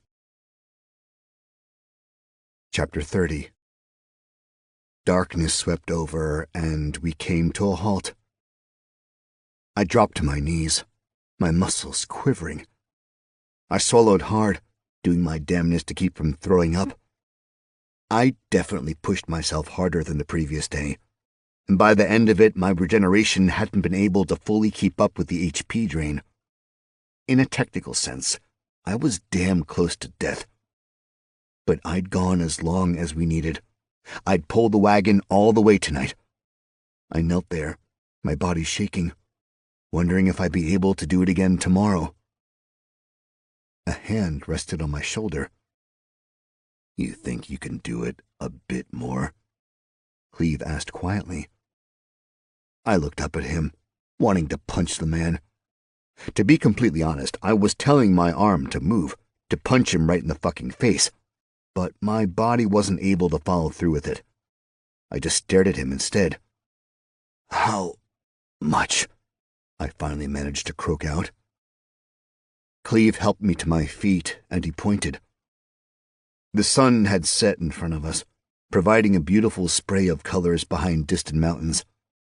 But there was a gentle point of light at the bottom of a gentle grade, somewhere in the neighborhood of half a mile away. "That is our destination," he said. "Osterstadt," I said, relief flooding my voice.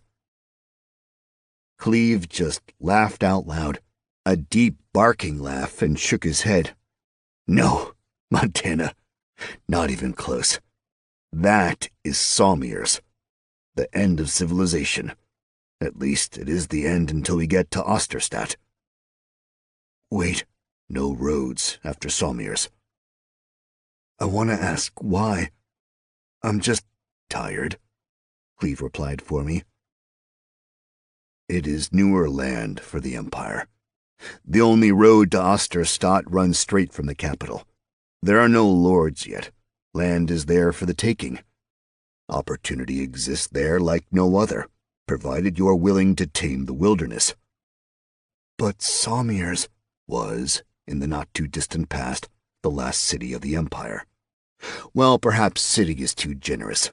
Village with walls is more accurate. We need to get there, transfer some goods, and heal some horses." "Transfer goods?"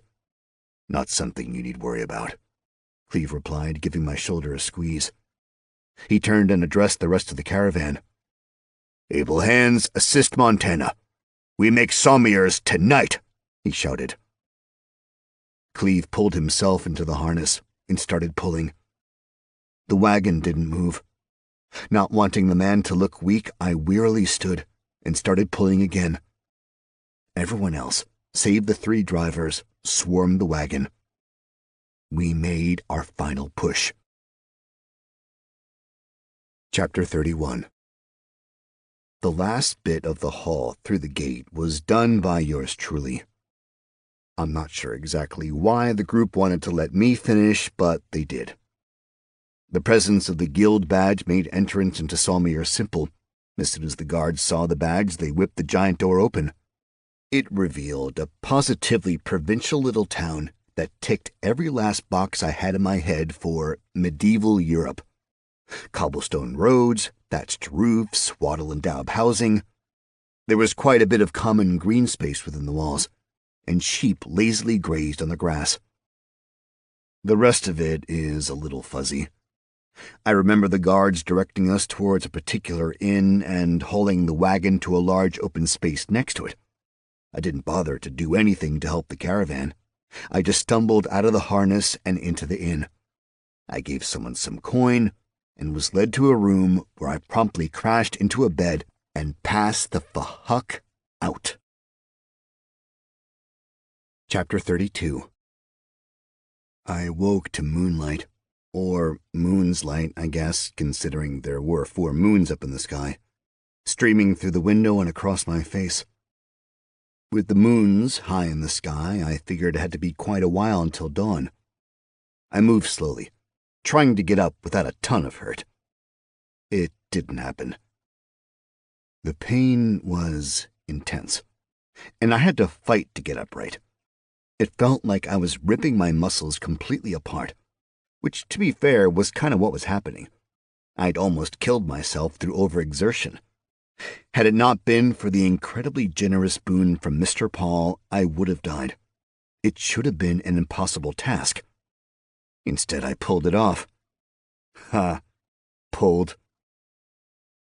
I never wanted to pull anything ever again, but I had a terrible feeling that wasn't going to be possible. I looked around the room while I sat on the bed and let the pain surge through my body. It was a small room, with a single bed taking up most of one wall. A heavy writing desk sat under the window, and a tall dresser rested against the wall opposite the bed. On top of the dresser, I saw a big pitcher of water sitting in a large bowl. There was barely any floor space, but I managed to adapt a stretching routine I remembered from my time doing jujitsu. The pain lessened. I started to feel limber again, less constrained by my body. A body that was, as I looked at it, vastly different from when I'd first come into the world, or how it had ever been on Earth. I used to be strong and had muscle, but it was under a heavy layer of fat. Here, though, I had a metric fuck-ton of muscle rippling over my entire body. Way more than I'd ever had in my previous life. I looked like the guy who kicked sand in Conan's face. Who knew what we'd been eating on the road? I had a feeling I didn't actually want to know, but the end result was definitely a stripping of the body fat I'd started with. I was jacked A to the fucking F. I wished I had a mirror, or even better, a bodybuilding competition to enter. But the gamer in me was yelling. I was making a hyper-focused strength build, and I needed to get my agility and dexterity attributes on the same level. Otherwise, I'd wind up being some muscle-bound idiot unable to wipe his own ass. I took some water from the pitcher and splashed it on my face. Then I slicked my long hair back. I said a quiet thank you to Mr. P. He'd done a good job on the hair. I'd yet to see my face, but I loved the beard. In the old life, I didn't have the genetics to grow much of a beard. Then I slipped out the door and walked down the hall. Plenty of grunting was coming from one of the rooms, so I started tiptoeing. I didn't want to ruin anyone's after-hours activities. Chapter 33. The staircase led down to the tavern space, where a fire still burned, providing just enough light to see around the room. Small tables made of rough-hewn wood were scattered about, surrounded by simple chairs. Broad beams ran across the ceiling, and a thick bar held the entire north wall. A heavy-set man stood behind the bar, cleaning a mug with a rag. He looked up sharply as I hit the last step, which creaked. "Mornin'," he said cheerily. A smile took over his ruddy face. "Is it?" I replied, really starting to miss having a watch. It was such a small thing, but never knowing the time bothered me. "Somewhere closer to sunrise than sunset." "Did you sleep?" "Not yet." "Oh, Come on over. Let me get you something to eat." "No, that comes with the room." I shrugged, realizing the man wasn't going to let me go. I weaved through the tables, noticing one drunkard clumped in a dark corner, and a duo opposite him who were, well, busy. At least it wasn't the last patron. He pointed to a stool. I sat, and he slid a large plate in front of me. A whole chicken. Then he produced a side plate heavy with fried potatoes. "Drink?" he asked. "I know it's weird, but milk?" "Buttermilk?" he asked. But before I could respond, he cracked up at his own joke. "Coming up." A second later, I had a massive mug of milk next to my wooden plate. "Now," the innkeep said. "The name is Owen Stillingfleet. You?" "Montana," I replied. "That's it? Just one name?" "That's it. Is it odd?" "'Tis. For the Empire, at least." "I don't know that much about the Empire. Just, that I'd like to be here." He winked. "Glad to have you." "Thanks. Could you, give me the heads up on the Empire? Maybe tell me a little about the place?" "I am an innkeep. I can tell you something about anything if you buy my food and drink. But perhaps you could tell me something afore I tell you something." "Sure." "Did you really pull that wagon out there in my field by yourself for 2 days?" "Just a day and a half." He reached out and grabbed my shoulder, giving it a bit of squeeze. "I might actually believe that." "Believe what you like," I said, ripping off a chicken leg and taking a big bite. "Now, what is it you would like to know?" "This was the border of the Empire, right?" He nodded. "What happened? Who did you go to war against to get, whatever is next to you?" "There be plenty who will say the land here still belongs to no one, despite the Emperor. I hear you're all headed over to Osterstadt, yes?" "Yeah, is that a ways from here?" Still trying to pick up the geography. "Osterstadt was its own nation, own state or what have you. The city has excellent exports, so a fair amount of coin to toss about and keep control. But about 5 years, I think, or less. I lose track of the seasons up here. Osterstadt became unable to handle its monster problem. They believed they were going to be overrun, so they reached out to the Emperor for help. The Emperor, of course, wanted more empire, so he asked Osterstadt to bend the knee. When they did, the Emperor did what the Emperor does, protected what is his. He sent the legion, and they thumped the monsters and drove them back into the Emerald Sea from whence they came. So, even though Osterstadt made no claims on these lands, none else had either. So the Emperor felt it was his, and made known that everything from this small town of Sommiers to the shores of the Emerald Sea were his. Mark my word, the Emperor will be trying to take the Emerald Sea next. I laughed and popped a potato into my mouth. They were delicious, and I told Owen as much. The missus will be happy, he replied with a smile. Her recipe. How long has the Empire been here?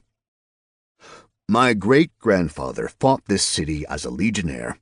He spilled blood on this spot. They took the city and they conquered its people. After the war, when he retired, he returned and bought this tavern. Owen pointed over my shoulder to a sword and shield mounted above the fireplace. As a whole, the Empire has been around 1,000 years, sometimes growing, sometimes shrinking. The gods alone know who will be a good leader and who will guide us to ruin, but still, the Empire remains.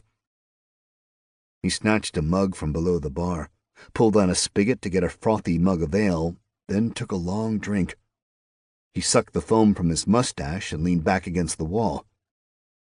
You, he said, gesturing with the mug and spilling just the slightest drop, might want to do a better job hiding who you really are. How do you mean?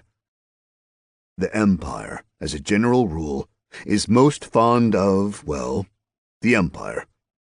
Now, I know you are with Cleve Dye. I know the man. Actually know him, not just of him. And I wager if he trusts you, you are a good sort. But you are either of the Empire or not. So take a second name and start referring to us, not you. Especially once you get around those Legion boys and girls.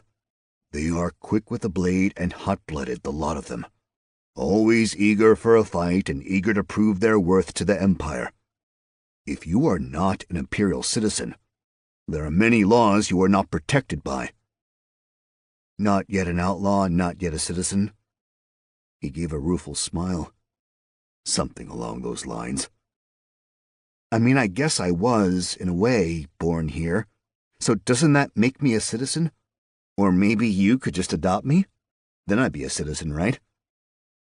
Owen blinked a moment, definitely caught off guard. Then he laughed, a sharp bark and a guffaw. Oh, he said, dragging the word out long.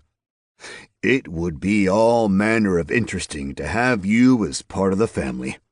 But I have to decline, sadly. You come into this family, and the missus will have you helping out the family business.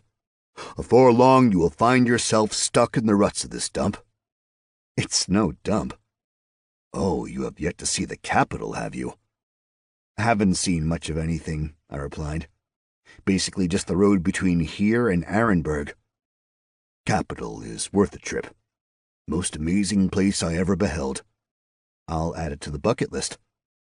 He took a sip and raised an eyebrow at me. Saying from back home, I said. And here I thought you were a man of the Empire. Right, I am. So it's a phrase I made up. A list of things to do before you die. You know, kick the bucket. He shrugged. Okay. Not sure that one will do much catching on here. Why would you kick a bucket to begin with? No idea. As commonplace as danger and death are in the Empire, probably not good to go around talking about what you want to do before you die. Probably best to just do it. Is it dangerous out? Where? Here. I mean, if I wanted to go for a nighttime stroll, I wouldn't. You wouldn't, or you wouldn't if you were me? If and I were you, I might, but only to knock a few heads in for some rough lads I want to learn a lesson. But looking at you, I think you might not know how to pull your punches. And we need all those lads we got in case something comes down out of the north this winter. But if I were me, and I am, I might go out and be okay because those rough lads and lasses know where the beer is in town, and who would not be getting any if they muck about with me. So you want to be having a fight. You might go for a stroll.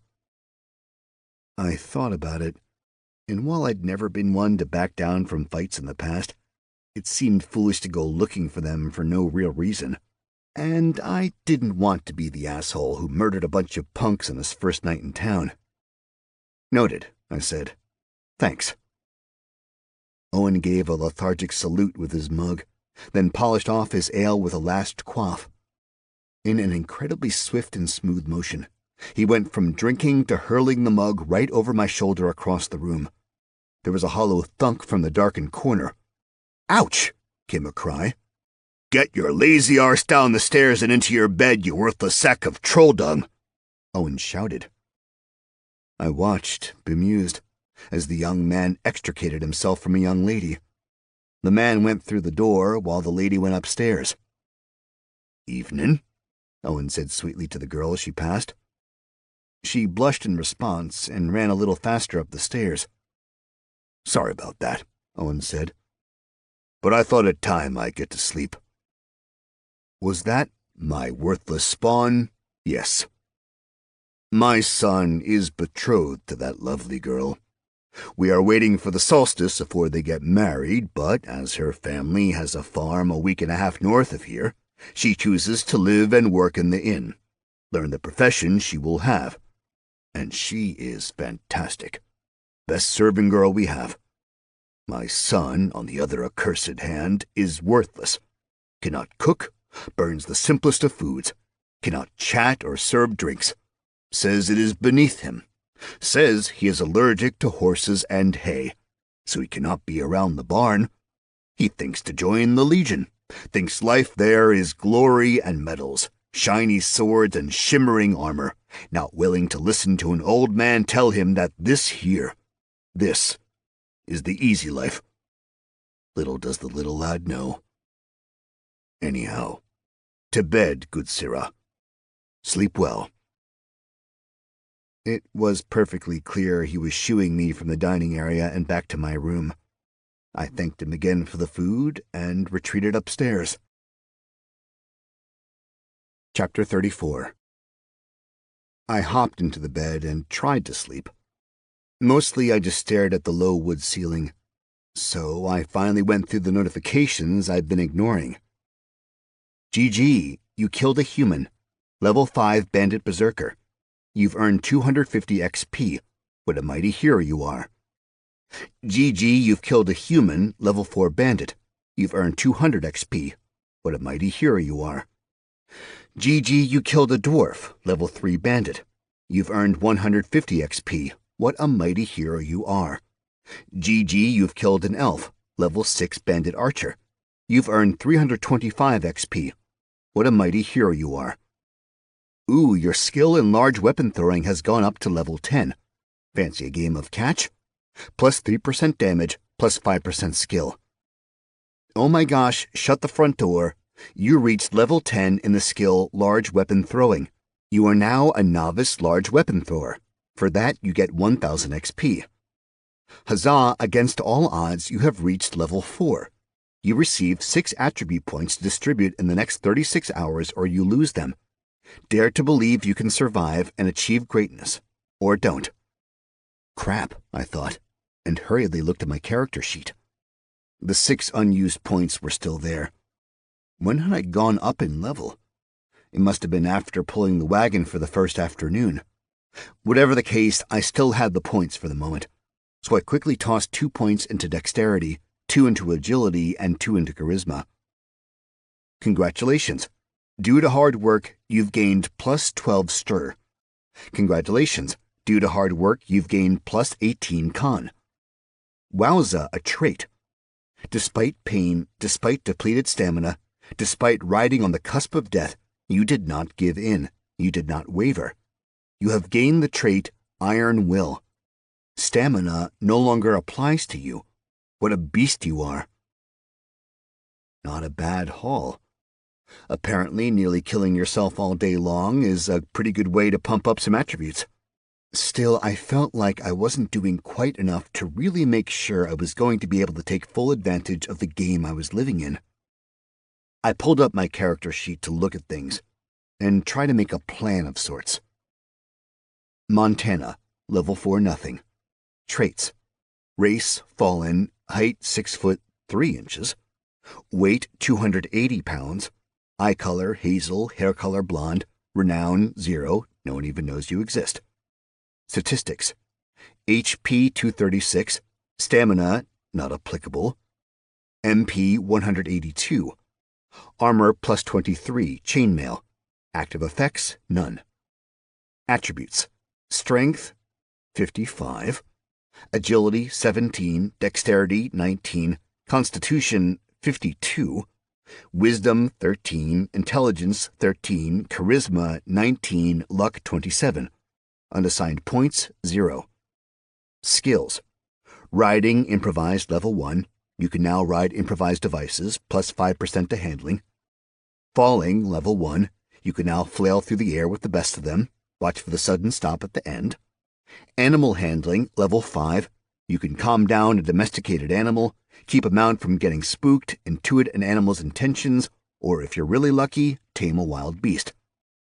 Harvesting level 5. You can pick plants, you can grab fruit, you can cut neat things out of creatures you slaughter. That'll save the world, right? At level 5, you are able to harvest common elements with no penalties. Plus 10% successful gathering chance. Swords level 3. You can swing sharp objects and likely not hurt yourself. Plus 7% damage, plus 7% skill. Spears level 4. Remember, the pointy end goes towards the enemy.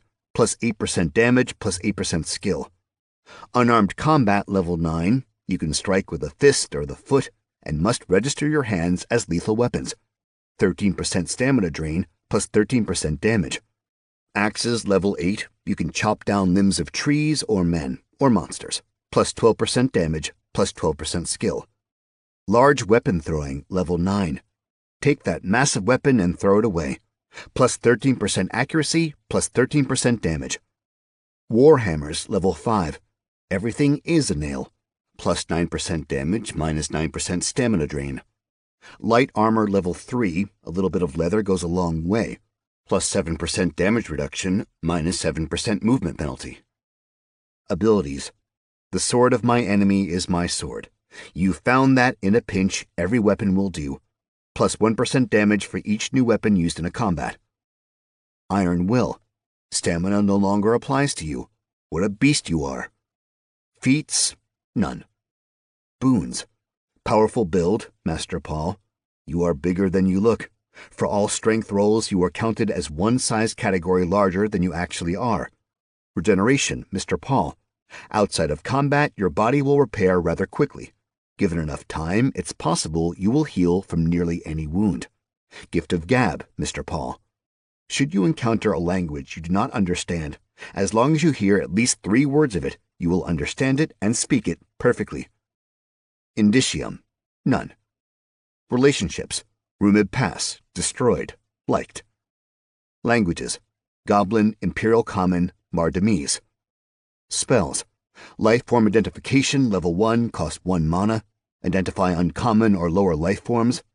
Basic Object Identification level 1 costs 1 mana. Identify any non-magical common or lower item. Heal Other level 1 costs 100 mana. Through the use of magic, you are able to heal another through touch. Heal 50 HP. Humus level 1 costs 10 mana. This spell gathers dirt and organic materials, moisture, and bacterial ingredients within 1 mile/level of the caster, and places the mixture anywhere the caster wishes within range.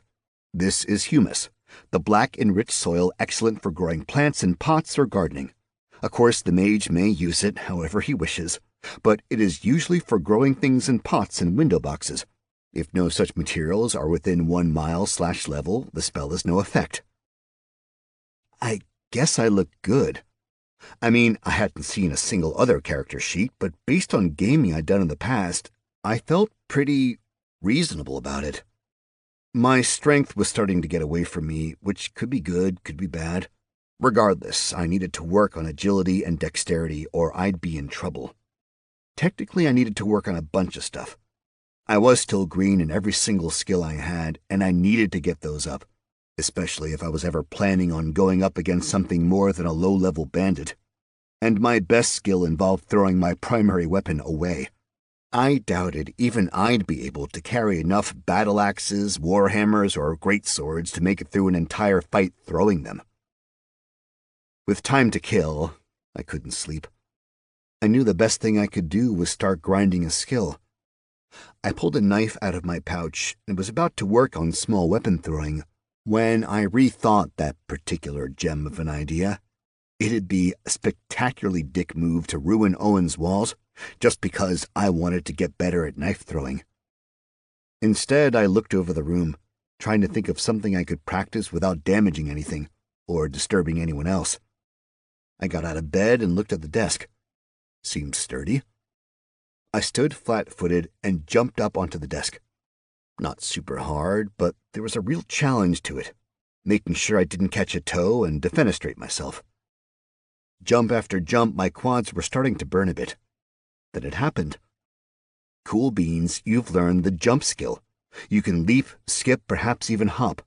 Perhaps with enough practice, you'll be able to leap tall buildings with a single bound. But let's not hold our breath. Plus 1% to distance, plus 1% to height. Boom, new skill. By the time the sun rose over the hills to the east and shone down on the village, I'd done enough jumping. I'd managed to get it all the way to level 6, and though I couldn't quite make it to the top of the dresser, I was getting closer. And I was feeling the cabin fever. I wanted to do something outside. I practically bounded down the stairs into the tavern. Cleve sat at the bar talking to Owen. Some of the guards and drivers were scattered around eating their breakfasts. Everyone had a warm smile for me. I gave my awkward wave. Cleve looked up and motioned for me to join him. As I walked over, Owen whispered something before sliding away and out a door behind the bar. "You got something, boss?" I asked. "I do," he replied. "Before anything else, did you really mean to pay for everyone's rooms last night?" I blinked a few times and frowned, thinking, maybe? You gave him a gold. Rooms here are a silver. I was going to cover the cost, but no, that's fine. I meant to. I lied. What's money anyway, right? Very generous. A fair amount needs to get done in town today. Most of it rote boring stuff that a man of your skills is not exactly suited for. No wagon pulling? I asked with a slight smile. No, not for the moment. We are done with wagons for a spell. I must have looked very confused because Cleve just laughed at me. From here to Osterstadt, there's no roads, he said. But there is a lake. There's a lake. Sometimes I forget that you have no idea of the geography here. Sommiers borders a rather large lake. So, boats? You leave that to me, Montana. For today, I need you to work with Nikolai. Training? No. Then what? Just ask Nikolai. He has the details, not I. Got it, boss, I said, turning to look for Nikolai. Owen, Montana, Cleve suddenly asked. Did you really ask Owen to adopt you? I shrugged. Seemed like a potentially good idea. Cleve shook his head and turned back to his breakfast. There was a whistle, and suddenly Nikolai was standing next to the exit of the inn. We are off, Rook, he said, turning and leaving the place before I could respond. Chapter 35. The morning air was crisp, fresh, and amazing. I took in deep lungfuls, feeling invigorated by the whole world around me. Hoarfrost hung on the edges of leaves in the shade.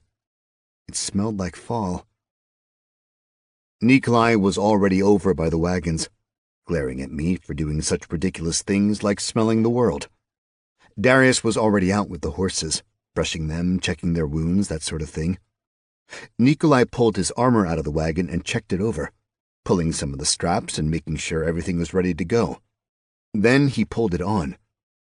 I hopped in to help with some of the harder-to-reach buckles. He had a pretty impressive set. Banded iron cuirass, big metal pauldrons, a chunky metal collar thingy. "Can you, I guess, tell me the name of the armor bits you've got?" I asked. He blinked at me a few times, and then sighed. "Helm," he said, pointing to his head. He had a full face cover with a large T cut out of the front for eyes and nose and mouth. "Gorget," the chunky metal thing around his neck. It went down both his chest and back and covered some of his clavicles. "Cuirass," the banded metal bit covering his torso. "Pauldron," his shoulders. "Vambrace," forearms. "Gauntlets," gloves. He took a deep breath. "You want all the bits I don't have on?" "Sure." "Greaves cover the lower leg. Cuirass covers the thigh. Sabaton goes on the foot. Sometimes you'll have a polane to cover the knee. The Bessigue covers the armpit. Rear brace covers upper arms. Couter covers over the elbow. Faults go to hips. Placard is extra belly cover. And there is more, lots more. Little bits and bobs of metal to keep you safe from the smallest little poke. And all pointless if you do not know what the fuck you are doing. All of that, the bits and bobs, is what comes with a full set of plate given to a noble puke so they can ride down peons and goblins and return home in one piece covered in glory. No one I know has full plate, because it is fucking expensive. You should concern yourself with this." He held up a shirt of chainmail that looked to cover torso and arms. "Hauberk. Probably all you get for a spell." "Are there pants?" He looked at me for a moment, then dug into the storage portion of the wagon. He pushed a bunch of stuff around, then pulled a pair of chainmail pants out and held them up. "Shos," he said. "Put 'em on." "Thanks, Nikolai." "Yeah, sure. I suppose today is about learning." "Yay?" He shoved the mail onto me. "Time is wasting." Chainmail hauberk. Item type, common. Item class, medium armor. Material, iron. Armor plus 16. Durability, 80 of 100. Weight, 44 pounds. Requirements, strength 10. Description: interlocking iron rings designed to stop slashes, stabs, and comfortable sleep. Chainmail has been a staple armor since shortly after the invention of swords. I pulled the armor on while he strapped belts and scabbards about his body. He gave me my large axe and a small sword. Short sword. Item type, common. Item class, one-handed melee. Material, steel. Damage, 7 to 12, slashing. Durability, 14 of 20. Weight, 2.8 pounds. Requirements, dexterity 8. Description: a straight-bladed sword having a cruciform hilt and a grip for one-handed use. I gave the sword a few practice swings, just getting a feel for it. "Put that in the scabbard already and stop looking like a fucking twit twirling about," Nikolai snapped. Suitably chagrined, I slid the blade in the scabbard. Nikolai did a quick check of my armor, pulling things, shifting it, looking me over. "Can I ask what we're doing?" "No," Nikolai replied. He waved to Darius, who nodded in return, and then Nikolai started off down the street. I followed, trying to quell the terrible feeling rising. I'd spent too much of my previous life following blindly, and it had turned my life into a dumpster fire. And I didn't want another dumpster fire, not when I had the chance to actually live. But was I just falling back into my old patterns? Was I just fated to be the same idiot in this life as the last? Chapter 36. We headed through the gates of the city, out towards the wilderness. As we climbed the slight hill just north of town, I got a good look at the world around Salmirs. To the west was a huge lake, extending off into the distance, taking over a good portion of the horizon. High cliffs surrounded the lake, a dry and ominous opposition to the blue below. It was astounding how green and fertile the world around me was, and how dry and dead the world was around the lake. To the north I saw more large mountains, a rather ubiquitous sight in Voldrani, or at least in this part of it. Lots of glaciers glittered in the distance as well. Excitement welled in me as I thought of exploring this new land of mine. We were on something like a path, like maybe it had once been a path, but had been mostly neglected, left to fend for itself against nature's incursions. It was more than a game trail because in a few spots steps had been cut into the hillside, but there was a lot of overgrowth to push through. We passed by a bench, and my curiosity flared. The path had obviously been cleared for a reason with a destination in mind. Why had it been forsaken? What might be there now? Birds were everywhere around us. Squirrels darted here and there, and 100 animals I couldn't identify made noises as they went about their day, not seeming to care that we were interrupting them. It was a greater explosion of nature than I'd ever experienced, despite my Boy Scout years. This was a much more primal world than Earth, not necessarily younger, but filled with more life and, well, just filled with more. Everywhere I looked, everywhere I listened. We continued to climb, the town disappearing behind the dense forests only to reappear in our vision every now and again. Steep drop-offs were commonplace, and I was keenly aware that a single poorly placed step would get me splattered on the rocks below. I don't know how long we climbed, but after a while, I just started to relax into the hike. I enjoyed the sunshine on my face, the wind in my hair, the deep smell of pine. Until up ahead, I heard a thunderous roaring sound. Nervous, I slid the axe off my back and let it rest in my hands. We came around a bend and discovered a staggeringly tall waterfall pouring into a surprisingly small pond. A small but very deep pond, it would seem. There was just enough hard rock to take the pounding of the waterfall and form a bit of a pool before disappearing down a hole. I could see no river leading away. Waves of mist blossomed out and enveloped the area in undulating waves. Nikolai stopped at the edge of the pond, knelt and filled a water skin. He drank deep, then tied the bag back to his belt. Nikolai turned to me, his face hard, impassive. "Montana," he said. "That's me," I replied, still not exactly used to the name, kind of wishing I'd picked something different. It sounded so, well, like a beast of burden. "It is time I told you what we are doing." "Okay." "We are here because it is time to talk about who you are and who we are." "Dude, I can barely hear you," I replied, basically shouting at him. "Is this a hazing thing?" "Only in part," he said, his voice somehow coming straight to my ear like he was right next to me. "Much like Montana is not a real name. Cleve Dye is not a real name." "Wait, is he a—" He held up a hand and cut me off, saying, "Your questions will be answered. First, though, I need to get a measure of who you are. You see, I need to know who and what you are before I kill you or let you live." "Wait, you may attack if you feel that necessary," he said, gesturing with his longsword at my axe. A longsword that I hadn't even noticed him drawing from his scabbard.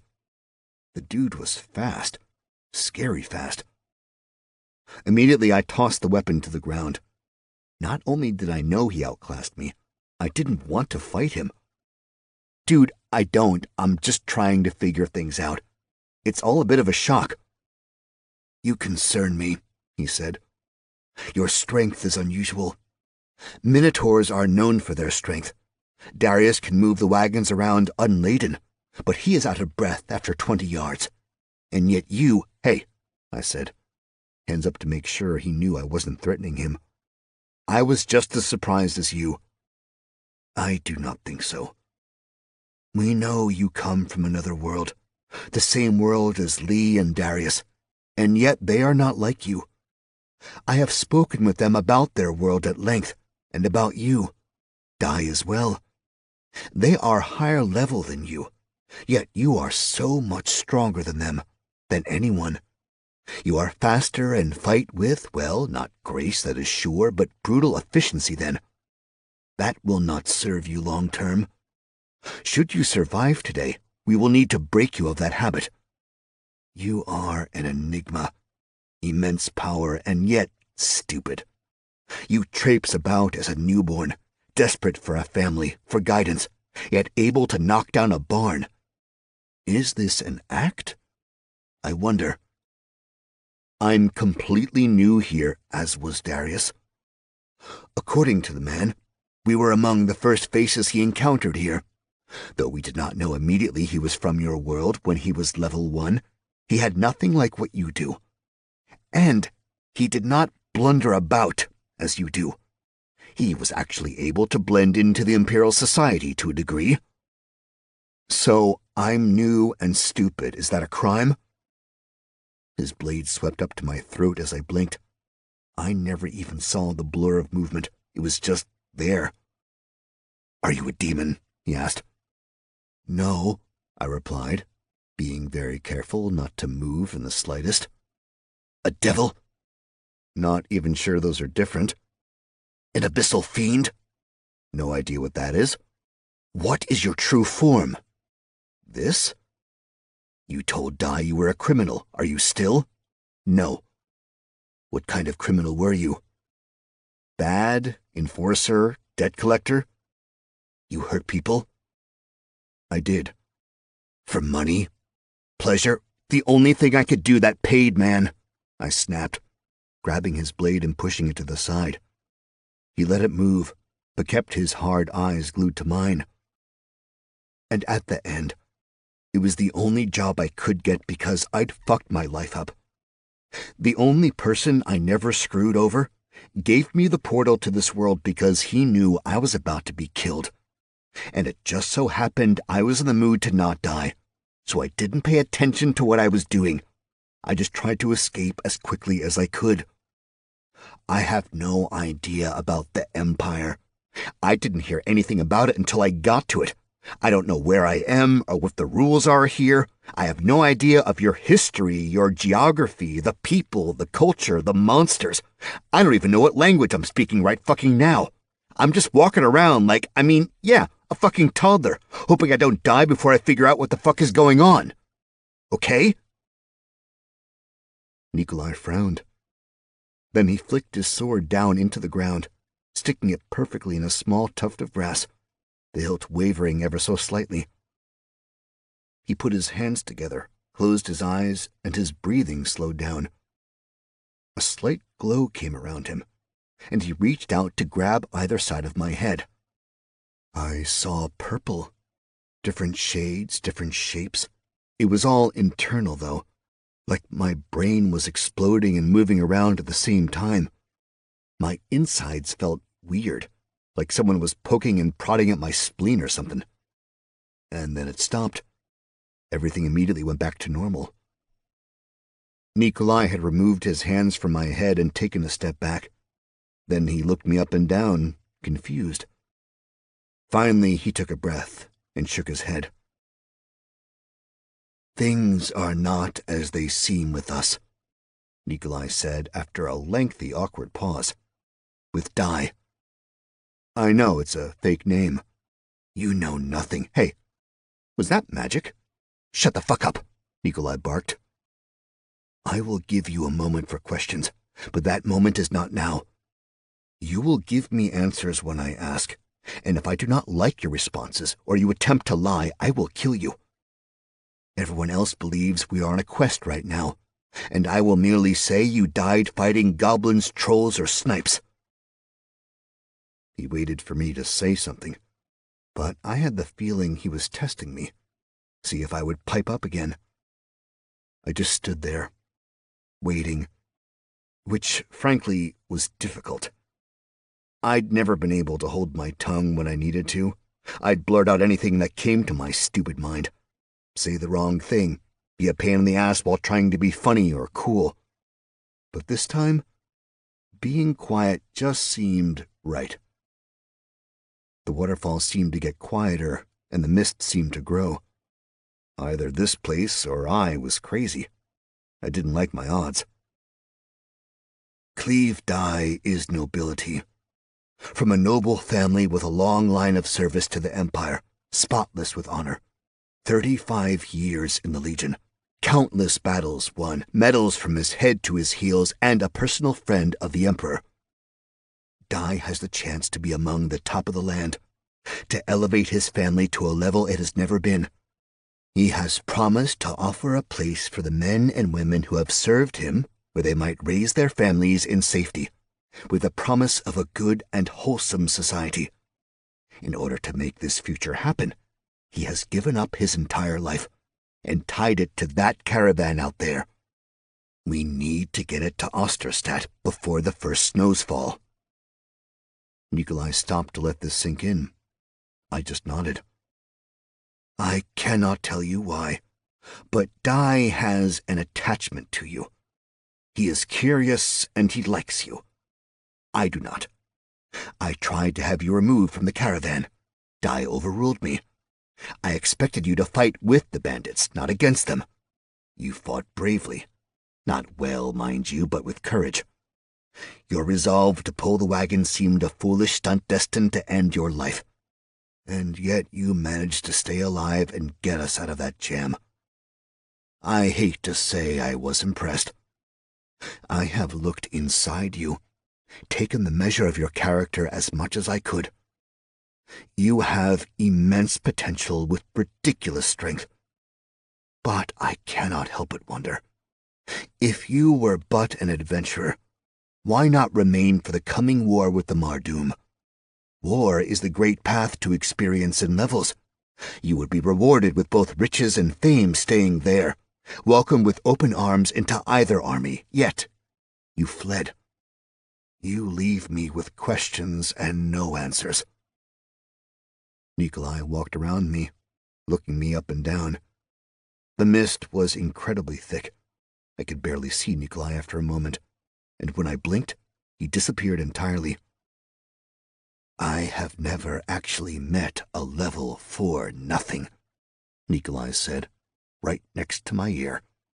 I spun trying to track him, but the man disappeared into the mist. Everything disappeared into the mist. Everywhere I looked, mist. I couldn't even see my feet.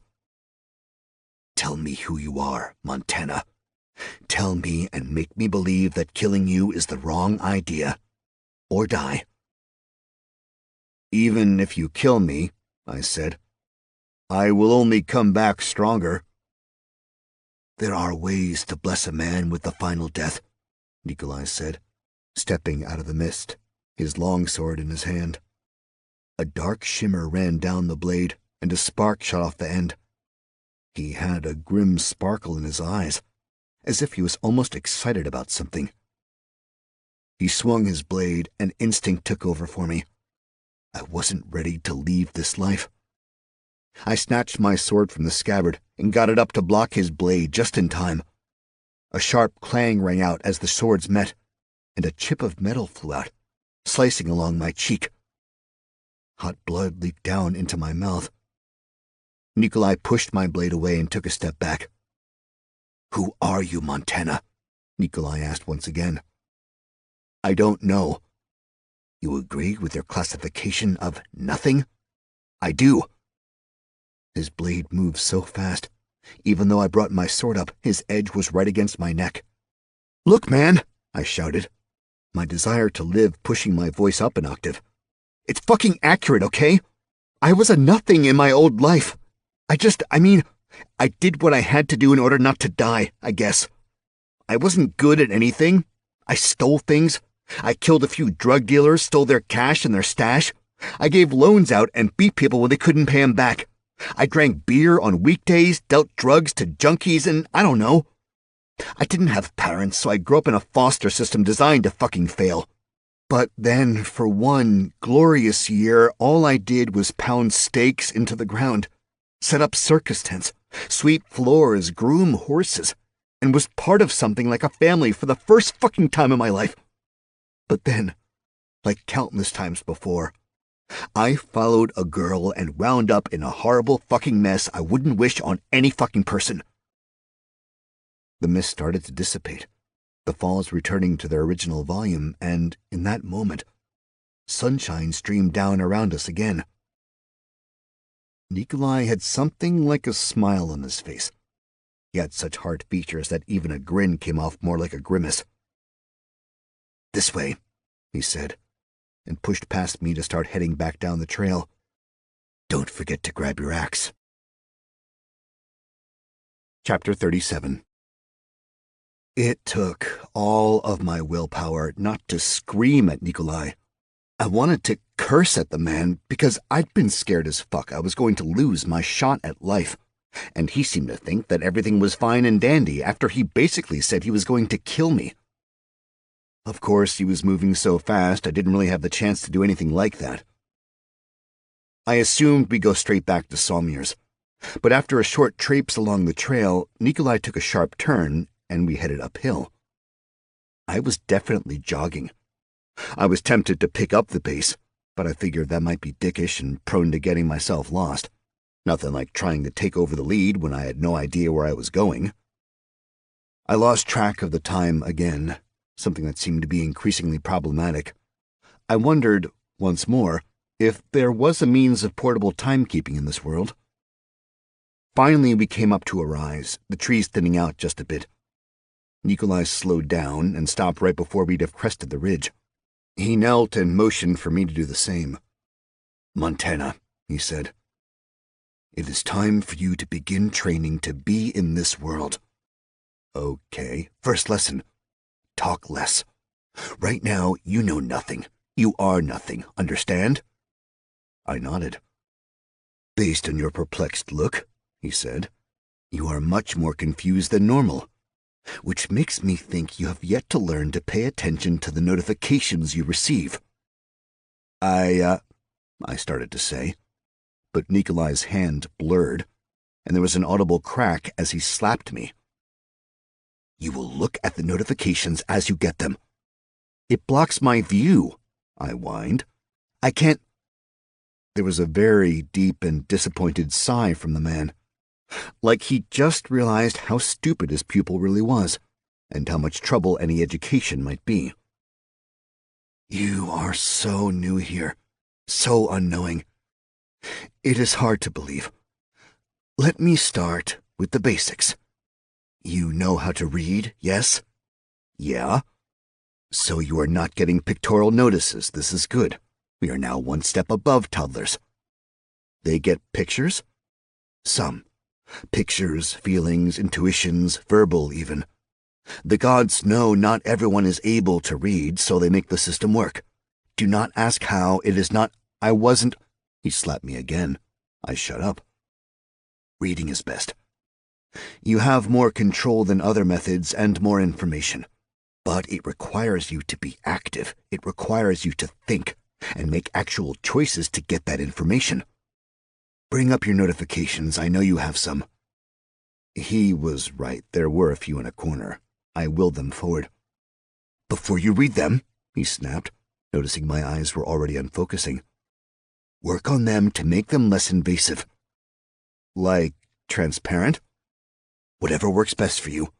Place them where you will, how you will, just as long as you read them, absorb them, pay attention to the messages from the fucking gods.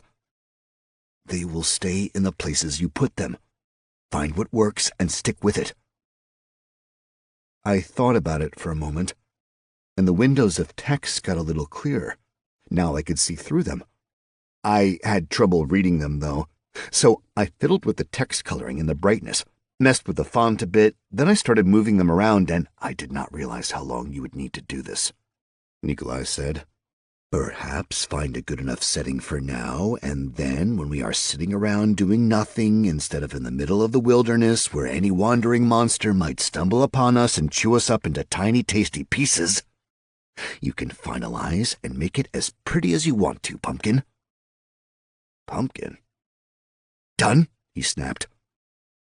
I did a quick move of things, just so I could see the notifications and the edges of my vision, arranging everything so it was a little more like a traditional FPS UX. I felt like I was ready to go, and I saw what Nikolai wanted me to see. You have been invited to join Nikolai's party. Do you accept, yes or no? I selected yes.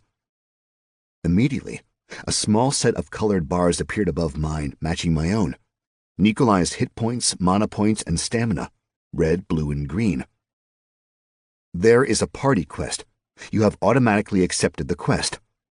There is a party quest. You have automatically accepted the quest. We have quests? I asked. There you go, getting on board, Nikolai replied. We are here on a quest and a cleanup. And I told you we were on a quest. To kill goblins. That was just a ruse. Come. He crawled up the ridge and peeked over. I followed and saw a small gray castle sitting in a slight depression. It was up against the hillside beyond and looked pretty wrecked. One of its 3 towers had mostly collapsed and scattered bits of the southern wall across the area, leaving it with roughly 2 1/4 spires. The portcullis was down where it should be, but the gate was missing. Not a scrap of wood remained. Unique fixer-upper opportunity, I whispered. Pay attention, he snapped back under his breath. I wasn't exactly sure what I was supposed to be paying attention to, but after a moment, I saw movement. A humanoid walked across a window. What is this? I started to ask, but Nikolai clamped his hand over my mouth and pulled me down below the ridgeline. What have I said about speaking? He hissed. Don't do it, I replied. We are here to rescue some missing townsfolk inside, and punish those who've been harassing and worrying Salmirs. They outnumber us. They likely outlevel you. Your education begins today. He crawled back to the ridgeline and peeked over. When I attempted, he used his foot to keep me from moving. A moment or two passed, and I rolled over to look at the sky, watching for clouds which got ominously dark over towards the west. Toddler, Nikolai said. Listen. I ground my teeth together but looked back to him. A storm will hit soon. My guess it will be heavy rain. As soon as that comes down, we go over and around. I have a feeling there is a better way in along the side, near the fallen tower. What are we going to find in there? Same as before. Bandits mostly. There is a chance of nastier enemies, but I did not have the time to do the reconnaissance I would like. We watched and waited. And waited. The rain started to fall, and the clouds blotted out the sun. The castle glowed as torches and fires were lit inside. It made the place appear oddly comfy. Follow, Nikolai said. Crouch down. Be stealthy. As I opened my mouth, he held up a finger. My jaw snapped shut. He walked from tree to tree. I did as he did, trying to put my feet where he put his and doing my best to match him. Still, I managed to make a lot more noise than him. It was frustrating to step in the same exact spot and somehow snap a fucking twig. The damn twig, I swear, wasn't fucking there. The rain saved me, its noise doing a stellar job covering up my mistakes. It soaked me through to the skin, and I could see my breath steaming out, but I didn't feel the cold that much. The ground around the castle had been cleared a long time ago, but in the intervening years the trees and shrubs made a comeback, and there was just a bit of cover to sneak under. Nikolai straight up belly crawled to the wall. I too crawled, which brought about a number of issues. First, the chainmail picked up every bit of vegetation I slithered over. Second, the battle axe dug into my thighs, to the point where I thought I was going to wind up hamstringing myself before I got to the wall. The stones of the wall were rough, old, and not well hewn. Clearly something that had been done by hand, though. They were stuck together with crumbling mortar. It really seemed like the right poke would topple the whole thing. I wondered if climbing was going to be a good option or a bad option. Good, easy handholds. Bad, the stones might just come out as soon as you put weight on them. Nikolai looked up, then along the wall. He pointed to me, then pointed up. He pointed to himself, and then along the wall, towards the mountainside. I nodded. Do not wait for me, Nikolai whispered. We do not know where they are keeping their victims. You must attack when you have the opportunity." He didn't wait for any sort of affirmation from me. He just turned and slinked off along the wall.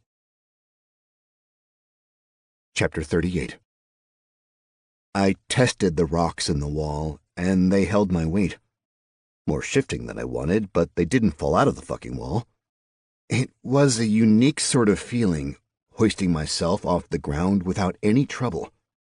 In my previous world, I'd rarely been able to do even a single pull-up, and here I went up with just my arms, like it was nothing. At the battlements, I held off for a moment, just hanging on the wall, letting the rain pour down over me, trying to listen to the world. Then I peeked over. Nothing. I pulled over and made an awkward tumble to the rampart. There might have been a bit of clanging and banging as my battle axe hit the stonework. I froze. No movement anywhere I could see. Ahead of me was the keep. A door led onto the ramparts. Windows along the side of the building showed there was at least light on the inside, so someone was in the building. I edged along the walkway, shuffling my feet and doing my best to keep my silhouette low and my noise to a minimum. I peeked down at the courtyard, and while it was currently devoid of people, that could change at any minute. I saw several wagons in states of disrepair, looking like they were being taken apart, the wood being repurposed for other things, like burning. An offal pit sat in the corner, illuminated by a small oil lantern hanging over a workbench nearby. It was disgusting, and I imagined the stench would be nigh on overpowering were the rain not so heavy. Plenty of tables were down there as well, and it looked like someone had been using them to sort goods they'd taken out of the wagons. Everything indicated a bandit base, and everything indicated all the bandits were currently hiding in the keep, getting out of the rain. Which left me with the question of strategy and tactics. There was no sign of Nikolai, and he'd done impressively little in sharing his plan of attack. Night wasn't far off, and we were quite away from Salmir's. There wasn't going to be anyone running in to save the day if Nikolai and I bit off more than we could chew. All that made me think the best plan would be to hit hard and fast. Shock and awe. Still, I didn't want to just kick down a door and hope I'd overcome whatever was inside. I needed a little more intel.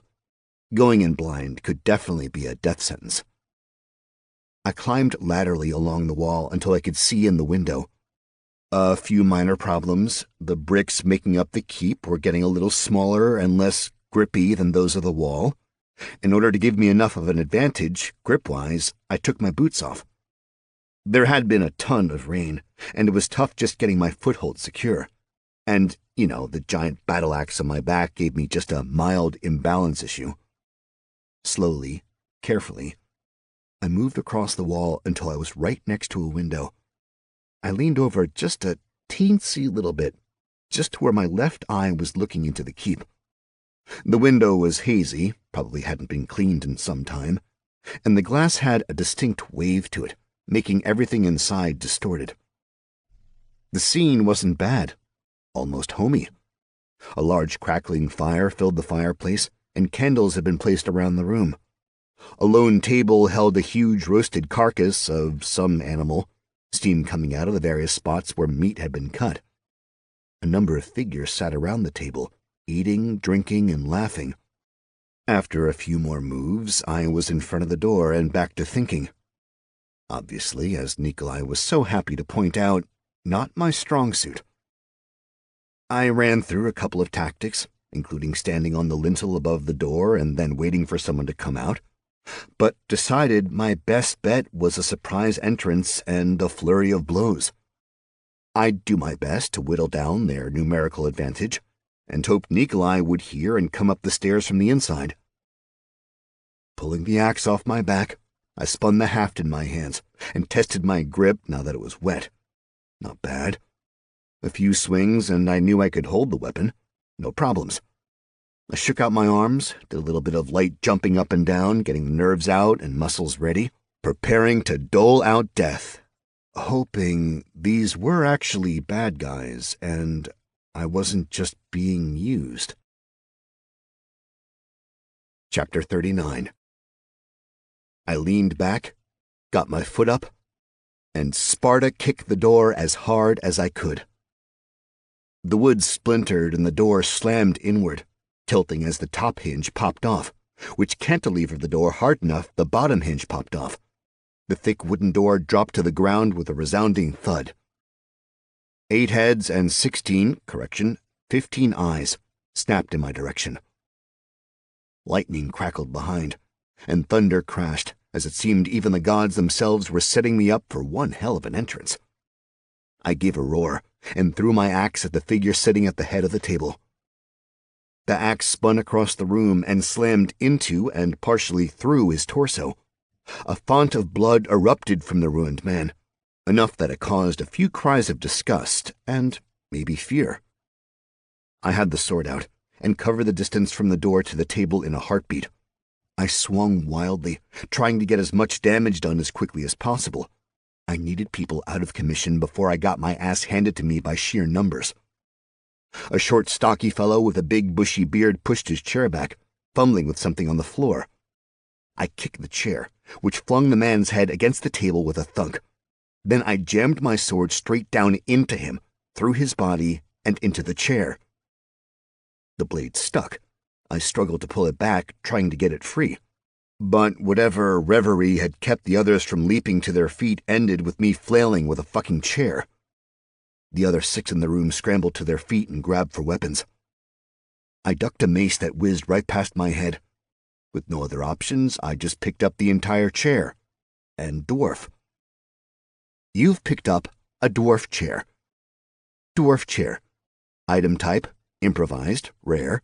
Item class, 2-handed melee. Material, wood/dwarf.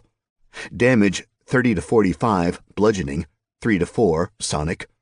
Durability, 7 of 11. Weight, 188 pounds. Requirements, strength 24. Description: a dwarf attached to a wooden chair, unable to escape. Not bad damage. The mace wielder had left himself open after his wild swing, so I took advantage. The dwarf screamed with pain as I brought the chair down with all my strength.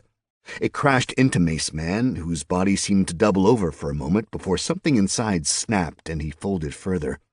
The extra weight of the dwarf definitely assisted in the kill of his former colleague. I let my chair dwarf drop, hooked my foot under the mace, and kicked it up. I snatched the handle out of the air and managed to get the mace around just in time to block an axe blow from the left, while sucking my butt in to miss a sword jab from the right. A power step and a duck shoulder, and the slinky swords elf went tumbling over his chair. I couldn't finish the elf off because the human next to me, the woman with the axe, had trapped my mace haft with the hook of her axe head.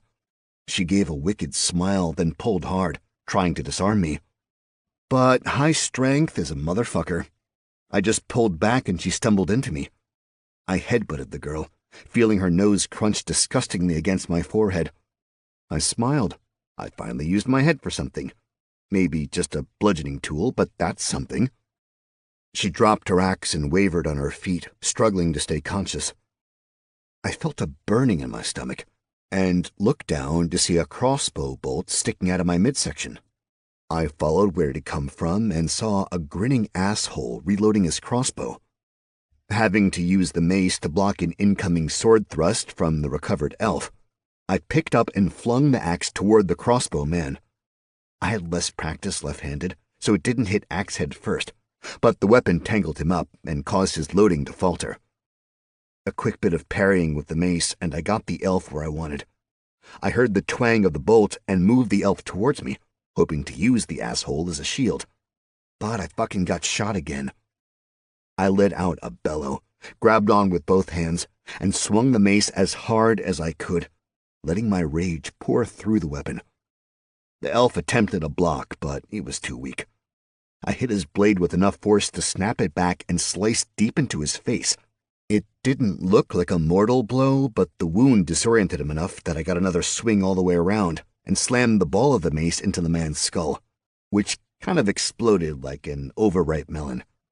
Seeing how the mace was embedded, I left it and snatched the elf's sword instead.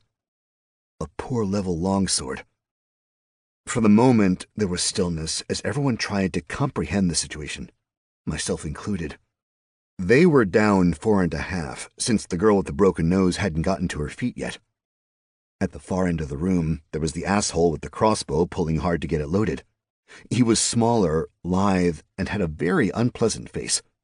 Another 2 bandits were coming on either side of me. One a man with a bushy mustache and 2 daggers, the other bald with a sword.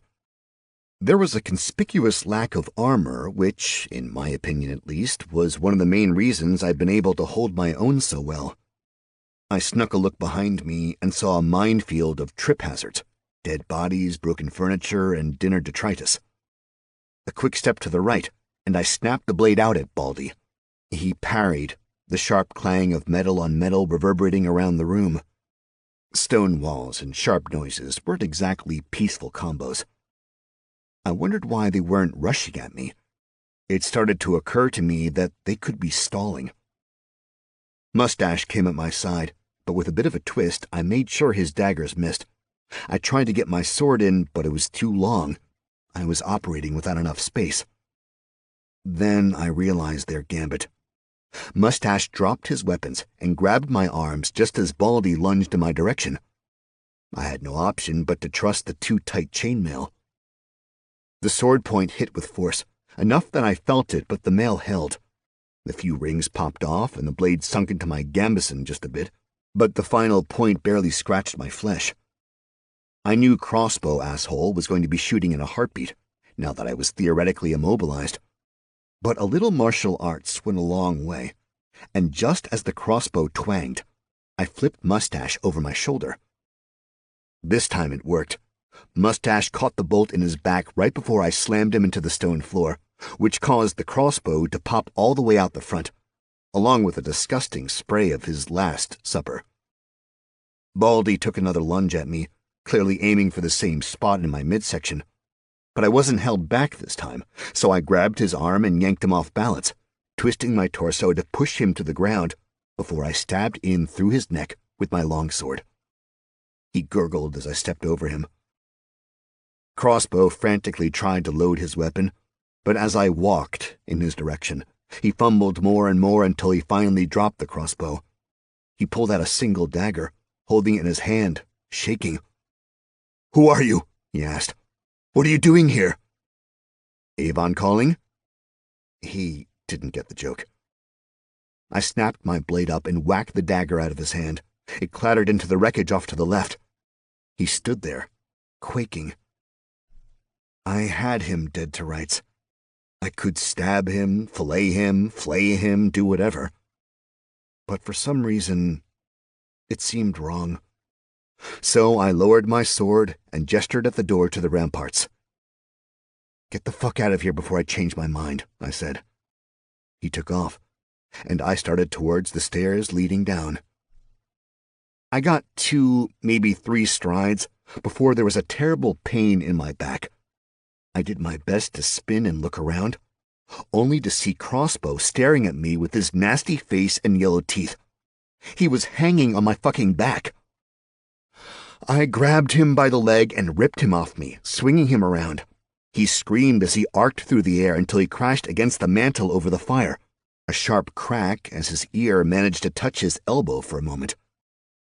Then it was quiet, save the crackling of the fire. I hurt. Not horribly. A quick check of the HP and I saw I had a bleeding debuff, and my health had slowly dropped, but it was still well above half.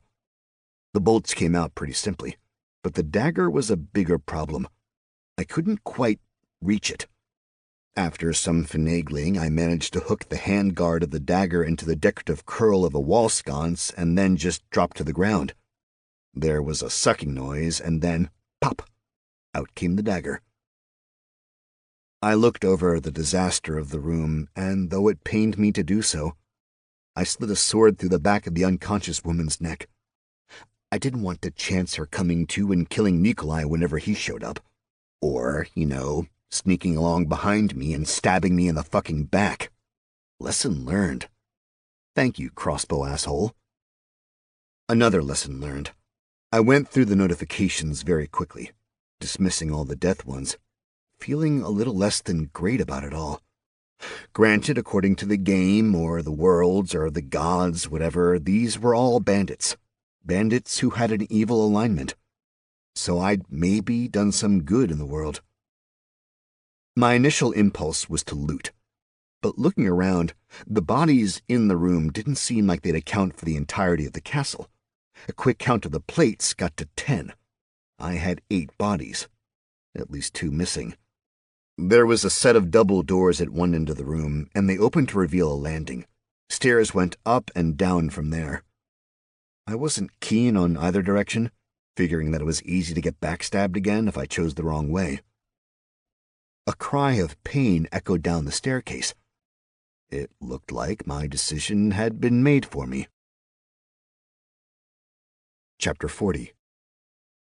As I sprinted up the stairs, I heard someone beg for mercy and another gruffer voice say some truly horrific things. The stairs ended at a short landing and a large door, but I didn't stop. I knew something terrible was about to happen inside, so I just barreled straight through the door. Said door offered the minimum of resistance and shot inward. With barely a heartbeat to get my bearings, I scanned the room. It was something along the lines of a lord's chamber, with a large 4-poster bed on the far wall and a fireplace near-ish. A desk sat underneath a window, a bookshelf spread across one wall, and a number of dressers, chests, and other storage devices made up the rest of the place. A plush rug was on the floor, and a faded tapestry hung behind the bed. There were women, multiple, tied to the various posts on the bed, and a burly-looking green-skinned man at the foot. He was naked, with a bladed whip in one hand. All the women were nude, and one was either unconscious or dead. The others did their best to shy away from their assailant. He turned to face me as soon as he heard the door slam, confusion swimming over his expression. Closing the distance to the bed quickly, I planted a foot and threw all my force behind a mighty swing of my axe. He started to dodge back, but I'd considered that he only had one direction to go, so I'd purposely aimed just behind the greenskin. It was a pretty perfect strike, the edge hitting him mid-rib cage and cutting all the way through his torso. There was a slight hitch when axe met spine, but I guess I'd put enough oomph into the swing that the greenskin just didn't have the backbone to stand up to me. The top portion of him, slid off to the side in a truly revolting, explosive arterial spray, and I managed to last a whole second before emptying my stomach on my wet bare feet, and my beard, which made me throw up a little more at the vomit covering my face. This wasn't going well. It was quiet in the room, mostly. The women tied to the bed, the 2 that were conscious at least, tried to be quiet, but I think they had some, issues, terror being a main one. I wiped my mouth, trying to get the puke out of my beard. This was not my best look. Finally, I just grabbed a jug of wine off the nightstand and used it to wash my face. I guess I'm here to save you, I said. Are you from Sawmers? The least injured girl looked confused. You are not from Sawmers, she said. I would know. I'm visiting and, helping out. The girls looked to each other, the 2 that were conscious at least, and seemed to decide going with me was the better of their options. They offered their hands to me, and I tried to untie them. I proved to not be the best with fine motor skills, though, so after some fumbling, the blonde one pushed me away, and they just undid them on their own. I took the opportunity to search the room, making sure there wasn't anyone hiding among the furniture or out in the balcony. I pushed open the heavy wooden shutter and noticed that night had fallen. Also falling, the rain, still in droves. The very definition of torrential downpour, and it had me wondering exactly how we were going to get back down the mountain. A moment later, there was a light cough behind me. The 3 girls had covered themselves with bits of clothing that hadn't been torn to pieces, as well as some larger, non-blood-stained sheets from the bed. The 2 who were awake supported the one who was unconscious between them. Let me, I said, reaching for the girl. They shrank back ever so slightly, but I just grabbed her, and firemen hoisted her over my shoulder. I carried my axe in the other hand, just in case, and we headed down the stairs into the dining room. It maybe wasn't the best of choices on my part, considering it held the slaughtered remains of 8 people, but it was reasonably safe and had 2 exits. I laid the girl down near the fire and looked over the 2 girls who'd followed me. They were looking just horrified at the state of things. One was blonde and one a brunette. They had very similar features. Not quite twins, but definitely sisters. "Stay here," I said. "Where are you going?" Blonde asked. "How many of them were there?" "Bandits? I apologize, I did not get a good count." 11, Brunette interjected. "There are 2 more somewhere, I believe downstairs. Yunkathu said we were lucky, that he saved us by taking us to his room and not the dungeon." "How many of you, like prisoners, how many of you are there?" "Of us, 3. So who's down?" "There are others they have taken," Blonde said. "Yunkathu said—" I held up a hand and asked, "Who's Yunkathu?" "The orc you slew," she replied. "Oh, duh, thank you. You were saying." "He said they needed to make a change soon, that the prisoners in the basement were not working hard enough, and they were eating too much. Yunkathu ordered Grug and Dagobert to fix things by morning." "Shit," I said. "So there's more prisoners, and they're probably going to be dead by morning?" "No idea," Brunette replied. I took a breath and let it out slowly, trying to get my brain in gear. "Okay," I said. 2 bandits, downstairs. Grug and Dagobert. And they're downstairs, somewhere. Got it. You 3 wait here. I'll be back in a bit." "What if they kill you?" "Then you might need to wait a little longer." They didn't find that amusing. "Okay," I said. "Keep the door closed. Don't let anyone in, and, I guess, wait for the Salmir's guard to come up and rescue you. Or something like that. There is a friend with me, and he's, much better at this than me, okay? So we're fine. If someone comes, ask him who our boss is. The answer is cleave die, or cleave, or die. Any variation on that. If he answers correctly, you let him in. He'll take you back to town. You know, if I die." I had the feeling they'd keep talking if I waited any longer, and I was worried if I didn't get downstairs, I'd walk in on a massacre. So I just walked out of the room and closed the door to the stairwell behind me. I waited until I heard them lock the door, and then I started down the steps, wishing I'd been smart enough to put my boots on before heading down, or even brought them in out of the rain. Lessons learned. Chapter 41. The one advantage to going barefoot was being quiet. The stairs went down to the ground level, where there was a large open space, something along the lines of a throne room or a meeting hall. But like everything else in the ruined castle, it was falling apart. At the far end, the ceiling was coming in, and rain poured through. The bandits had transformed the room into a sorting facility. There were large piles of cargo along one wall, and a bunch of bags sat on the biggest table. I assumed coins or something else equally portable and valuable. I walked into the middle of the room, axe at the ready, but there was no one around. A huge set of decaying double doors was in the far wall, and I could see the dark courtyard beyond. The archway behind me led to a stairwell and the tower. I only saw one other door in the room, and it was ajar. Not a whole lot, but the door had warped at some point, and it didn't seem possible for it to ever fully close. I walked over and pushed it all the way open, ready for anything. Nothing. Just a small hallway with more doors. 2 led off to either side, and straight ahead, through an arch, I could see a stairway leading down. Bingo. Sounds came up from below. 2 people arguing mixed in with the grunts and groans of physical exertion.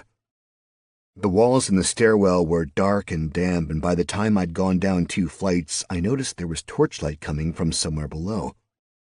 At the bottom, I hit a landing that led to a hallway. The door at the other end was open, half hanging off the hinges. It led into a large room that had a big table in the center, a set of double doors along one wall, a series of jail cells opposite, and a dark arch on the wall across from me. 2 men sat at the table, both leaning back with their feet up, both drinking out of steins. One had green skin and tusks pointing out from his bottom jaw. The other had a trim beard and a big nose. Unlike everyone else I'd encountered in the castle, these 2 mooks had armor on. It looked like a darker version of my old studded leather stuff. Black armor covered with dark metal studs. No helms or gauntlets, though. And as I watched them, I noticed that their armor wasn't tightened as much as it should be. They were definitely in relaxation mode. The jail cell held mostly women and children, all disheveled and in various states of despair. They all huddled at the back as far away from the bars as possible, clearly doing their best to keep out of sight and mind of the 2 thugs at the table. The grunting and groaning came from the darkened arch across the room. Mixed in was the sound of people hitting rocks with metal, probably digging with pickaxes. "'Tis possible the man does not know what he says he knows," the orc, Grug, said. "You want to tell him you think he's wrong?" Dagobert replied. "Oh ho, did I say that? Did I say he was wrong? I just think either he is right and we are going in the right direction, or he is wrong and we are going in the wrong direction. No other way. Binary choice, Grug." "Binary?" "Just 2 choices." Grug seemed to muse over that for a second, then nodded. He took a drink from his stein. Empty. Grug upended it over the floor, and a few drops fell. "You need more?" Grug asked. Dagobert held up a finger, drained his own stein, then tossed it across the table at Grug. Grug snatched it out of the air. He got to his feet with a groan. He stretched, cracking his neck while trudging over to a cask of ale. Dagobert slid his feet off the table and got up, all in one move.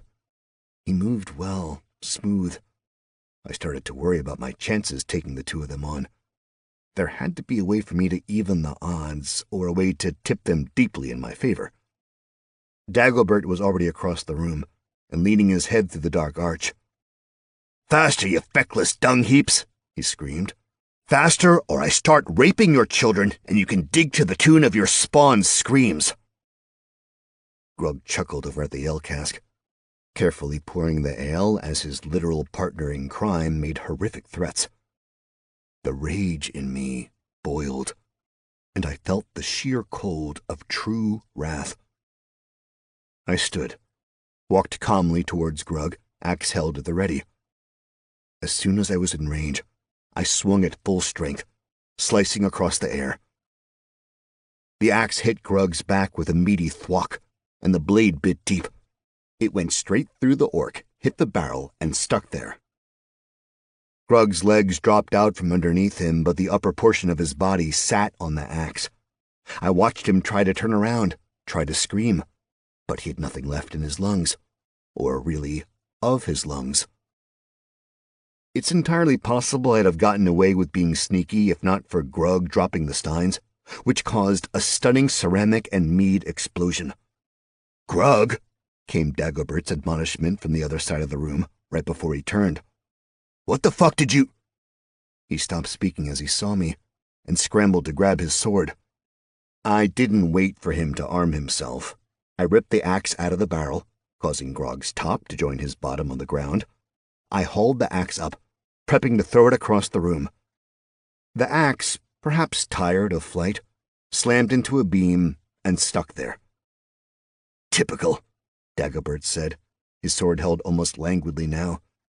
He lazily moved towards me. "Feel free to run if you like. My brethren upstairs would surely appreciate a little leveling. Tell them you are my XP gift to them." "You know," I replied, feeling along my belt for the sword I was totally sure I'd stuck there. "I tried talking to them, but they all up and died already. Maybe it's something I said." Dagobert's eyes shot to the doorway behind me. "I do not believe you," he said, "and I abhor liars. I suppose I will have to kill you myself. Lying bothers you, but raping kids is okay? How about we save the semantics for when I pull my sword from your gullet, and you would prefer I said blade, okay? He lunged, his sword coming at me unbelievably fast. But I'd been training with Cleve, and fast was Cleve's primary trick in fighting. I jumped back and grabbed a wooden chair. Dagobert swung hard, and large chunks of my chair were sent flying. Frantically, I searched the room while holding the chair between us, trying to find some sort of weapon that wasn't the battle axe hanging from a beam. We did have something of an audience. Those in the jail cells had stood up and taken notice of what was happening. Well, the adults. The women were at the bars, but the children were still hiding amongst the elderly at the back of the cell. A slice of an idea entered my head. I made an overly large lunge at Dagobert. He almost laughed, slicing it down with his sword, taking most of the support out of the chair, which promptly fell apart in my hands. Then I slid across the table, knocking a bunch of stuff off in the process, but grabbing a heavy metal candlestick. Dagobert bit and ran around the table. As he did, I swung the candlestick hard, well, making it look like I was swinging it hard, for the fences. My opponent dodged back and came right up against the bars of the cell. Immediately, all the women grabbed Dagobert, their hands snatching at every bit of his clothing and armor. He was completely immobilized. He struggled against them, uttering curses and shouting about how he was going to kill everyone who touched him and rape their children. I didn't particularly want to hear any more of that nonsense, so I just brought my fist around and slammed it into Dagobert's face. His cheek caved in, the bones in his face breaking. His body went limp and he dropped his sword. I snatched the blade quickly and sliced the man's throat wide open. Blood poured down the front of Dagobert, and the women let go. The man crumpled to the ground. "Thank you," I said to the prisoners. They didn't make eye contact or say anything in response. I patted the corpse down and found a key ring. It took a few minutes to unlock the door and get everyone out. No one could move well, and there were a few injuries in the group. Nothing life-threatening, but we definitely weren't going to get back to town quickly. Maybe that didn't matter. A young woman with dark brown hair and very intense eyes stepped forward, moving between me and the rest of the group. "Who are you?" she asked. "I'm not sure this is the best time for introductions," I replied. How about we go back to Sawmier's, and then you can grill me all you want." "Grill you?" Ask me questions in a violent or intense manner. "I just asked your name." "Montana." "And you say you are from Sawmier's?" "No, I'm not from there. I was passing through, heard that some people might need help, and came up to lend a hand. Heard there was something nasty happening up here." Intense eyes looked at me, then at the others. There was a bit of nodding from someone in the back. "You are here to help?" she asked. "To help us?" "I think so," I replied, getting very confused with the situation. "Did you need help?" "Yes, but we are not from Sawmier's." Won't hold that against you." "You are not here for the girls from Sawmier's." "Already got them out."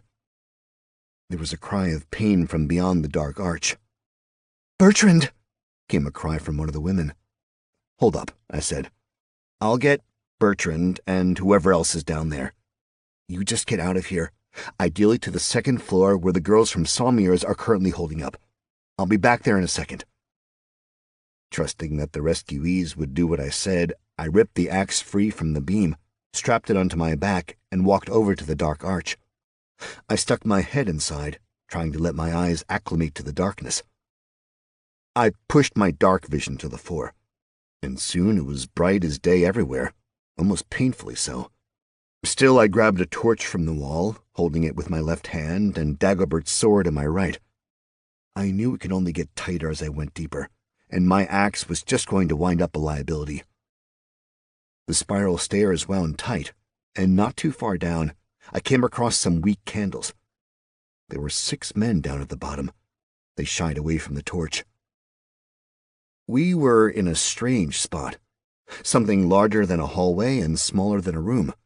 Decorative carvings wrapped around thick stone pillars. A door had recently been exposed. A giant pile of debris took up most of the space, and it looked very much like there had been a wall blocking the door, and these men had just torn it down. Given the wreckage, the door was several feet thick.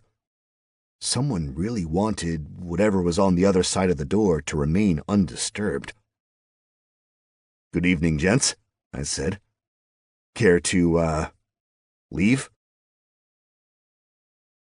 Chapter 42. I thought the hard part of the questing was over. Now it was time to find loot and escort rescued damsels to their homes before getting a shimmering reward. I was wrong, on almost all counts. The men shouted at me, mostly in surprise. Then they ran right past me and up the stairs, leaving their tools and candles behind. I heard at least one man fall on the steps, but no one stopped. One person remained behind, looking at the door. Shorter, he had bright red hair and shabby clothing. His shoes were nearly falling apart, and his pants were pretty much nothing but threads. "Yo," I said. "It's kind of time to go, buddy." "I must open the door," came his monotone reply. "You must come with me." "Yeah, not sure that's a good idea." "It is the best idea," he said and reached for the door. I didn't make a move because I figured the door would be locked. That made sense, right? If you build a big fuck-off wall in front of a door, you lock it first. Nope. The handle turned like it had been greased recently, and the door swung open. No noise, no nothing. It was the first fully functioning door I'd seen in the entire castle. Naturally, my new buddy walked right on through. "Dude," I said, following after him since I knew I shouldn't leave somebody behind. "Can you do this after I'm no longer responsible for you?" He didn't answer. He seemed to have no notice that I'd said anything at all. The man kept walking. I looked back at the stairs, knowing that it was the direction I should go, that I should just let this asshole disappear into the bowels of the dungeon. And yet, so many times I'd left something undone because I lacked courage, lacked the wherewithal to do what needed to be done. A few deep breaths, some rolling of the shoulders, and I knew what I had to do. I followed the asshole. I expected to feel something like a great weight or something sort of magical, a tingle across my skin. There was nothing like that. I just walked through.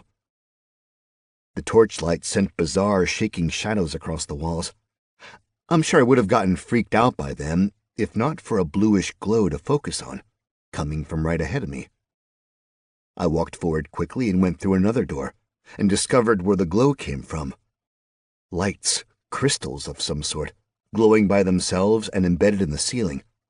It was a big square room with a rug on the floor and some posh chairs along the walls, low tables in between each of them. It looked very much like a lounge. 2 doors were along one wall with 2 doors opposite. The door I came through was the last, making 5 total entrances into the room. The ceiling was only about 8 or so feet high, so I could reach it easily. I put my hand on a crystal, and it was cool to the touch. I tried to pull it free, but something held it on, and the crystal stayed firmly in place. The redhead powered on in front of me, getting to another door, opening it, and marching resolutely forth. "Dude," I tried. Nothing. I ran after him. This door led into a hallway, still lit with the glowing crystals. Everything down here looked well cared for. Old, sure, but totally operational. There wasn't even any dust on the floor. The contrast to the rest of the castle was stunning. Red walked down the hall to another fucking door. No pause there either, he just opened the door and walked in. "Fucking A, man!" I shouted, half jogging to catch him. I didn't exactly relish the idea of just strolling into rooms willy-nilly. Something awful had to be down here, and I didn't want to stumble into it and die. Again. One death was enough. This doorway led to a large rectangular room. Plenty of crystals in the ceiling kept the space nice and bright. At the far end, the floor looked like it had a hole in it, and the reflections on the ceiling made me pretty sure there was water in said hole. There wasn't any furniture in the place, but a fair amount of junk was spread around. Boxes, crates, quite a few swords, different kinds of armor in different piles all over the floor. There were also a few piles of what looked like white rocks from the doorway. Red marched straight towards the end of the room with purpose and drive and a complete disregard for anything else. I stopped at the entrance because something felt off, wrong. This didn't make sense. As if to drive home the point, now I could see a vague shimmering in between Red and the pool. I called out to the man, but as before, the ass-butt ignored me. The shimmering overtook the man and held him in midair. Red started screaming. I swore I heard someone else yell, but like in my head, not out loud. "What the fuck was that?" I asked no one in particular. I got no answer. I walked slower, moving slowly, sword held in front of me until I was about 3 feet from Red. His eyes were wide. He looked at me, imploring for help. "Hold tight there, buddy," I said, looking at the, for lack of a better word, jelly that had trapped him. I poked it with my sword. The jelly didn't like that, and did its best to dodge me, shifting a bit back. It was big, all the way to the ceiling and roughly cuboid. It seemed like it had been constrained by the ceiling and floor, and so it had a bulging middle and some rounded corners. Just then, an arm-like thing came out of the jelly, angling towards me as if to grab me. Because it looked exactly like a clearer version of the stuff that had been shoved down my throat as a kid by well-meaning but unimaginative foster parents, I couldn't stop hearing the voice of Bill Cosby echoing around in my head. More by instinct than anything else, I swung the sword across my body, slicing the gelatinous protrusion off. "Hell no, motherfucker!" I snapped.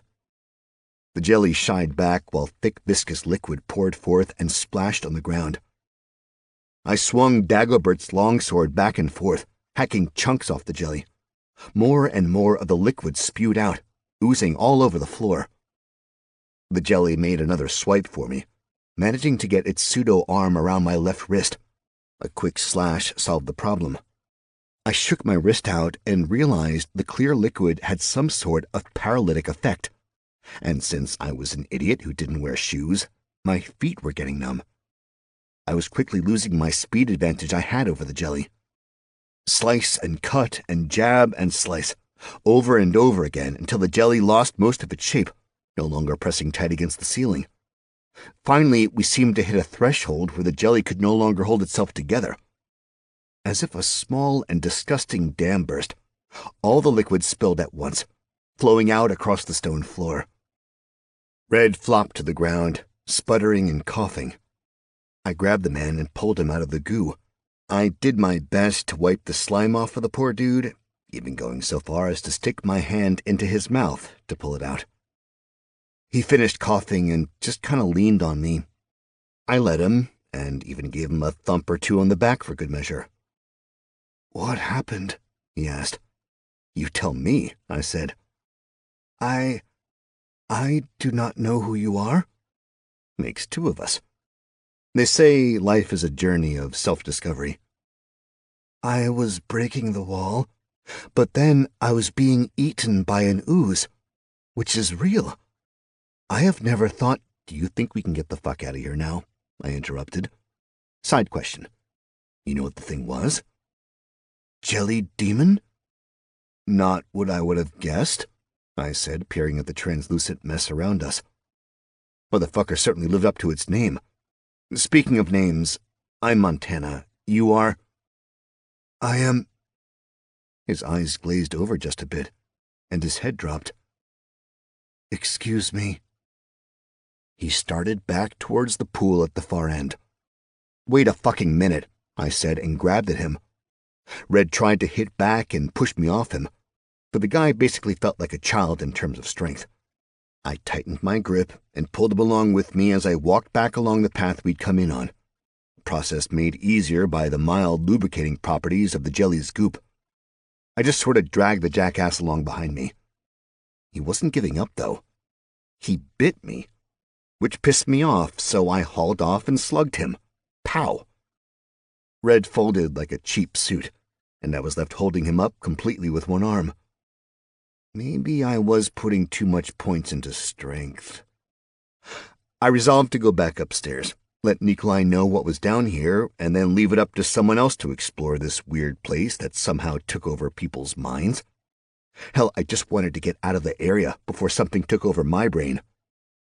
Back in the lounge room, I noticed one thing that was very off. The door we walked into was shut. I leaned right up against the wall, but he promptly fell over to the side. I pulled on the door, but to no effect. The thing was locked tight. I kicked it. Nothing. Sword, axe, nothing made the door budge in the slightest. Well, fuck, I said, looking around the room, wondering what the fuck would happen next. Turns out that's something I should stop doing, because that's when the other doors opened. Chapter 43. Obviously, the doors didn't just open. Things started coming through them. Humanoid things with completely black, latex-like skin. And devoid of things like genitals or, defining facial features. Their hands were especially nasty, with fingers as long as my forearms hanging down. And just to make sure I'd have nightmares about them for the rest of my life, they had slack jaws filled with too many teeth and sunken hollows where their eyes should have been. "Oh, hey," I said. "Just took a wrong turn, looking for an exit. You know where that might be?" They made a guttural keening and approached en masse, 6 of them. I slid the axe off my back and reminded myself of the low ceiling. I'd need to make horizontal swings. While watching the creatures, I really wished I knew a way to get more information about my opponents. Something tugged at the back of my brain, and I suddenly remembered the goblins. That I had a fucking spell to identify things. I shot the spell off over to them and got back. Eldritch Thralls, level 5. Okay then, probably not particularly friendly. The closest one reached out for me, its stupid long fingers crackling with iridescent purple electricity. "Let's not play this game, boys," I said, and swung for the fences. Straight through the thing. Axe beats Thrall. It was almost too easy. I'd been expecting more resistance, so I was a bit overextended, and the next Thrall in line just reached out and wailed on my side. Its fingers just went straight through the chainmail and seemed to rip my insides. I screamed and kicked out, connecting with the Thrall and causing it to tumble back and stumble into its brethren. 2 got tangled together, and I brought the axe into them both, double kill style. I left the axe there and rushed at the remaining Thralls, a move they weren't expecting. I ripped the sword from my belt and sliced across, right through the head of one. Learning from my mistakes, for once, I danced back and got out of range of their hands. A bit more of a backpedal gave me working room, and let me see something demoralizing. I thought I'd killed 4 of the 6, but now only 1 looked dead. The one I'd bisected was crawling towards me. Just the torso, sure, but the torso was pulling itself across the floor towards me. 2 were struggling to pull the axe out of each other, so while they weren't dead, they were out of the fight for a moment. Halfhead seemed to be the only one to stay deceased. "Red," I said to the unconscious lump of jerk butt I was still trying to save. "Could have told me to go for the head." I faked to the left, then jumped up and stomped both feet down on the crawler. Thrall head versus Montana feet ended with explosion, and gross thrall goo spewed all over my legs. I went over for a snap thrust, and both the axe buddies went limp. The rest of the thralls were short work, leaking but dead or re-dead. I wasn't sure where eldritch thralls fell on the whole undead versus alive scale here. I wiped a bit of sweat from my face, but ended up spreading both cube goo and thrall goo across my hair and beard. I needed to get a handle on what was happening around me. The door hadn't unlocked or moved. I was still trapped in a lounge with an unconscious man who seemed strangely determined to drown himself, I think. I left Red where he was and ran into the storeroom. The gelatinous remnants were slowly leaking into the water pool at the back of the room. I swore I saw something moving there, but when I got close enough to look into the water, it was just darkness below. A little search of the room turned up some rope. I mean, there was a ton of other stuff there, but the rope was the stuff I was looking for. I used it to tie Red to one of the comfy chairs in the lounge. I'd gone through too much trouble saving the man already just to have him wander off and die while I finished getting us out of the mess he'd gotten us in. Asshole. I went through the doors the thralls had come from, which led to another hallway. This one had 3 doors along each side and 1 at the end. 8 in total, counting the one I came through. One door was just a hair open, so I edged it all the way with the point of my sword. A bedroom, like something you'd find in a dorm, but I guess considering the time period I was in, it was a barracks. Small bed, wool blanket, chest at the foot, small desk, small wardrobe, crystal up top to light the room. I poked through the chest. It was mostly sundry items, but everything was very old. Cloth falling apart, yellowing paper, and a jar of something that might have once been food. I slipped the jar into my pouch. Could be interesting later. Finally, I found a small bag of coins from the bottom, buried under the rotten cotton, and grabbed it. The wardrobe held a similar story, except no gold. I did find a pair of shoes, though. There was also a little bit of jewelry in a small box. The box went into my bag. Being in a game world meant that loot was important, and anyway, I had to refill my purse, considering I'd been so cavalier with money. The next 3 rooms were functionally identical. Different clothing styles and sizes, different sizes of purses, but basically everything else was the same, nothing of note. The 5th room's chest had a false bottom. I probably wouldn't have noticed except that I'd just looked at 4 identical chests, so the depth seemed off. I felt around the edges, played with the latches, and finally felt a little hole. I used the pin of a brooch and stuck it through. There was an audible click, and the bottom of the chest came loose. I pulled it up and sucked in my breath. Loot. Stacks of gold coins, a bejeweled dagger, a handful of books, and a small golden box. All went into my bag. I'd sort the shit out later. I was almost excited to get to the 6th room, but that's where everything changed. I opened the door to see an old man sitting on his bed, a dagger out, and pointed in my direction. Chapter 44. We stood there a moment, neither moving, both of us trying to get a read on the situation. "Evening," I said. The old guy's voice was rough, like he'd been smoking and not speaking for a decade. "Who are you? How did you get in here?" "Do you need saving?" I asked. "Or do you know how to unlock the door out of here?" "You just stumbled into here?" he asked. Accurate description, oddly enough. "What year is it?" "I don't know." "Has the world fallen so far we cannot keep track of years?" I'm an idiot, I guess. I don't pay attention to that sort of stuff, but I'm a bit weirded out by this place. What is this? "But a corruption of what it once was. A folly of—" Come on, dude, cease the poetics. Where are we? "A place of study. A laboratory." "So you're a scientist?" "I am a wizard," he replied, haughty as fuck. "Once I was known and feared in all the realms. I was courted by kings and—" "Just tone it down a bit, Hoss," I said. "No need for horn tootin'." "Horn tooting?" "And isn't magic kinda outlawed in the Empire? precisely why I am down here in the bowels of an accursed mountain. We were forced to hide from the fools and charlatans who make rules based on ignorance and fear. I mean, not for nothing, but maybe there's something to the rules, considering you were trapped down here, and there's a bunch of nasty stuff walking around. You have fought the thralls?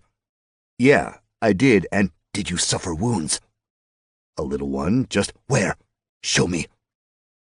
He dropped his dagger and hopped off the bed. I had to catch the old dude and put him back on his feet. I held up my mail and pointed to my side. Gods, he whispered. I could feel his ancient fingers prodding my side. I looked down and was shocked. Black flesh pulsated right under my skin, spreading out from the point of contact almost. The danger with thralls is not what they are able to do in the moment, the old man said, focused on the wound while he spoke to me. They have little strength and little speed. It is more what they do should they infect you. Which is? Transform you into one of them. Okay, that's not good. Can you? I am doing it now. Be quiet. He muttered something while squeezing and prodding at me. I saw glowing symbols emerge in the air, swirl around, and then shoot into my body. My side burned, like fire was straight cooking out my innards. I was about to yell when the old man slapped his hand over my mouth and pulled me down to his level until we were looking eye to eye. Apologies for the pain, he said. Magic is often painful. The burning started to subside. You think you could teach me something? Are you able to wield mystic arts? Yeah, can some people not? Not all are gifted with the... That's lame. 'Tis the will of the gods. Okay, well, I have the ways and means to throw down the magic. I just need some more learning. He gave me a wry smile, then let me stand up while he examined my side again. I looked down and just saw my abdomen. No blackness. You must keep an eye on this area, he said with a rather hard poke. It may not have gone away completely. I nodded. Maybe you can teach me that spell then. He raised an eyebrow at me. I doubt you have the experience for that. Oh? What spells have you already? Heal others. Good for a level 1 mage. Very useful. Makes people love you in groups. What else? Humus. I'm sorry? I reached for the spell, then felt the magic flow through my hand. A cubic foot of dirt appeared at the base of his bed, then spread out. Summon dirt? The old man said. I did not even know it was a spell. But I suppose there might be a use for it. Then I've got to identify spells. Now, what is your choice? Well, perhaps I should do a little identification on you. Should you not mind? No, sure. Go ahead. The man put his hand on my head and muttered a few words. I felt a rush of warmth. The old man pulled his hand back and looked at me with a raised eyebrow. I am intrigued, he said. I have yet to hear of your race. Fallen. What is that? I don't know. How do you not know? I just don't. He scratched his head, then sat down at his desk. And a nothing. Do you know why you have chosen this as your choice? I don't know what a choice is. You are a most interesting subject. Should we remain here and you survive, I would be most curious to study you. Weirdest flirtation ever. And what do you mean, trapped? How long have you been down here? Ever since the days the Emperor's edict was announced. We lived in relative seclusion in our lab, and we were making progress like we never had before. Sorry to interrupt, but who is the we? I've only found you down here so far. I suppose I am all that's left. If you have encountered and defeated the thralls. Yeah, they're mostly just goo in the lounge now. And the door in there, the one to the castle, it's locked up tight now. The locking would be his interference, I suppose. His? Everything changed when he arrived. We had a pool, you see, connecting to the lake, and we would get fish and algae through there. Quite a bit of our food came from there. Some, obviously, from our greenhouse, but most from the pool. We wanted no one to know we were here, mind you, so we were living fully supplied by resources below the surface. Had we known of the monster the lake held, we would have made other arrangements, I promise you that. You sound defensive, I said. Some in the past have accused us of being willing to traffic with terrible monsters to gain additional powers. But this was not the case here. He came and we... Any chance you're referring to a jellied demon? He chuckled. I wish it were that simple. The he I reference is an Agacnern. Bless you. Save your blessings. I have been cursed already. It is too late for me. You know nothing of the Agacnern, then? Nope, never heard of it. The Agacnern are deadly foes. Very intelligent, powerful psychics. Some say that people are only around because the Agacnern remain in the waters. This one, he swam in and took us over one by one. He played us as fiddles, turning us against each other until we were fighting and not paying attention. By the time I realized what had happened, it was too late. He forced my hand and... The old man stopped talking. He looked down at his hands, tears tumbling down his face and beard. Immediately, I knew what he'd done and how terrible he felt.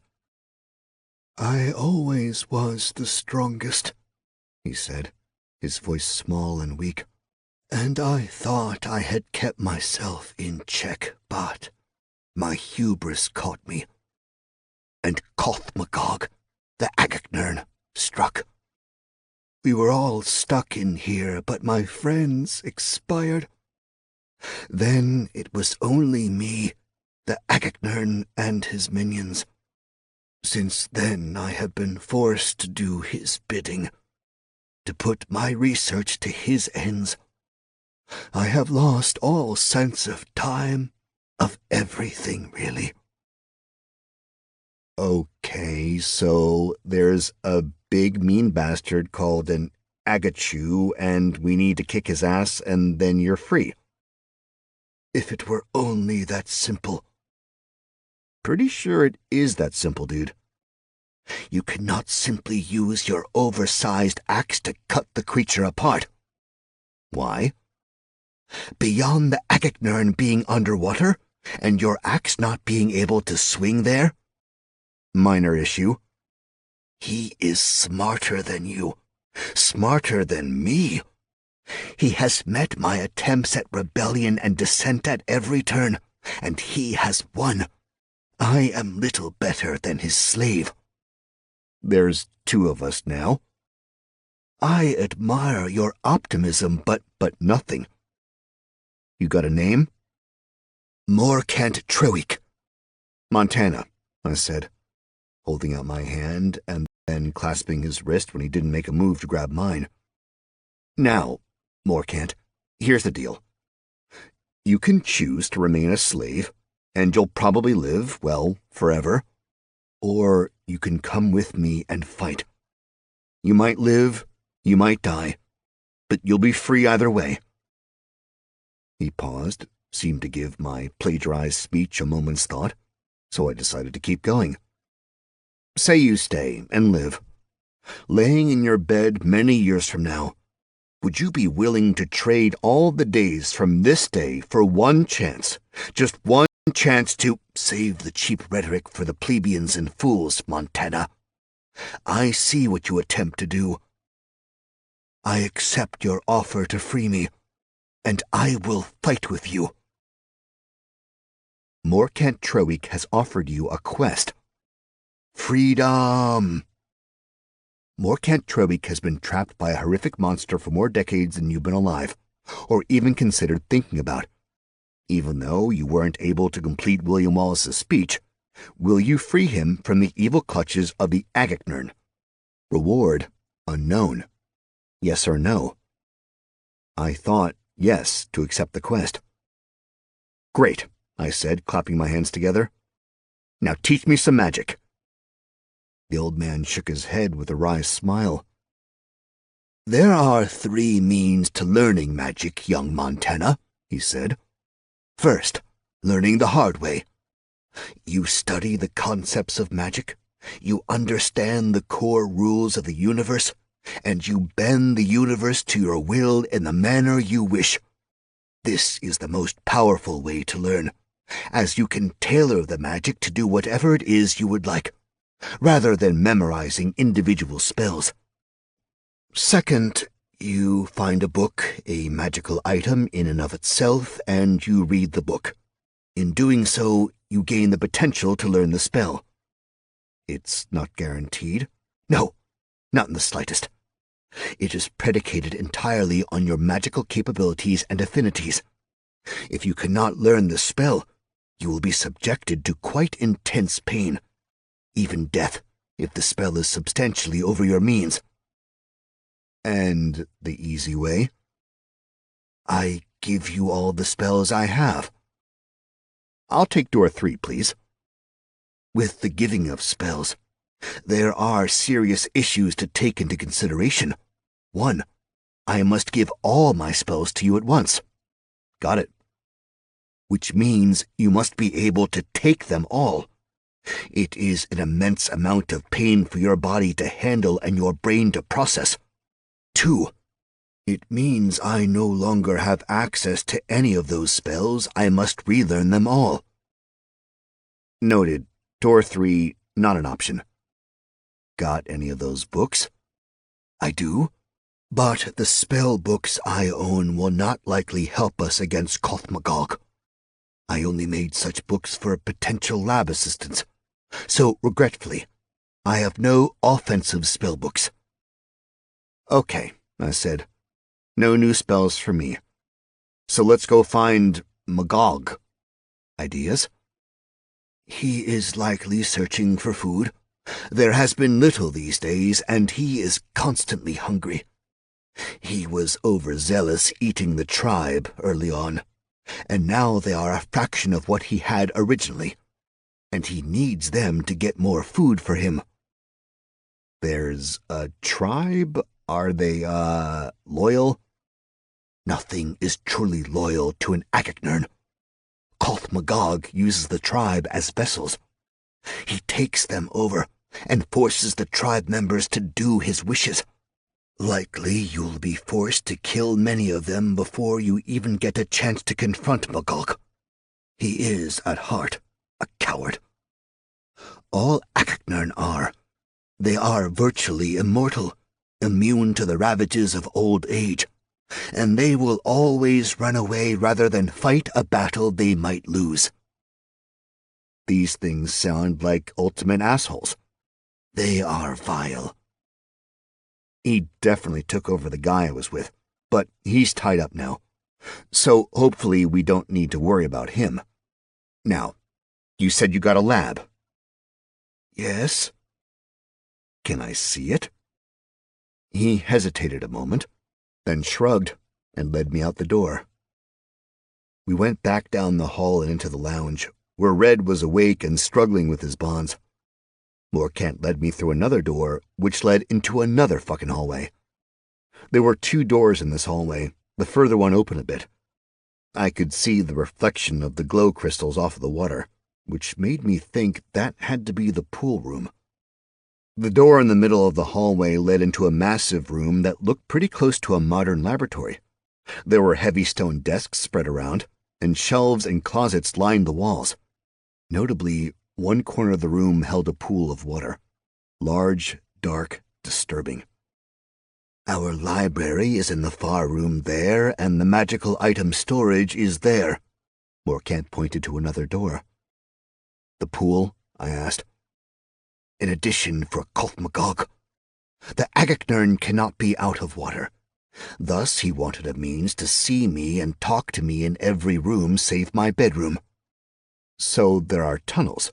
Yes, they lead all around us, to each and every room. Why doesn't Magog leave and go back to the lake? In our fighting, one of my brother wizards collapsed the tunnel to the lake. He believed he would be able to starve the rest of us, and he would be the only one left alive. Same guy made the tunnels to each room? Under control of the Kolthmagog, yes. The collapse of the connection to the lake happened later. Up to that point, we all thought Byrne had just grown attached to the idea of burrowing and making tunnels. Not a spell you know. I have little affinity for the magics twisting earth and rock. The surface of the water in the pool rippled, and I couldn't help myself. I walked closer. But it was so dark inside I couldn't see a damn thing. Morcant, I said. Those crystal lights, can they be moved? Yes. Can you toss one in the water? I wasn't watching Morcant, so I don't know how he did it, but a crystal sailed over my head, plopped into the water, and shone a light on hell. Chapter 45. Holy fucking shit, I shouted, and scrambled back from the pool as fast as my trembling arms and legs would carry me. The Agaknern sprung out of the water, spraying liquid everywhere as a mass of toothy tentacles lunged for me. One grabbed my leg, but luckily it was still covered in jellied demon goop. The tentacle flexed to solidify its hold, but my leg slipped free, and I scrambled out of reach. I felt a great pressure around my head, as if my skull was caught in a vice that someone was wrenching shut. I curled myself into a ball, holding my head, instinctively trying to protect myself. The pressure increased, shrinking the world around me until it was just the space inside my skull. Slowly, from deep inside, I felt my reptilian brain awakening, pushing back. It roared, screaming that we were powerful, we were strong, and we weren't to be fucked around with. So a little human survival instinct and a healthy dash of American exceptionalism allowed me to open my eyes through the pain. Kolthmagog glared at me with far too many eyes, all glowing a hideous deep vermilion red. I staggered to my feet, glaring right back at the calamari-looking motherfucker. Now, bear in mind, Agaknern don't have much in the way of human features. Multiple eyes, tentacles coming out where his face should be, a massive bulging body with fins. And just to make it all weird, they have two big fuck-off arms with massive claws at the ends of their 3 4-jointed fingers. That said, pretty sure he wasn't expecting me to stand up. And he definitely wasn't expecting me to draw my axe. I spun the weapon in my hands once, then, fast as I could, hurled it horizontally at the Agaknern. The axe practically whistled through the air, but the Agaknern wasn't a dummy, dropping into the water and out of the way as my best weapon made a massive splash before sinking under the rippling surface. I could probably swim down and grab it, but I knew going anywhere near his territory would just be the end of me. For the time being, I was down to the stolen sword. Impressive, Morcant said from behind me. I'm sorry? I asked, turning to face the little old man. You survived your first meeting with Kolthmagog. Didn't seem that hard, really. Most any sentient creature would have walked willingly into his mouth. Which brings up a good question. Why haven't you? Morcant brought up a pendant from beneath his ratty shirt. I was wearing this at the time he arrived, and I have yet to remove it. Protects me from psychic attacks. Useful?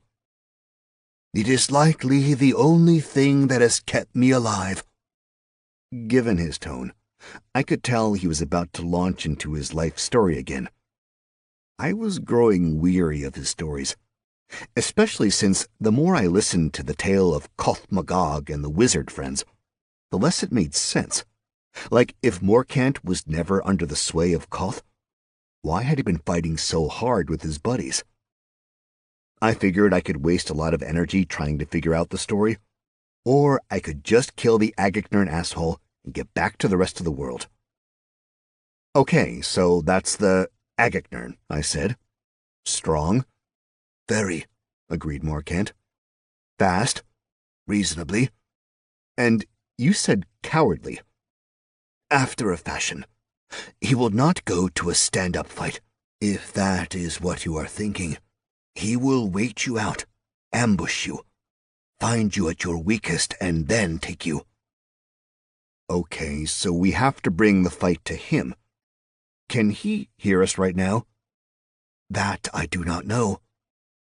But we can expect his tribe to attack us. They will likely attack you.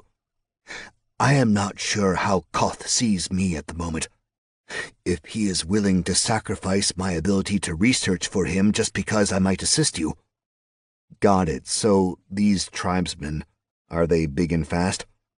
No, they are small and mind-controlled. And I'm guessing old Magog doesn't exactly have the best fighting skills on land. I have yet to be impressed with his land skills, and outside of his control, the tribe are innocent and rather delightful. Focus, buddy. Let's get back to the fight. Any chance you've got some big fuck-off spear somewhere in the building? It is possible there is something that matches your eloquent description in the storeroom. I fear I did not work with weapons much. He waited there a moment, and then I gestured that he should lead because, well, I had no fucking idea where anything in the damn underground bunker might be. Morkant led me over to a door, which I opened, and saw a room full of shelves and chests. No racks of weapons. I sighed and started pawing through everything, looking for anything useful. Bonus, I had to ask Morkant what nearly everything was because each time I picked up a magic item and tried to identify it, I got, "You found a blank. Identify the item to learn more." Super useful. There was a ton of random crap in the room. The bulk of it seemed as if it came from people experimenting on items with no real direction. Academic interest with no real-world uses. So, mostly esoteric, eccentric nonsense. Earrings to let you speak with ants. A monkey paw that was still alive and working despite the rest of the monkey being, well, missing. A journal that could record events even as it saw them, which meant it was full of descriptions of the box and the shelf where it was stored. A helm of encouragement, and so on. There were also failed experiments, my favorite of which was the anti-arrow armor. The armor turned ethereal when hit by an arrow, so the arrow passes straight through the armor into the flesh of the person wearing it.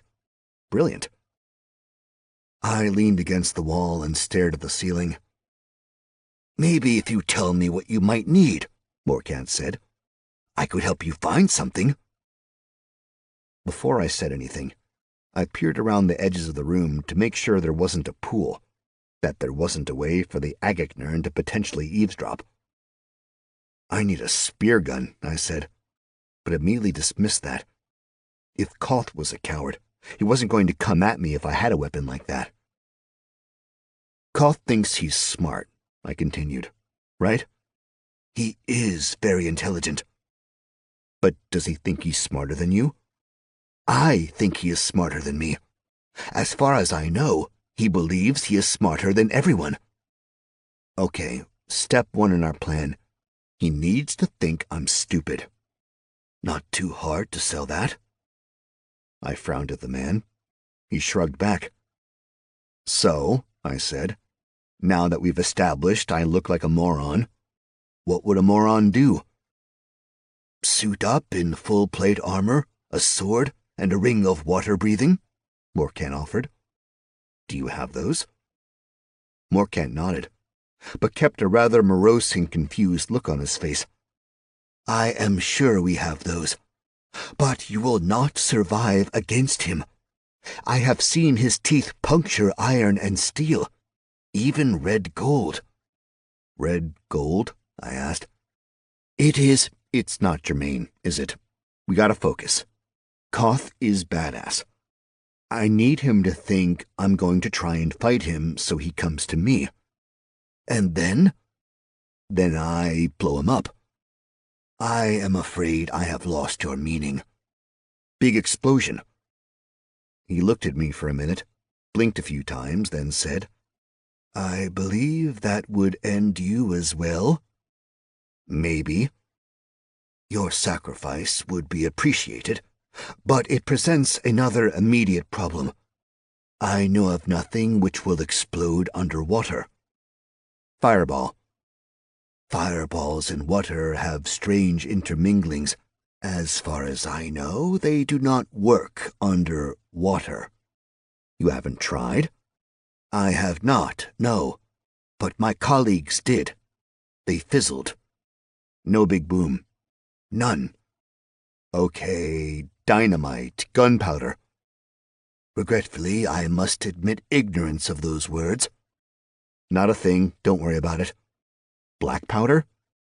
"Again, "No worries," I said. I walked down one of the aisles looking at crates and crates of crap. Well, fuck. I continued along the perimeter of the room, hoping pacing would bring forth an idea. Dynamite fishing was what I'd wanted to go for, but there was no way to make dynamite. Not to mention the small detail that I had no idea what dynamite was made up of. Explosions. Underwater. That made me think of a YouTube vid I'd seen where this oil company used an air gun to make a cavitation bubble underwater. The bubble's inevitable collapse would cause an explosion with as much force as dynamite, or more even. They'd use the shockwave from the bubble to look for oil. So now I needed to figure out how to make a collapsing bubble underwater. How could I insert a... "Morcat," I asked, realizing that I might have found a way to make an explosion and not get caught in the damage. "Is teleportation possible?" "We experimented with it," he replied, "and we discovered it was possible in a fashion." "What does that mean?" "Limited success." "What does limited mean? Give me a little more here." "We were never able to get it to safely work. There were always issues getting to the exact desired target." "I feel there's a but." "We did manage to make it a one-time use tool, which, broken in half, allowed a user to teleport to the other. But it has quite a limited range." "Again, what does limited mean? 10 feet, 10 yards, 10 miles? 50 feet. "That'll probably work. Any of those left?" "Several," he said, already moving. He pulled a small box off a shelf and held it out to me. Inside were small gray discs with a shallow line carved through the middle. He held one out to me. "You break it in half and leave the left half where you wish to go. When you eat the right half, you must crush it in your teeth. Then it will teleport your body to the other." "How much of your body?" "All of it." "Armor?" "Yes. Anything that would be part of you would teleport." "Buddy," I said with a big smile, "I think we're gonna get out of this one." "Who is Buddy?" Chapter 46. We walked out of the storeroom and right into an ambush. I finally got to meet the tribe Morcant kept talking about. Well, 4 of them at least. The tribe wasn't exactly what I was expecting, though. They weren't human, that's for sure. They were, otters. Just larger than any otters I'd seen before, and ones that stood upright and wore clothes and had weapons. The tribe attacked en masse. 4 stone spearheads jabbed into my midsection, pushing against the chainmail but not going through. Rage blossomed inside my chest, my instinctual response to being attacked. but a thought trickled down from my head, pointing out that these creatures were being used by the Agaknern, and that killing them wasn't the right thing to do. Not the good thing, at least. And if I was going to be a good guy, then I couldn't just pull out my sword and go ham on the little guys. Instead, I swept my arm across my torso to get all the spears off me. Then I reached out to grab the closest otter and toss him far down the hall. The other three responded by using their spear shafts to club me. I could sense what Morkant had said. Koth Magog just didn't have a ton of experience moving or fighting on land. He seemed to be struggling controlling 3 different creatures. They were all working in sync, but not making any different movements. I grabbed a second one and pushed him to the side, tripping him with my foot. "Rope!" I shouted to Morkant. "Get me rope!" Morkant scurried back through the door to the storeroom. The 2 upright otters moved to either side of me. They charged at the same time. If I just stepped back, they'd end up stabbing each other, but I didn't want that to happen. Instead, I wanted to put on a good martial show for Koth, so he would believe that I believed I'd be able to take him on in the water. With a sword. I drew my blade and swung up, so both spears went over my head. Then I stepped into left otter, pushing him back, while snapping the flat of my blade out and into the side of right otter's head. Just as both otters hit the ground, Morkant returned with the rope. Now it was just a matter of grabbing otters and tying them up.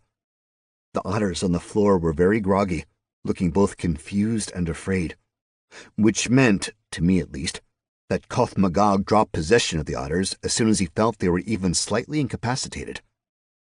We put the otters in the lounge, filling up more of the comfy chairs. Red stared at me with fear in his eyes. Fear and confusion. "Dude, just wait," I said. "You need to relax and let me handle this. And no, I won't untie you. But you're probably totally safe here, okay?" The weird grunts that came from the boy told me he had zero confidence in anything I'd just said. Then Morkant and I headed to the room with the jelly demon, on the hunt for weapons and armor. Chapter 47. I kitted myself out like an alpha male douchebag's wet dream. There was a surprising amount of that gear tucked in the dead jelly demon room. Pouring over the gack in the room netted a ton of crap to put on. A full set of posh clothes, leather armor on top of that, chain on top of that, full plate on top of that. I then found the largest chest I could and chained it to my front, and tied a fucking wardrobe to my back. Glow crystals were tucked in everywhere, so light basically poured out of me. To complete my ensemble of stupid, I got the biggest weapon I could find. Mammoth Greatsword. Item type uncommon. Item class 2-handed melee. Material steel. Damage 80 to 120, slashing. Durability 80 of 80. Weight 52 pounds. Requirements strength 30. Description. Built by giants, for giants, the mammoth sword is used for the hunting and killing of mammoths. Some fools use them as ostentatious decorations, but none but giants ever wield them in combat. Even among giants, they are often seen as ridiculous. 10 solid feet of steel, nearly 2 feet wide. I waddled through the room, snapped the teleportation disc, and popped one half of my mouth and tossed the other to the ground. A bit more waddling and I was at the edge of the water. The surface was completely still and completely black. I looked over at Morkant. He merely shrugged. It was pretty clear he had zero confidence in my plan. I took a deep breath and hopped in. Even through all the gear, the water was frigid. My muscles locked up and I wanted to scream out, but I held it in, not trusting the water-breathing ring stuck on my thumb. The crystals turned the black water into a gross green, but I could see. Not that there was much down there, just rough carved rock walls. Given the pounds and pounds of steel on me, I sank like a fucking rock, moving fast down the shaft of the pool until I hit the bottom. Silt exploded out from my feet. In front of me was a horizontal tunnel roughly 20 feet wide. It extended out past the crystal's light. Being underwater and weighed down with a ton of gear, I didn't exactly move quickly. I lumbered down the tunnel, heading in the only direction available to me. I wanted to get deeper in to make sure the cavitation bubble's collapse made as tight an explosion as possible. I ran my tongue over the teleportation half-disc in my mouth and wondered why I hadn't bothered to do a test run. Why had I just taken Morkin's word for it? I was about as stupid as the Agachnern thought. I headed down the tunnel, making plenty of noise as I moved, clanking and banging like I had no idea what I was doing in the armor. Not that far from the truth, really. I gave the sword a few swings, at least to the extent that I could in the tunnel, and did my best to appear as if I was gunning for a stand-up fight with a beast. "Ah, lunch has arrived," a voice echoed out. I paused, confused. He wasn't making the noise in the water. He was projecting it into my mind. "You talking to me?" I thought, doing my best to project the thought in the direction I imagined Koth-Magog. "Oh," the voice replied in mock surprise. "Lunch speaks. How novel." His voice was slimy. I felt gross just hearing it. "But I am quite hungry," Koth continued.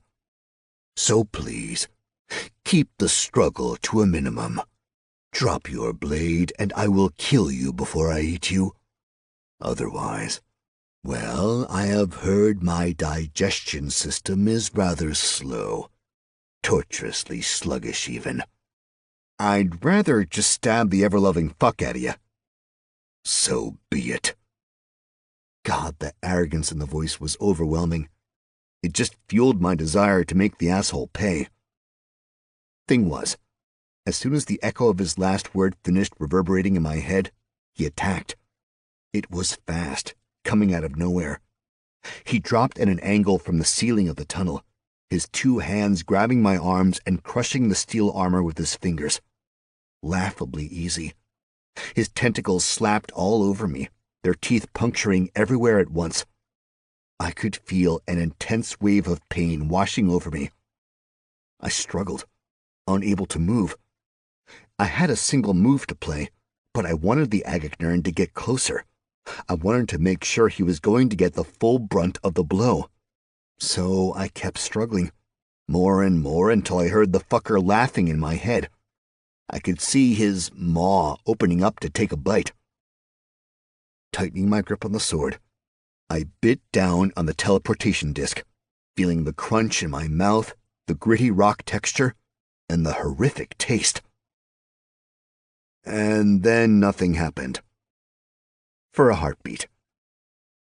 Then there was a brilliant light, and I was standing upstairs, dripping water and blood, a litany of wounds practically pouring the red stuff out of me. Below, there was a deep and resonant boom, loud enough and strong enough that dust shook off the ceiling. A shriek went through my head, a death rattle of sorts, and the Agachnern died.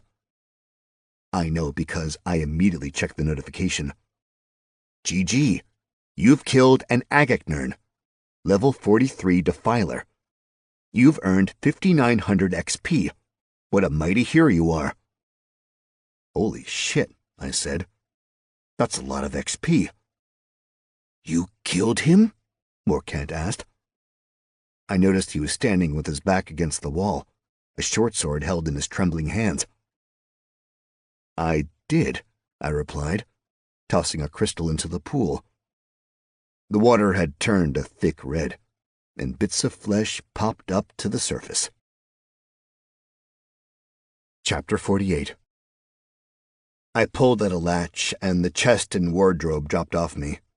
Then I snatched up a spear and dove back in the water. I wanted to check for loot. Swimming down was the easy part. It was also the disgusting part, since I was paddling through the liquefied remains of the monster formerly known as Koth-Magog. Something at the bottom of the tunnel glowed ever so slightly. I kicked down, and saw small iridescent rocks all across the bottom. I grabbed a handful and immediately got the notification. You have found 15 Agacnern teeth. You have the feeling this might be useful for unknown. Huh. I took a moment and scooped up as many of the teeth as I could find and then swam back up, something which was made decidedly unpleasant given the armor I wore. I dragged myself out of the water, and Morkant stood above me, mouth agape, sword held against his leg. I gestured for help, but he just stared at the bloody water. I had to roll myself out of the water and get up using my knees, but I did get a notification.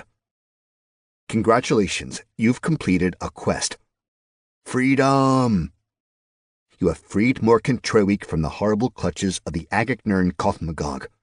You have also completed the optional secret criteria, harm none of the tribe. Reward: 6,600 XP and unknown. Dude, I said, welcome to freedom. Morkant shook his head. I had no confidence you would pull this off. It's okay. I get that a lot. I struggled with my soggy armor for a bit, until Morkant, finally, stopped staring at the mess and helped.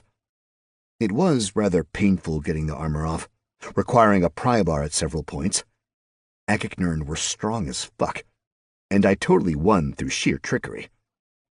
Once everything was off, Morkant pulled out a cool spell that doused me with clean water. I got dry clothes out of my pack and pulled them on. Finally, I shook out the chainmail and pulled that on as well. I was back to normal.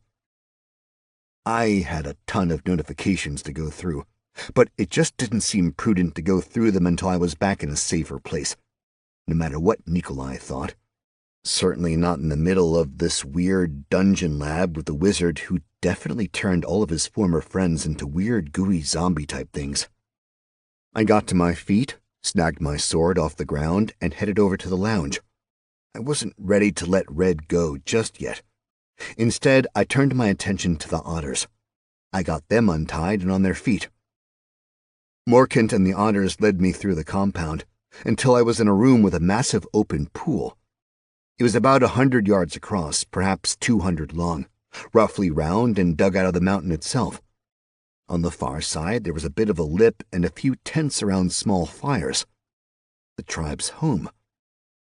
Otters were everywhere, all of them standing up on their back feet, all wearing clothes, some with spears, some with leather armor.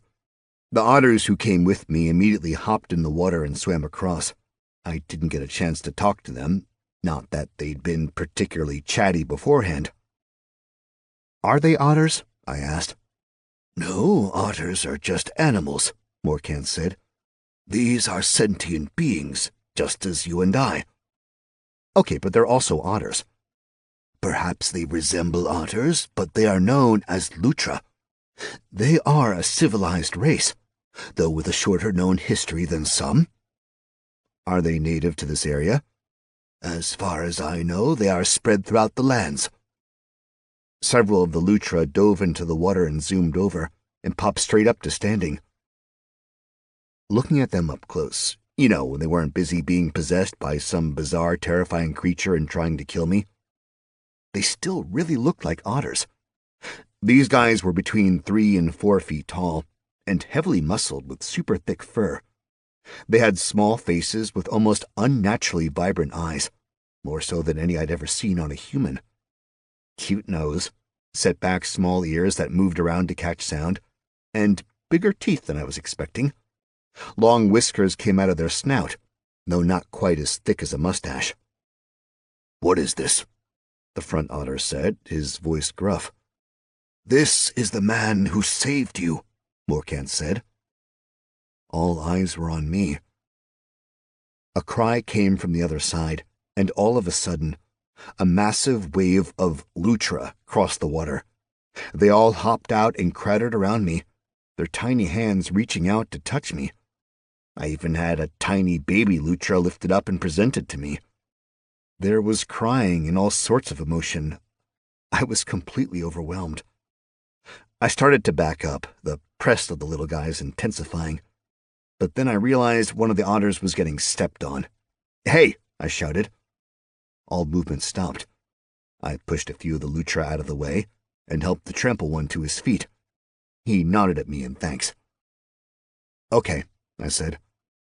"I appreciate all this, adulation.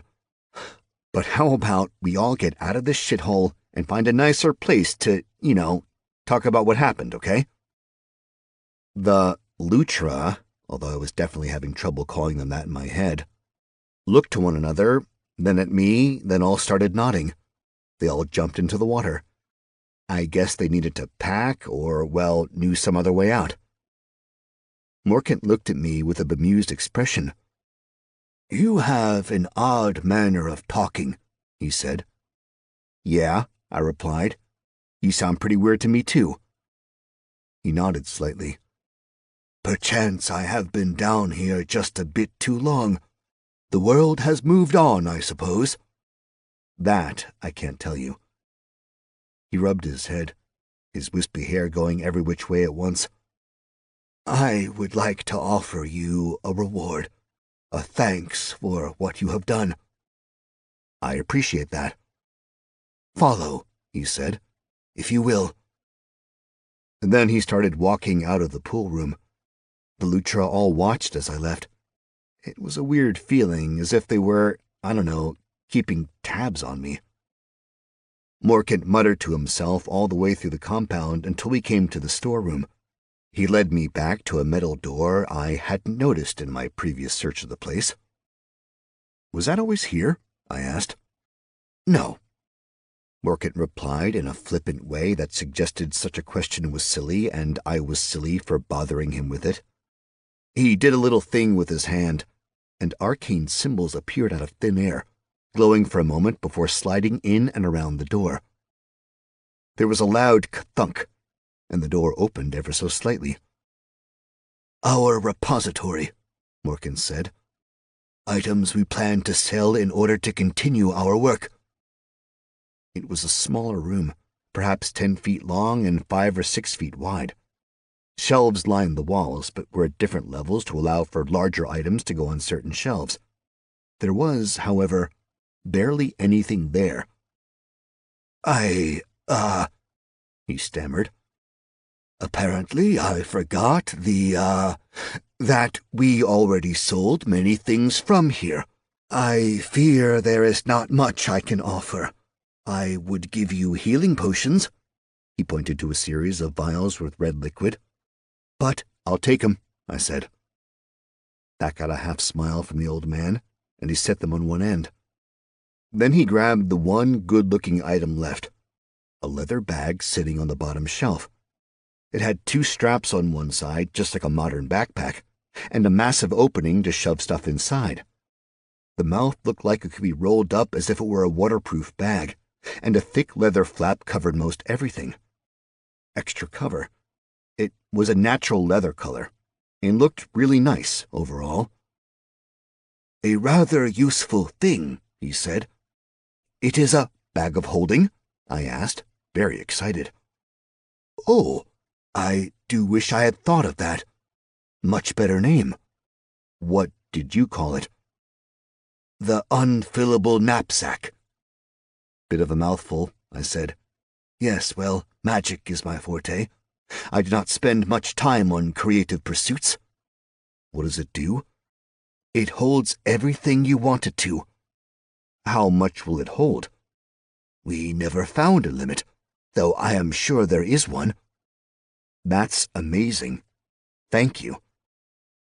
You have found a unique item. The unfillable knapsack. The unfillable knapsack. Item type, epic. Item class, magic bag. Material, leather. Durability, unbreakable. Weight, 8 pounds. Requirements, none. Description. Totally not a bag of holding. This bag with extra-dimensional space inside is capable of carrying an indeterminate amount of material. Might as well test it and see how much crap you can fit inside, you hoarder. As long as you can fit it through the mouth, it can be stored inside. Morkant gave me a wan smile, and I gave him a hug. he got very uncomfortable very fast. "Do you mind if I clean out your storeroom?" I asked. "Is there anything you need here? I mean, are you coming with us?" "I feel perhaps I might stay here," he said. "I fear the Empire is not quite the place I want to be in yet." "Okay, but "Please," he said with a smile, "take everything you would like." I gave him a big clap on the shoulder, and then headed back into the storeroom to test the limits of my new bag. I shoved virtually every piece of weaponry, armor, and even some of the shelves into the bag. It all kept disappearing inside. It was beyond my wildest RPG dreams. It did get a bit heavier, and I wondered if it would have any impact on the straps. Would the bag ever break? Just one more thing to test. Chapter 49. I got Red, untied him, and explained the whole situation. Just as I was about to walk out the door with him, the entire tribe showed up, standing expectantly in front of the exit. Red," I said. "Here's the tribe. Here's Red." Awkward silence. The door opened right up, no problem, and I came face to face with Nikolai. "Evening," I said. He grabbed my shoulders and looked me in the eyes. Then he looked me up and down. Finally, he released me. "You look fine," he said. "Feeling a bit tired," I replied, "but otherwise fine." "He saved us," one of the Lutra piped up. Then it was like a dam broke, and all of the otter-like creatures swarmed past me, running up the stairs. I mean, I got it. It's not like I'd want to spend any more time in the place I'd been a slave either. Nikolai gave me one raised eyebrow, and then he turned and walked up the stairs. Once we got back to the entrance of the castle, I ran through the whole story for him, going through the assault, the girls upstairs, the prisoners downstairs, and the Agaknern. Nikolai listened, nodding here and there, but otherwise remaining silent. When I finished, he slapped me across the face. "You are a brave idiot," he said. "Do not be so foolish in the future." "No offense," I countered, "but I only did what you told me to do." "Partially. I was totally on my own here. I was watching the entire time. Only once you went through the magic door were you on your own." "I didn't know it was magical." "It was something you should have checked." "Okay. Lesson learned." "Almost good work," he said and started walking. "We must hurry back to town, or we will ruin the schedule." "I'm sorry." "Cleve has a schedule to keep."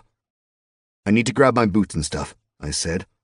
"Hurry," he said and walked out. I flipped him off, and then ran up the stairs. Then I began really testing the limits of the bag, looting like a madman, even pulling the 4-poster bed apart and shoving that shit in there.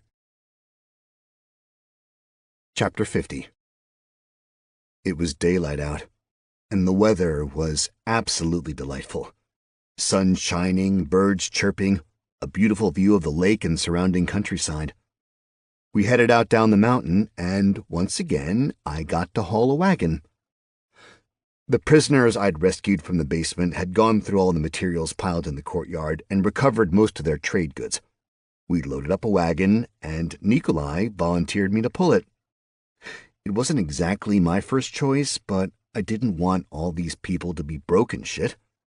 So there I was, strolling down a mountain path as if on a leisurely hike, with a wagon on my back. Naturally, because I was little more than a beast of burden, I used the time to go through the nearly countless notifications I'd gotten. Cool beans, you've learned the skill Stealth. Be sneaky, move around in silence, tiptoe up the giants and dragons. You're totally going to start stealing stuff now, aren't you? Plus 10% harder to detect. Congratulations, you've discovered an ability, Make an Entrance. You really know how to enter a room. Once per day, you may use your ability to make a grand entrance such that those on the other side of the portal are stunned. Cool beans, you've learned the skill Improvised Weaponry. You can make a weapon out of anything, say a dwarf stab to a chair, plus 5% damage when using made-up things as weapons. Cool beans, you've learned the innate skill Swimming, level 9. You can move through water without drowning, plus 9% movement speed in water. I also gained 1 level in weapon throwing, 2 in swords, and 1 in axes. Plus, I killed a bunch of things and completed a big ol' quest, so I got a buttload of XP. Boom. Huzzah! Against all odds, you have reached level 5. You receive 6 attribute points to distribute in the next 36 hours or you lose them. Dare to believe you can survive and achieve greatness, or don't. Huzzah! Against all odds, you have reached level 6.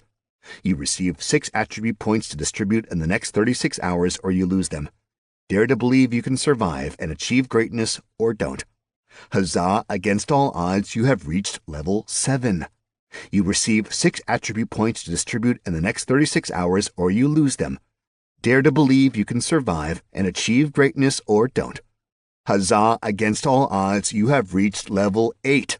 You receive 6 attribute points to distribute in the next 36 hours or you lose them. Dare to believe you can survive and achieve greatness, or don't.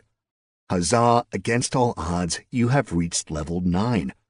You receive 6 attribute points to distribute in the next 36 hours or you lose them. Dare to believe you can survive and achieve greatness, or don't. I had a bunch of points to dole out, 30 to be exact, but I wanted to ask Nikolai about them. He put me through all this shit to get the levels, so I wanted his advice on what to do. I was tired of floundering, and I knew just dumping more and more points into strength would be pointless, though at the same time, that would certainly be interesting. The dude was marching at the front of the group, though, and I was in the back. Given the pace and the way the Lutra swarmed around me, it didn't seem like there'd be a good chance for me to get up to him. Also, that'd mean running with the wagon. Instead, I settled into a pleasant hike down the mountain, where I had to make 0 decisions about anything. I just took a moment to enjoy the new world, take in the clean air, and just be. As we approached Salmirs, I could see the town had its gates closed, and the guards were at attention. It made sense. Our caravan was certainly odd, and we weren't exactly hard to see, but as soon as we got close enough, several of the rescued prisoners and nearly all the Lutra all broke into a run, sprinting for the city. The gates opened up, townsfolk poured out, and there was a lovely moment of reunion. I couldn't help but smile broadly. Nikolai and I just sort of slowly walked towards the town, letting the moment happen. We slipped through the gate mostly unnoticed. I left the wagon near the entrance, just inside the gates but not blocking the road, and used the mild chaos to disappear through the crowd. Nikolai and I made our way to the inn. I was happy to not be a part of the crowds, never being particularly great with things like accepting gratitude or anything like it. Kind of out of nowhere, as Nikolai stepped into the tavern area of the inn, a notification popped up. Since I had nothing else going on, I didn't ignore it. Congratulations, you've completed a quest. The Salmirs Rescue. Villagers from Salmirs have been kidnapped in the night and were taken into the wilds by slaving bandits. You managed to bring them home safely, with barely a scratch shared among them. In addition, you completed the secret objective, saving the traders and their goods. This gives you a bonus reward. And the super secret objective was completed, and you managed to bring the long-lost Lutra back to their families, giving you an additional bonus reward. Reward: increased standing with the town of Salmirs, 4,000 XP, unknown, and unknown. Congratulations, you have completed a quest. A bandit problem. You have successfully cleared the bandits from the ruins above the Royal Road with extreme prejudice. Reward: increased standing with the town of Salmirs, increased standing with the Empire of Glatten, 2,500 XP, 40 gold, and a gift from the mayor of Salmirs. Huh, I said. Odd timing on those.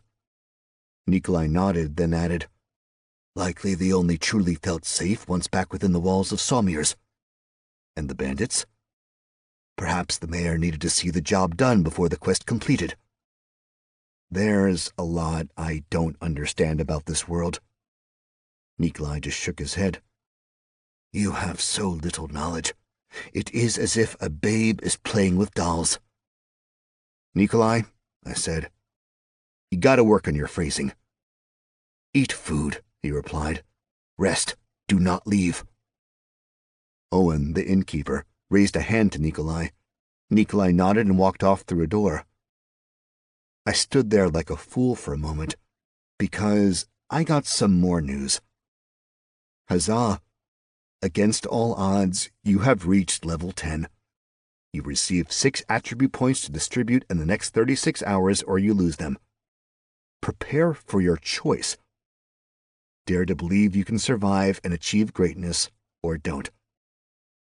Level 10. Nice, I guess. Now I had 36 attribute points to spend. I had the feeling the game's math was off somewhere. I seemed to be drowning in fucking attribute points. But if it was unbalanced in my favor, why rock the boat? I decided to follow Nikolai's orders, and I sat down at the bar. Got any food cooking? Owen just smiled.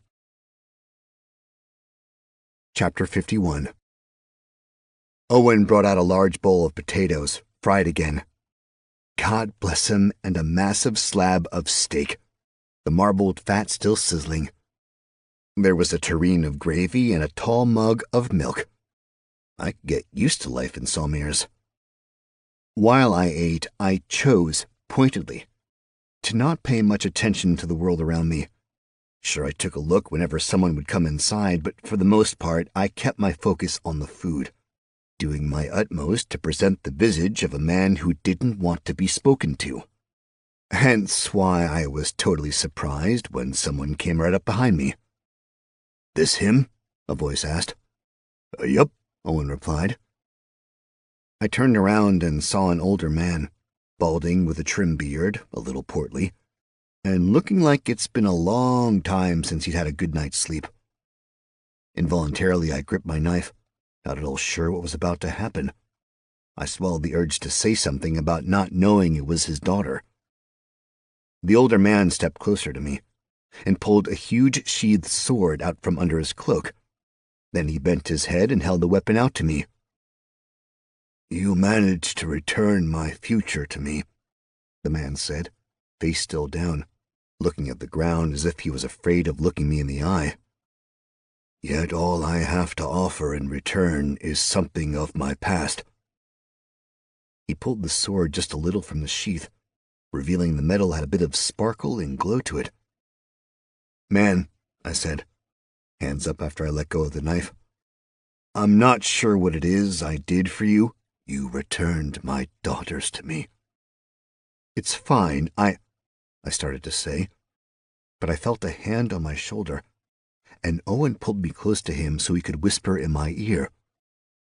'Tis a mighty bad idea to refuse a gift here, Owen said softly, but in a manner where I knew it was a stern warning. I really wanted to ask why, but with everyone in the tavern looking at me and watching this interchange, a tavern that seemed to be overflowing with all sorts of folk looking at me, I had no option but to slap a big silly grin on my face. You are too kind, I said, but I accept your generous gift. Thank you. With just a tiny bit of a bow, I took the sword. You have been given the great sword, Hellreaver. Great sword. Item type, rare. Item class, two-handed melee. Material, fleetium. Damage, 20 to 45, slashing. Durability, 1,845 of 2,000. Weight, 24 pounds. Requirements, strength 18. Effects, +2 damage on each strike, +10 damage against any evil character. Description: a large, straight-bladed sword having a cruciform hilt with a grip for two-handed use. My first magical weapon. Thank you, I said. Really? He nodded. When I was your age, I thought a magical sword was something worth having. But when you get a bit older, you will see it is nothing compared to having your family. I wasn't exactly sure how to respond. The man nodded once, his eyes brimming with tears, and then left the tavern.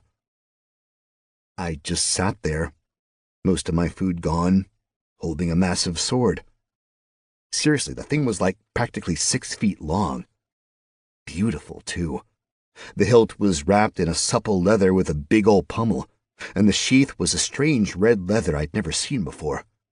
Everything about it was just super cool. Except that I had nowhere to put it. I mean, sure, I could slide it into my bag of holding, but that meant the entire town would know I had a bag of holding. I figured that would be better kept a secret. Thankfully, just as I realized more than one of the ladies in the room were making serious eyes at me, Nikolai came out of the door in the back and whistled. He made a sharp gesture, indicating I should already be following him, and then turned around. I gave a half-hearted wave to the gathered townsfolk and followed Nikolai on the double. He led me to a small room with an even smaller table and 3 chairs. Cleve sat in one of them. The other 2 were empty. 3 mugs took up most of the table, all filled with a foamy liquid, either beer or mead. Either one good with me. Cleve pointed at the seat directly across from him, and though I expected Nikolai to join us, he merely shut the door and leaned against it, his arms crossed over his chest. I sat. You are a mighty strange man, Cleve said. Thanks, I replied. Take it however you like, for 'tis a truth. These past few days I have spent many an hour trying to figure you out, trying to understand who you are. All I have is that you are different. Hell, man, I've spent my whole life trying to figure me out. And you have no answers? Not yet. See, that is the thing, Cleve said, pointing at me. You do not say no. You choose not yet. Hopeful. You do not shy away from violence, even if it is extreme and brutal. You make a choice to defend those you believe are innocent. These are uncommon traits in this land. Really? Doesn't seem that way to me. I gave you a job, Cleve replied, but I expected you might die. I chose to hire you, not give you anything. You trained me because I wanted you to protect my goods and my people. I frowned, taking a moment to think over my life, which was easy because at that point it was only a few weeks long. I've had good luck with innkeepers, I finally said, but I've barely scratched the surface of this world. I don't know the people here. It is a hard world, Cleve said. Violent. People do not live long here. They protect their own and rarely go beyond that. You had no reason to do what you did in the ruins. Wait a minute. I had to complete the quest. You did. But I refer to when you followed the young man into the dungeon below. You could have walked away at that point, left the young man to his own devices. Dude had no idea what he was doing. He was, under control of the Ashenfucker thing. Agagmern, Nikolai offered from behind. Bless you, I said, but no one else got the joke. Yeah, that thing. You had no idea, at the time, that the creature was controlling the man. You just went after him. I want to know why. I leaned back in my chair, looking from Cleve to Nikolai and back. No offense, I said.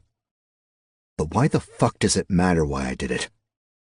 Because I am curious. My hackles were raised. Why did he want to know? What was he curious about? And why did it matter why I did anything? I took a deep breath and let it out nice and slow, doing my best to release my paranoia with the air. My original self, he was a creature of fear and paranoia. I often acted in a way I thought might protect me just in case. That hadn't worked out well. Here, I had the means mostly to protect myself from essentially anything that might serve to hurt me. Maybe it was time to trust. Oh, hell, man. It just seemed like the right thing to do, I said, swallowing my attitude. Dude seemed in over his head, and he seemed like he was going somewhere he shouldn't. There hadn't been a single thing good in the whole castle. No way it was going to start in the basement. You didn't think about a reward? Cleve asked. He tried to deny the reward, Nikolai said. Owen had to offer a little advice. Bad idea to refuse a gift, Cleve said with a nod. Look, man, I said, trying to get both men in view so they'd understand I was talking to them both. There's too many rules for this fucking world. Why? What does it matter if I accept the gift or not? In the same manner you are given a quest, there are those who offer the reward. If they are unable to give the reward, they will suffer. As you must fulfill certain parameters to be successful, so must this father fill his.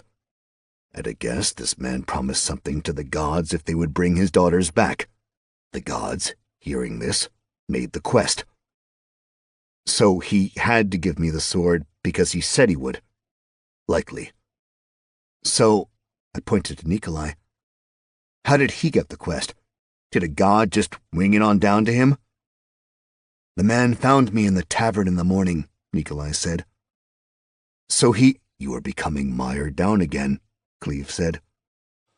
The world works in a certain way because the gods deem it so.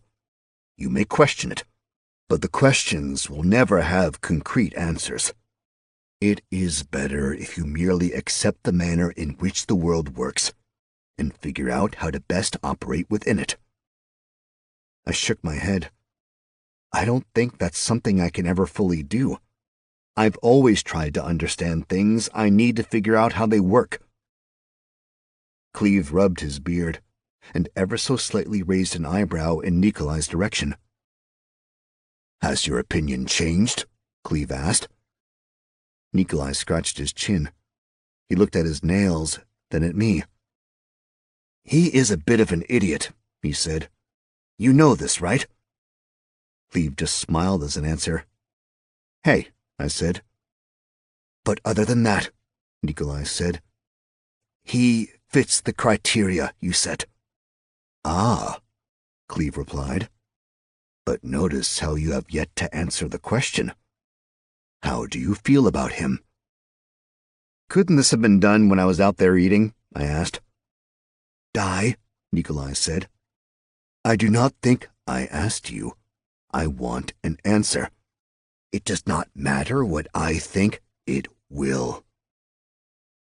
There was a hard silence between the men, as if Cleve had just said something intense, but I have no idea what that could possibly have been. Nikolai stepped to the table, reached over me and grabbed his mug. He took a deep pull, then looked over at Cleve. Yes, Nikolai finally said. I have changed my position on him. Capital, Cleve said with a clap. I think I'm missing something, I said. Always are, Nikolai quipped. Well, Cleve said, pulling out a piece of paper and smoothing it out on the table. I am preparing to adopt you as my heir. Montana of no house at all.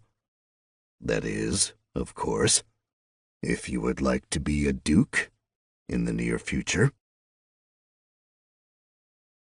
This concludes One More Last Time by Eric Ugland, narrated by Neil Helligers.